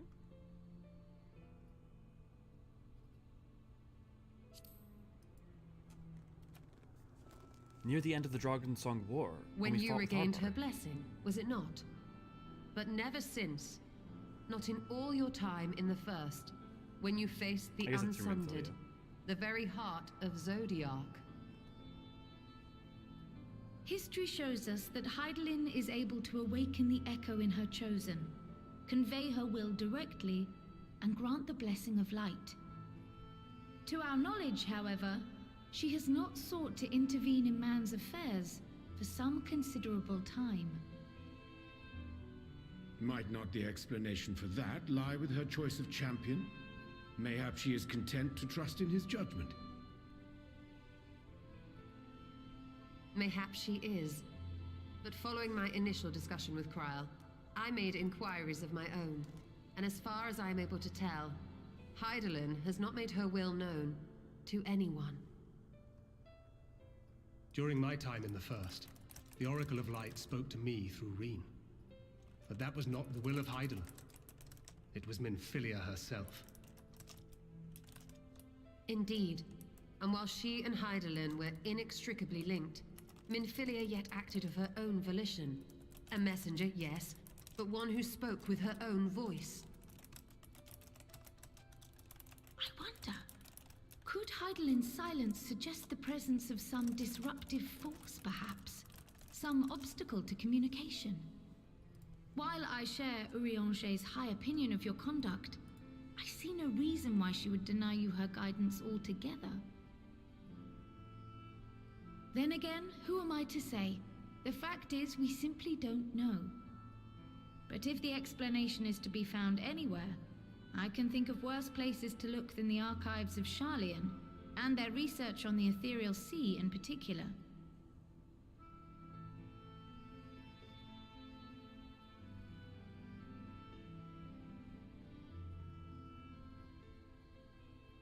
Resolved though I am to go, believe me when I say that I take no pleasure in the thought of leaving you a member short. Now, of all times. Estinian, we stand on the eve of a struggle that will decide the fate of this star. One in which we Scions may play a telling part, yet we are but few in number. And so I must ask you again, will you join us? Oh, this speech. I love this speech. Those puppy dog eyes. You see the world the way you want it to be. I see the world the way it is. You are idealistic to a fault. But I know you would never turn your back on those in need. Never close your eyes to their suffering. And somehow, your deeds lend truth to your words, giving the lie to my doubts in so doing. I have seen others draw strength from your belief. In Ishgard, in Alamigo, you inspired them to stand up and fight. To win, no less. People need something to believe in. And even when you lost those you held dear, you carried their spirit with you and made their memory your guiding light. The burden of so many hopes and dreams would be too heavy for most to bear.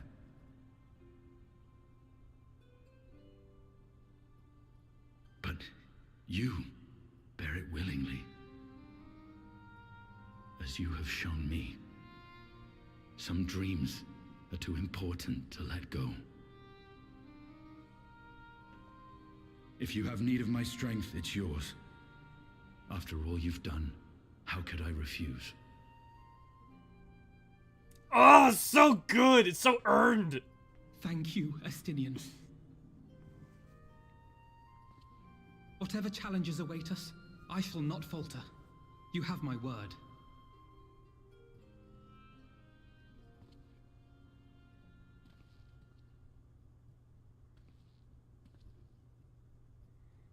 Also, and now I more may than bid truth you played there. farewell, safe in the knowledge that all is as it should be, in this little corner of the world at least.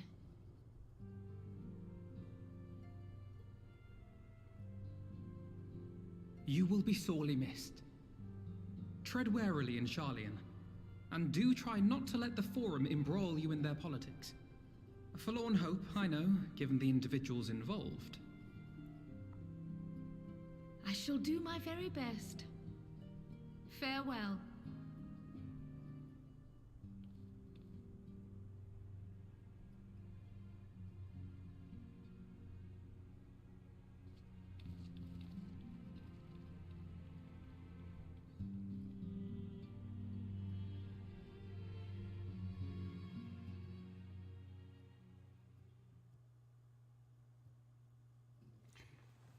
Reminds me of something from End Talkers about the word of light being a messiah that doesn't save but guides. Could also be said about science if you think about it. Yeah, 100%. And I think it's a really, meanwhile in the Imperial Pulse, I think it's really important that, like, yes, we are kind of like a saving, guiding light, but the point of the Warrior of Light is that they can allow other people to be able to fight for themselves, to build their own future, but it gives them a chance to feel like they have an opportunity, have a chance to fight, have a chance to make it work, right? It's not just that we are the savior of everything all the time. I mean, it's part of it, it is, but... Well... Does this one meet with your approval? They fucking tried to troll us, and we were all like, it's Reaper! It's a scythe! Come on, we know it's a scythe! Apparently not. Apparently not. Or I love that line. Could it be that you're still upset about the dragons? You are unwise to remind me of so costly a failure.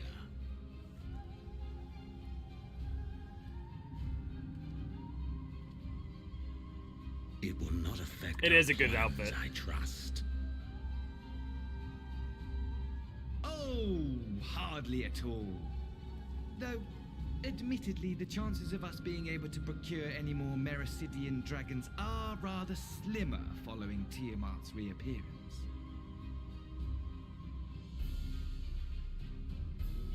Oh, but the seeds have been sown, my lord. Cathra. We have only to wait for them to quicken.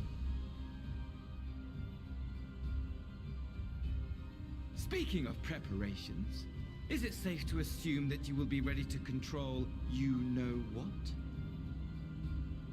The hour draws nigh. This nation, forged for Ascian ends, will finally prove its worth.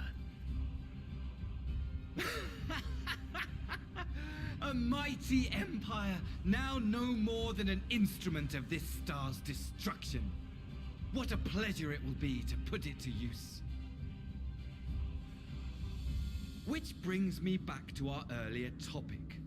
My lord, while I appreciate that it is not an easy decision, it really is past time you chose your weapon.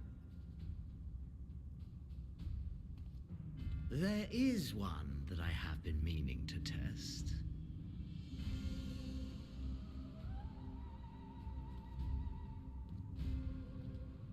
Well, not quite what I was expecting, though I will say, it does seem rather apt. And there's 0 chance that it's a scythe.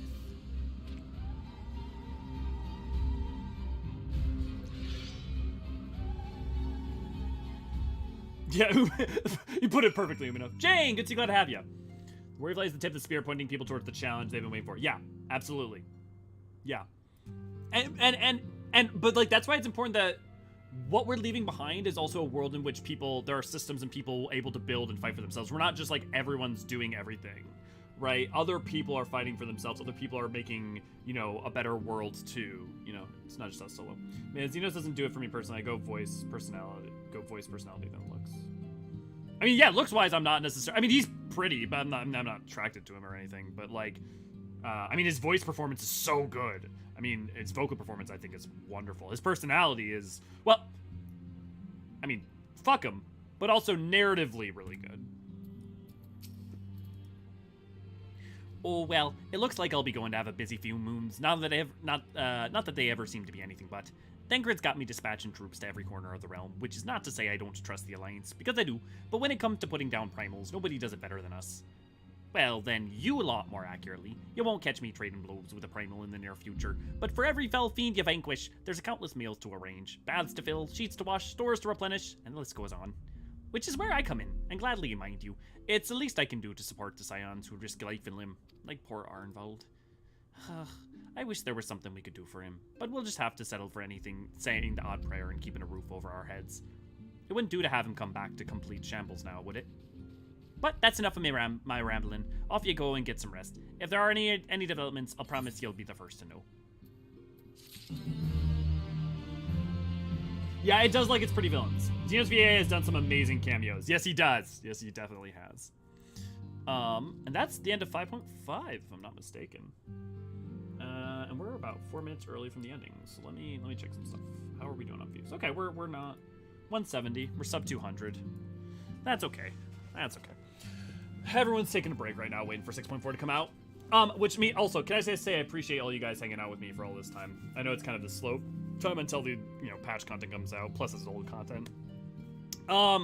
But yeah, we're not going to wrap up quite yet here, but just a friendly reminder, if you'd like to support us, it's greatly appreciated, especially during this like moving time when I'm figuring out a lot of stuff. You can support us by going over to Patreon, where you get fun rewards, like you'll get a thanks in the credits of each video and in the banner above my head. And also you get your name and color changed for Discord, if you care to do that. Yeah. I'm just going to reiterate that. Also, if you could just press the like button, like over somewhere, just like, boop. Just quick like and boop, it's done. Honestly, I mean, there's not like anything specific we need to do on the side. I guess real quick before we go, does anyone have any specific like lore questions or lore things you want to talk about either from this episode or prior ones? We could go over some interesting stuff real quick, or if anyone has questions about primals or summonings or any of that stuff. Oh, it looks like Ray Ray's doing some of this stuff. Thank you, Ray Ray.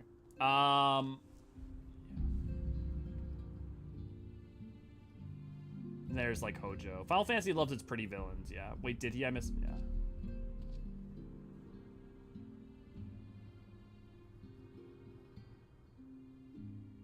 Do you like what you consider your support and sign up for Patreon at patreon.com/AsianArchives. Yes. Lick the like button. I'm contractually obligated to yell this. Thanks, Dev. I have one regarding AR and Bosnia. Yeah, go for it. Please, Kane's World. And always feel free to ask questions even during the stuff. I have questions about particular lunar primals that's coming in solo duty. Yeah, go ahead. I mean, we're like, it's fine if you want to mention them for because of the second Battle of Kart now. You referenced it. I'm gonna guess. I'm gonna guess that it has to do with lunar. Not Zantetsuki. Odin. I'm gonna guess it. Still thinking about lunar Odin. Yep. They just put Zantetsuki in some magic tech device to draw him out, or captured into a tower of the people who were tempered by him. Yeah. They didn't have access to Eureka necessarily. Wouldn't necessarily made sense. They could have probably either taken the sword Zantetsuken. They could have taken. It wouldn't have made sense to get Alligans, because Alligans made Eureka, but Eureka made Zantetsuken, and therefore Odin. I have to imagine they took the sword, like, because that's the only thing that makes any sense.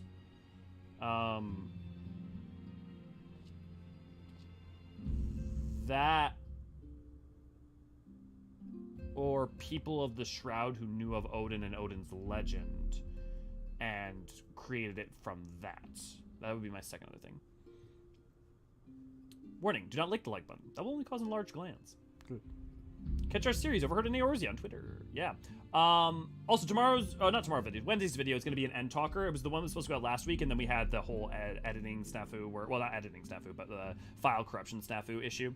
But yeah, I'm kind of trying to stock up videos for like kind of the weeks leading up to FanFest, because I think trying to like put out some stuff like that might boost the channel a little bit. So are the Tower Prisoners double tempered? How so? No.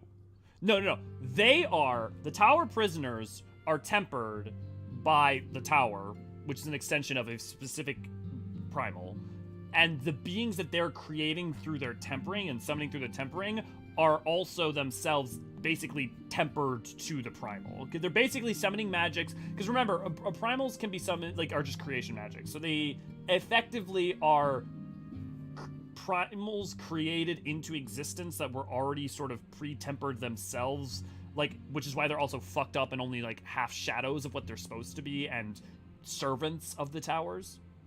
But they're using the faith and the Amalja are tempered for Garlemald. And then through their faith in a deity serving Garlemald, they summon that deity. But that deity is fucked up because it's not their deity they have faith in. It is an extension of their faith for the towers themselves. And I forget, I think they said some of this already in 5.5, but maybe it's Endwalker. This gets talked about a little bit more in either side dialogue in 5.5, 5.55, or 6.0. Would it be accurate to say that the towers are the primals and the lunar primals are closer to Eggies?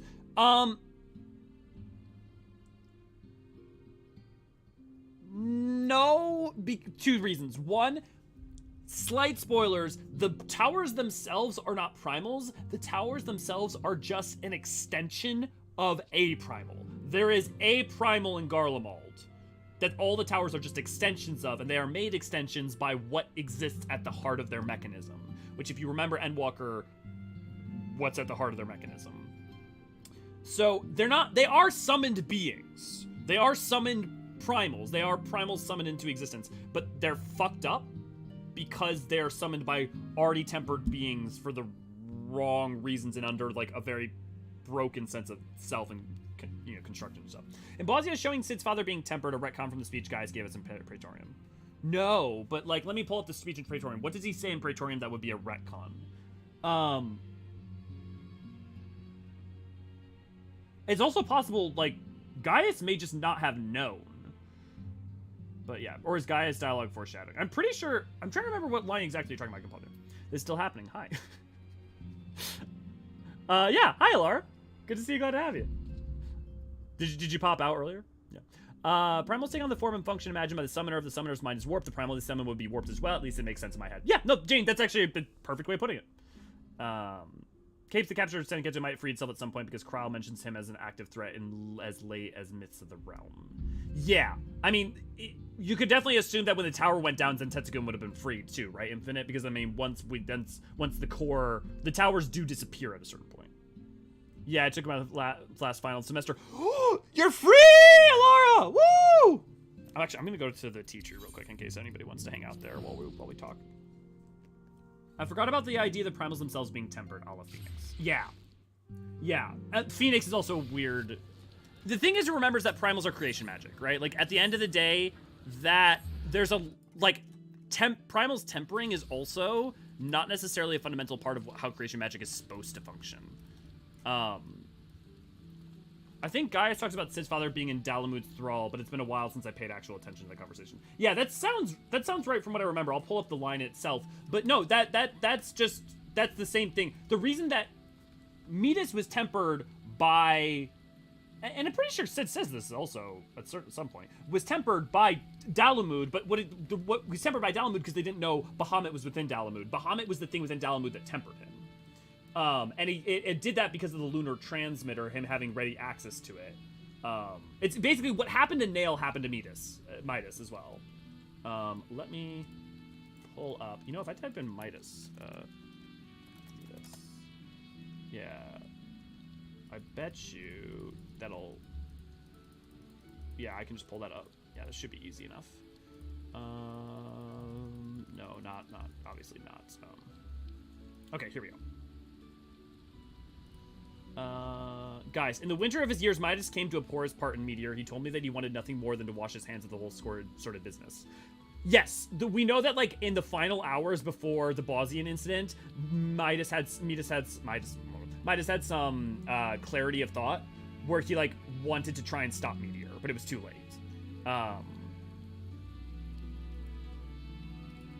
But he did not wash his hands of it. He held the project until the day killed him. Come now, Sid, you must know that he did not have the luxury of choice. By the time he realized his error, it was too late. Meteor had him completely in its thrall. Yeah, Meteor had completely its thrall. It's referring, yeah, it's you know, Bahamut. Shortly before his transformation, mayhap sensing that something was amiss, your father confided to me all the regrets of his life, most of them concerned you.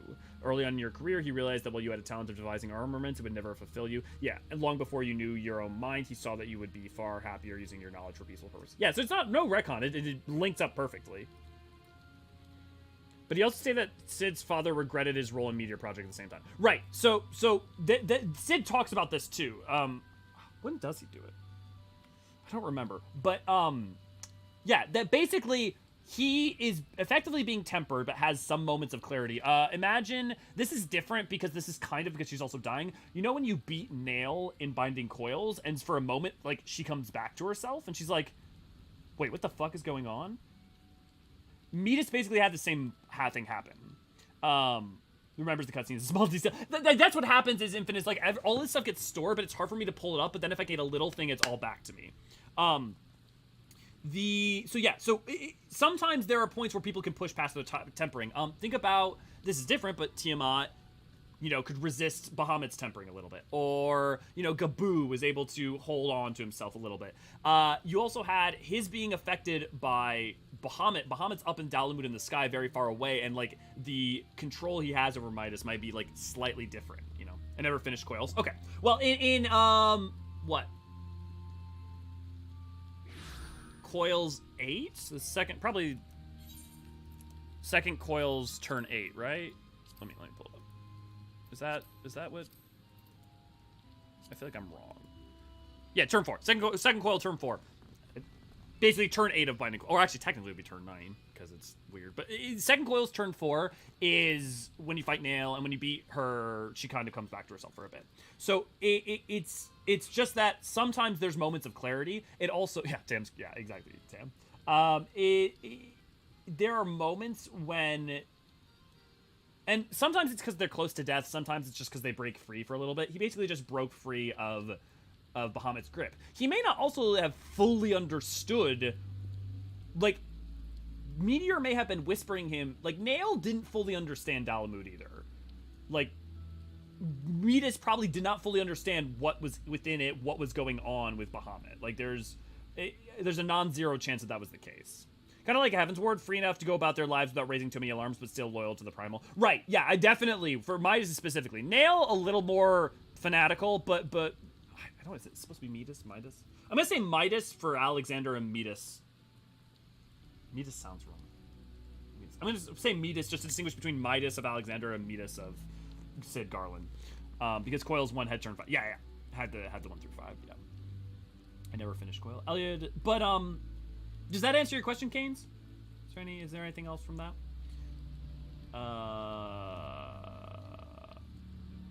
Well, I just threw myself back to Realm because I thought you were doing wrap-up from there. No, it's no worry, Tam. I mean, we're going to be wrapping us.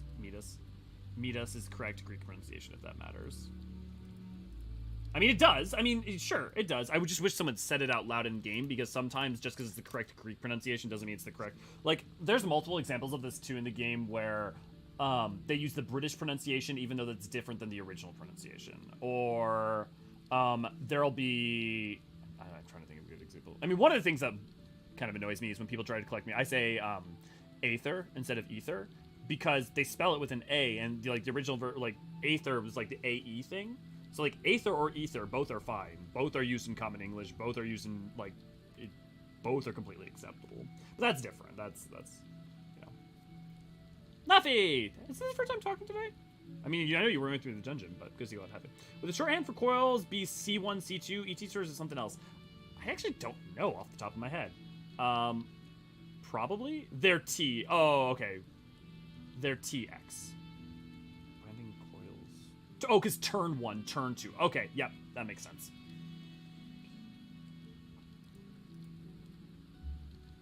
I mean, it doesn't help that, like, you know, in English we have, like, King Midas is like, is how we usually pronounce it. Okay, so I typed Midas pronunciation. Midas. It says that. And then, how do you pronounce it in Greek? Midas. Okay. So it's the American versus the Grecian.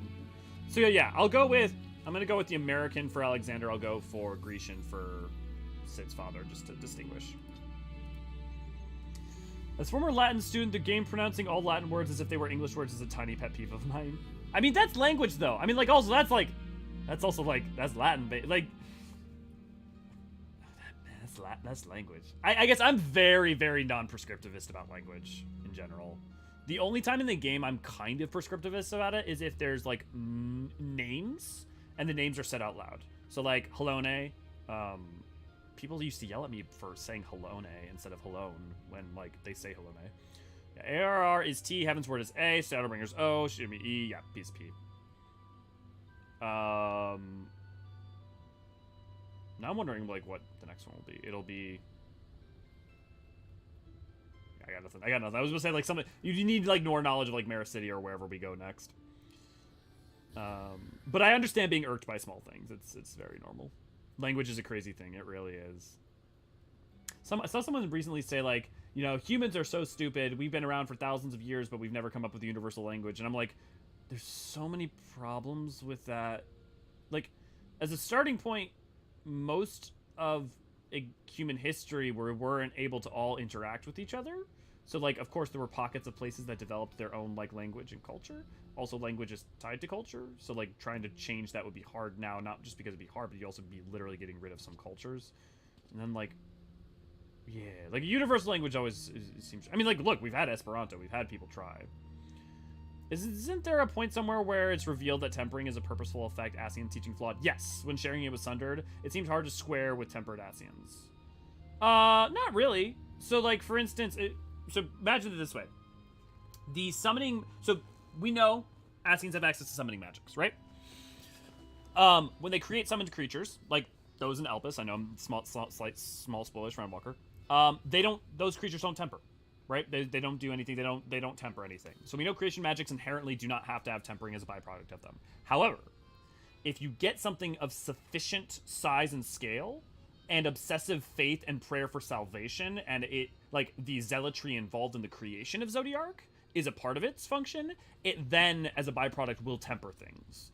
Whereas, you can purposefully omit that. Like, its strength and the situations under which it was made are what give it that capacity. Now, if you notice, those situations are relatively similar to the like, that distress, that need for salvation, that is usually a common element of its summoning, right? Whereas to be able to use creation magics without that aspect to it is possible, and intentionally avoiding it is possible, you know?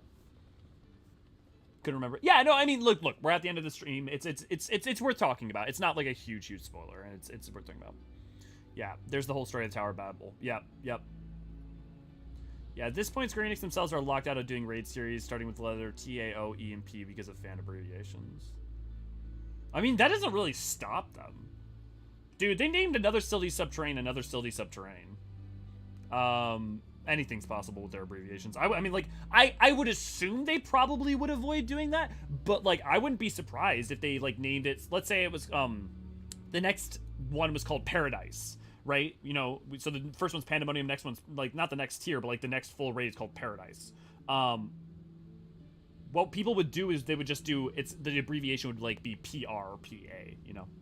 Does that mean there's a hard limit on 26 raids? 26 raids? Does that mean there's a hard limit on... I'm not sure I understand the question, Lynn. Those are fan shorthands. Yes. We'd have to figure something else. Yeah. You'd find a way to further raise. Yeah, it wouldn't be that hard. I mean, it's the same way that, like Shadowbringers and Stormblood. Shadowbringers, SB. Stormblood, SB, right? Most people do SHB. Most people do SB for Stormblood. I do STB because I'm weird and it's unnecessary to add an extra letter, and yet I do. Just because I help it find, like, delineates it a little bit. They literally made 2 expansions there, but yeah, literally Alara beating me right to it, right there, yep. 26, oh, okay, now I follow Lynn. That went over my head, yes. No, I mean, look, at the point at which they've made 26 expansions, I think there's other things to worry about, you know? If let's say an expansion every 2 years, we're at, what, 5 expansions now? You know, because if we discount ARR, well, if we count ARR 6 expansions now, you know, that's 40 years at best, because usually it's more than 2 years, so, like, I think we'll be okay. I also started using Stormblood and STB instead of SB. I like it better. I just, like, SB, to me, is ambiguous. I know for some people it's like, well, they're universally using it for Stormblood, so it's clear, but for me, it's just, like, a little bit of extra clarity is very nice. That's 1 extra letter. 1 raid series for every letter of the alphabet. Yes. Yeah, I understand. I wonder if that was just from delay.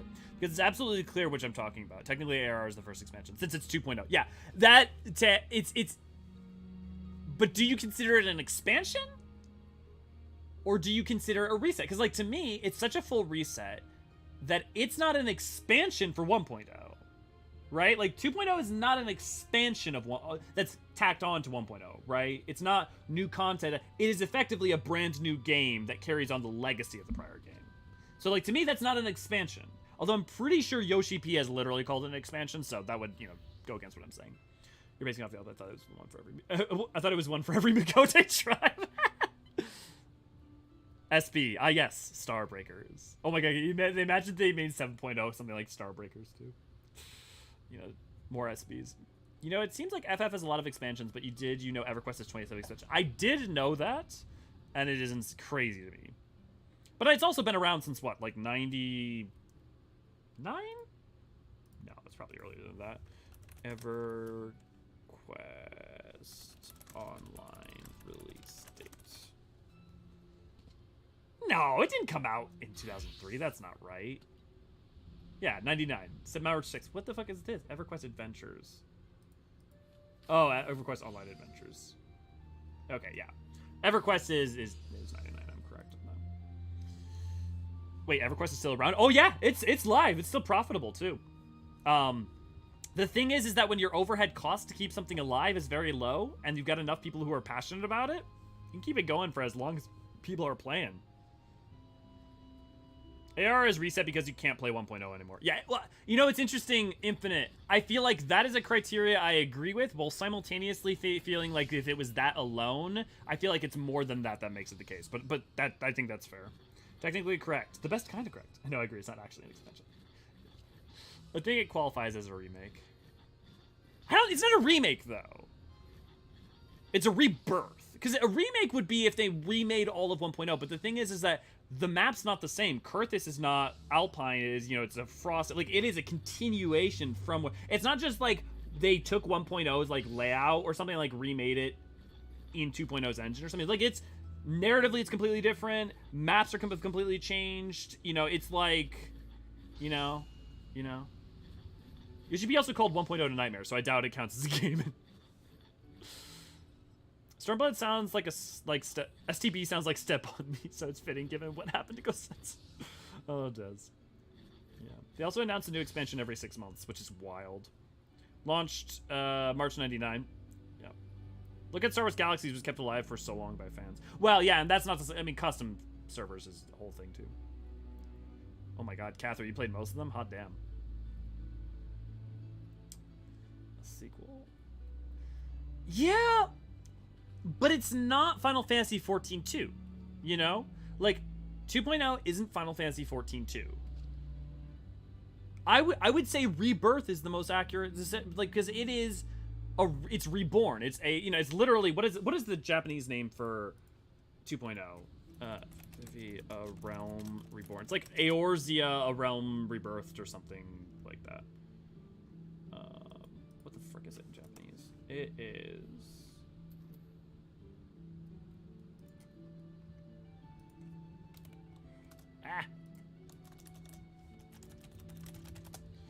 It is... Final Fantasy... actually don't know. Shinsei Eorzea, which is... Shinsei is like Rebirth, or if I'm not mistaken. Or something like that. We will pull up Jisho. Shinsei. Or not Shi. I think I said Shinsei. I think it's Shisei. No, it's Shinsei. New, Nova, like Rebirth of a Star. Oh yeah, it's our Rebirth. Yep, Rebirth. Nascent. Yeah. Eorzea Reborn. It literally, if you want to put it in English, it'd be like Final Fantasy XIV Eorzea Reborn. You know. Joke, 1.0 was quirky, unprecedented, limited time promotional venture project for Final Fantasy Realm Reborn.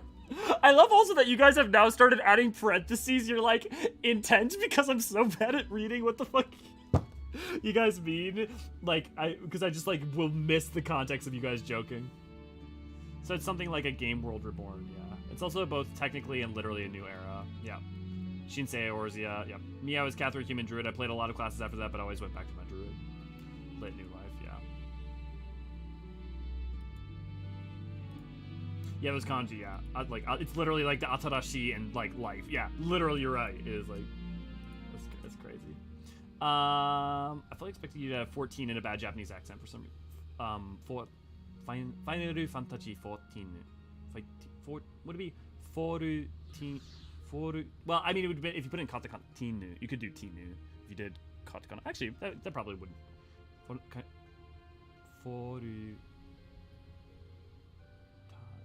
Ta'inu.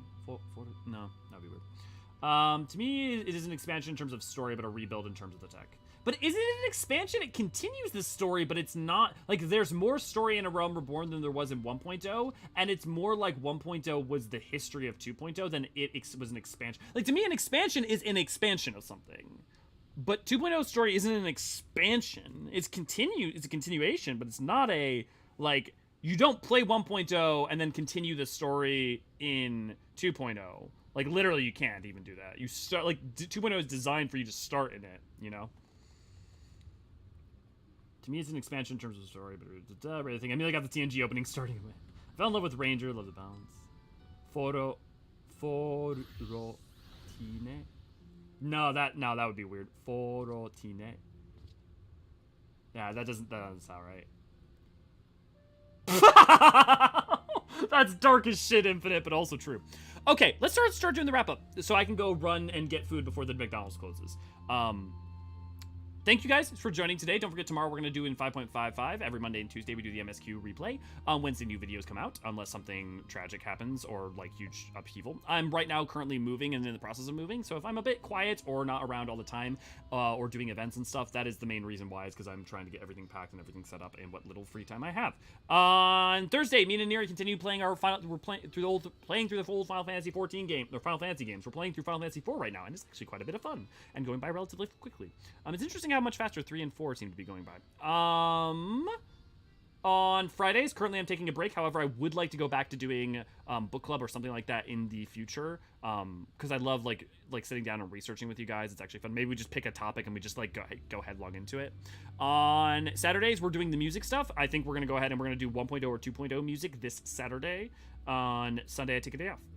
If you want to join our Discord, you can do that at discord.gg/archives, where we do all sorts of stuff. If you want to join our FC and get all sorts of fun access to the rewards and stuff, you can join our FC over here on Crystal Curl. Also, the Discord's the best way to know that new content's coming out, or also, I guess you could ding the little bell and all that jazz on YouTube. It alerts you if you care to have that happen. For routine. Yes, that would be like, so here's what I'm gonna say. Laffy, that's exactly what I would put it as. But I've had times where like that is what makes sense to me, like in terms of like English speaking. But if you show it to a Nihonjin, they're like, no. And then they'll like make it so that the N will be like nu, or like the elongation will be after the ru. It's like, I don't always get it, but sometimes like the name Mitchell, sometimes they'll instead of like Michiru, it's Michiru. Or some stuff like that. Get yourself some food, Elio. Yeah, will do, Tim. Goodbye, enjoy food. Yeah, have a good night, Lynn. Kiko, thank you. Have a good night. Yeah, McDonald's closes at 8. It's 7:30 now, but I like sitting down and taking my time and like trying to like do. I bring my laptop with me and I'll do writing for the channel and stuff. I feel like that was an agreement phrase in the form of a disagreement. Nobody could ever accuse me of not doing that. Yeah. Don't you have another thing on Thursday? Oh, thank you for reminding me. Before we head out, me and Chris from Work to Game are gaming kinda. Are doing some things. We'll make sure to post those streams more regularly, but me and him are going through all of WoW and Final Fantasy 14 and talking about juxtaposed conversations in the stuff around it. So the first topic we're going to be doing is geography. So if you have any time after Thursday streams and you're interested in watching that stuff, we have a whole bunch of stuff. Oh, it's Rowan! Hey, Rowan!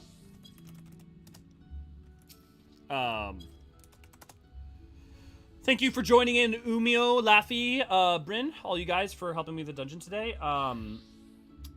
Yeah, also, Umino is running PvP stuff right now. If you want to go help them in front lines, by all means, go do it. I'll look forward to seeing you guys tomorrow. Have a lovely rest of your evening. Yeah, Lynn, I'm very excited to talk about it. And my holes of knowledge in post-Kata, or even really post-Wrath of the Lich King, is going to make for really interesting conversations, because I know a lot about WoW in a very general sense from very specific periods of time, but not in later periods of time, so I get to learn a lot. Yeah, even just watching the VOD, I definitely. I know a lot about WoW locations I'll probably drop in. Yeah, just a Rambo Cataclysm scarring the land. Yeah, go for it, Infinite. I will say, because like most of the knowledge and conversation topic part of it I'm going to be bringing is going to be talking about vanilla to Wrath of the Lich King. Of course, Umino. Umino, I'm only sad that it's always like right after stream, so I'm like, I have to go eat or do something or like run out of steam. I hope you guys have a lovely, lovely time. I gotta go. We're running out of time. The McDonald's is closing. Ah! Also, look forward to the... Oh my god, I never stop. Look forward to the Deadpool. I know I said I was going to have it this week, but then I forgot that Deadpool wasn't going to be here today or tomorrow. So I will have Deadpool in the Crow costume next time I stream probably for you guys, because I was not instead of Saturday, I'll probably be Monday, Tuesday. But it'll happen. It'll happen.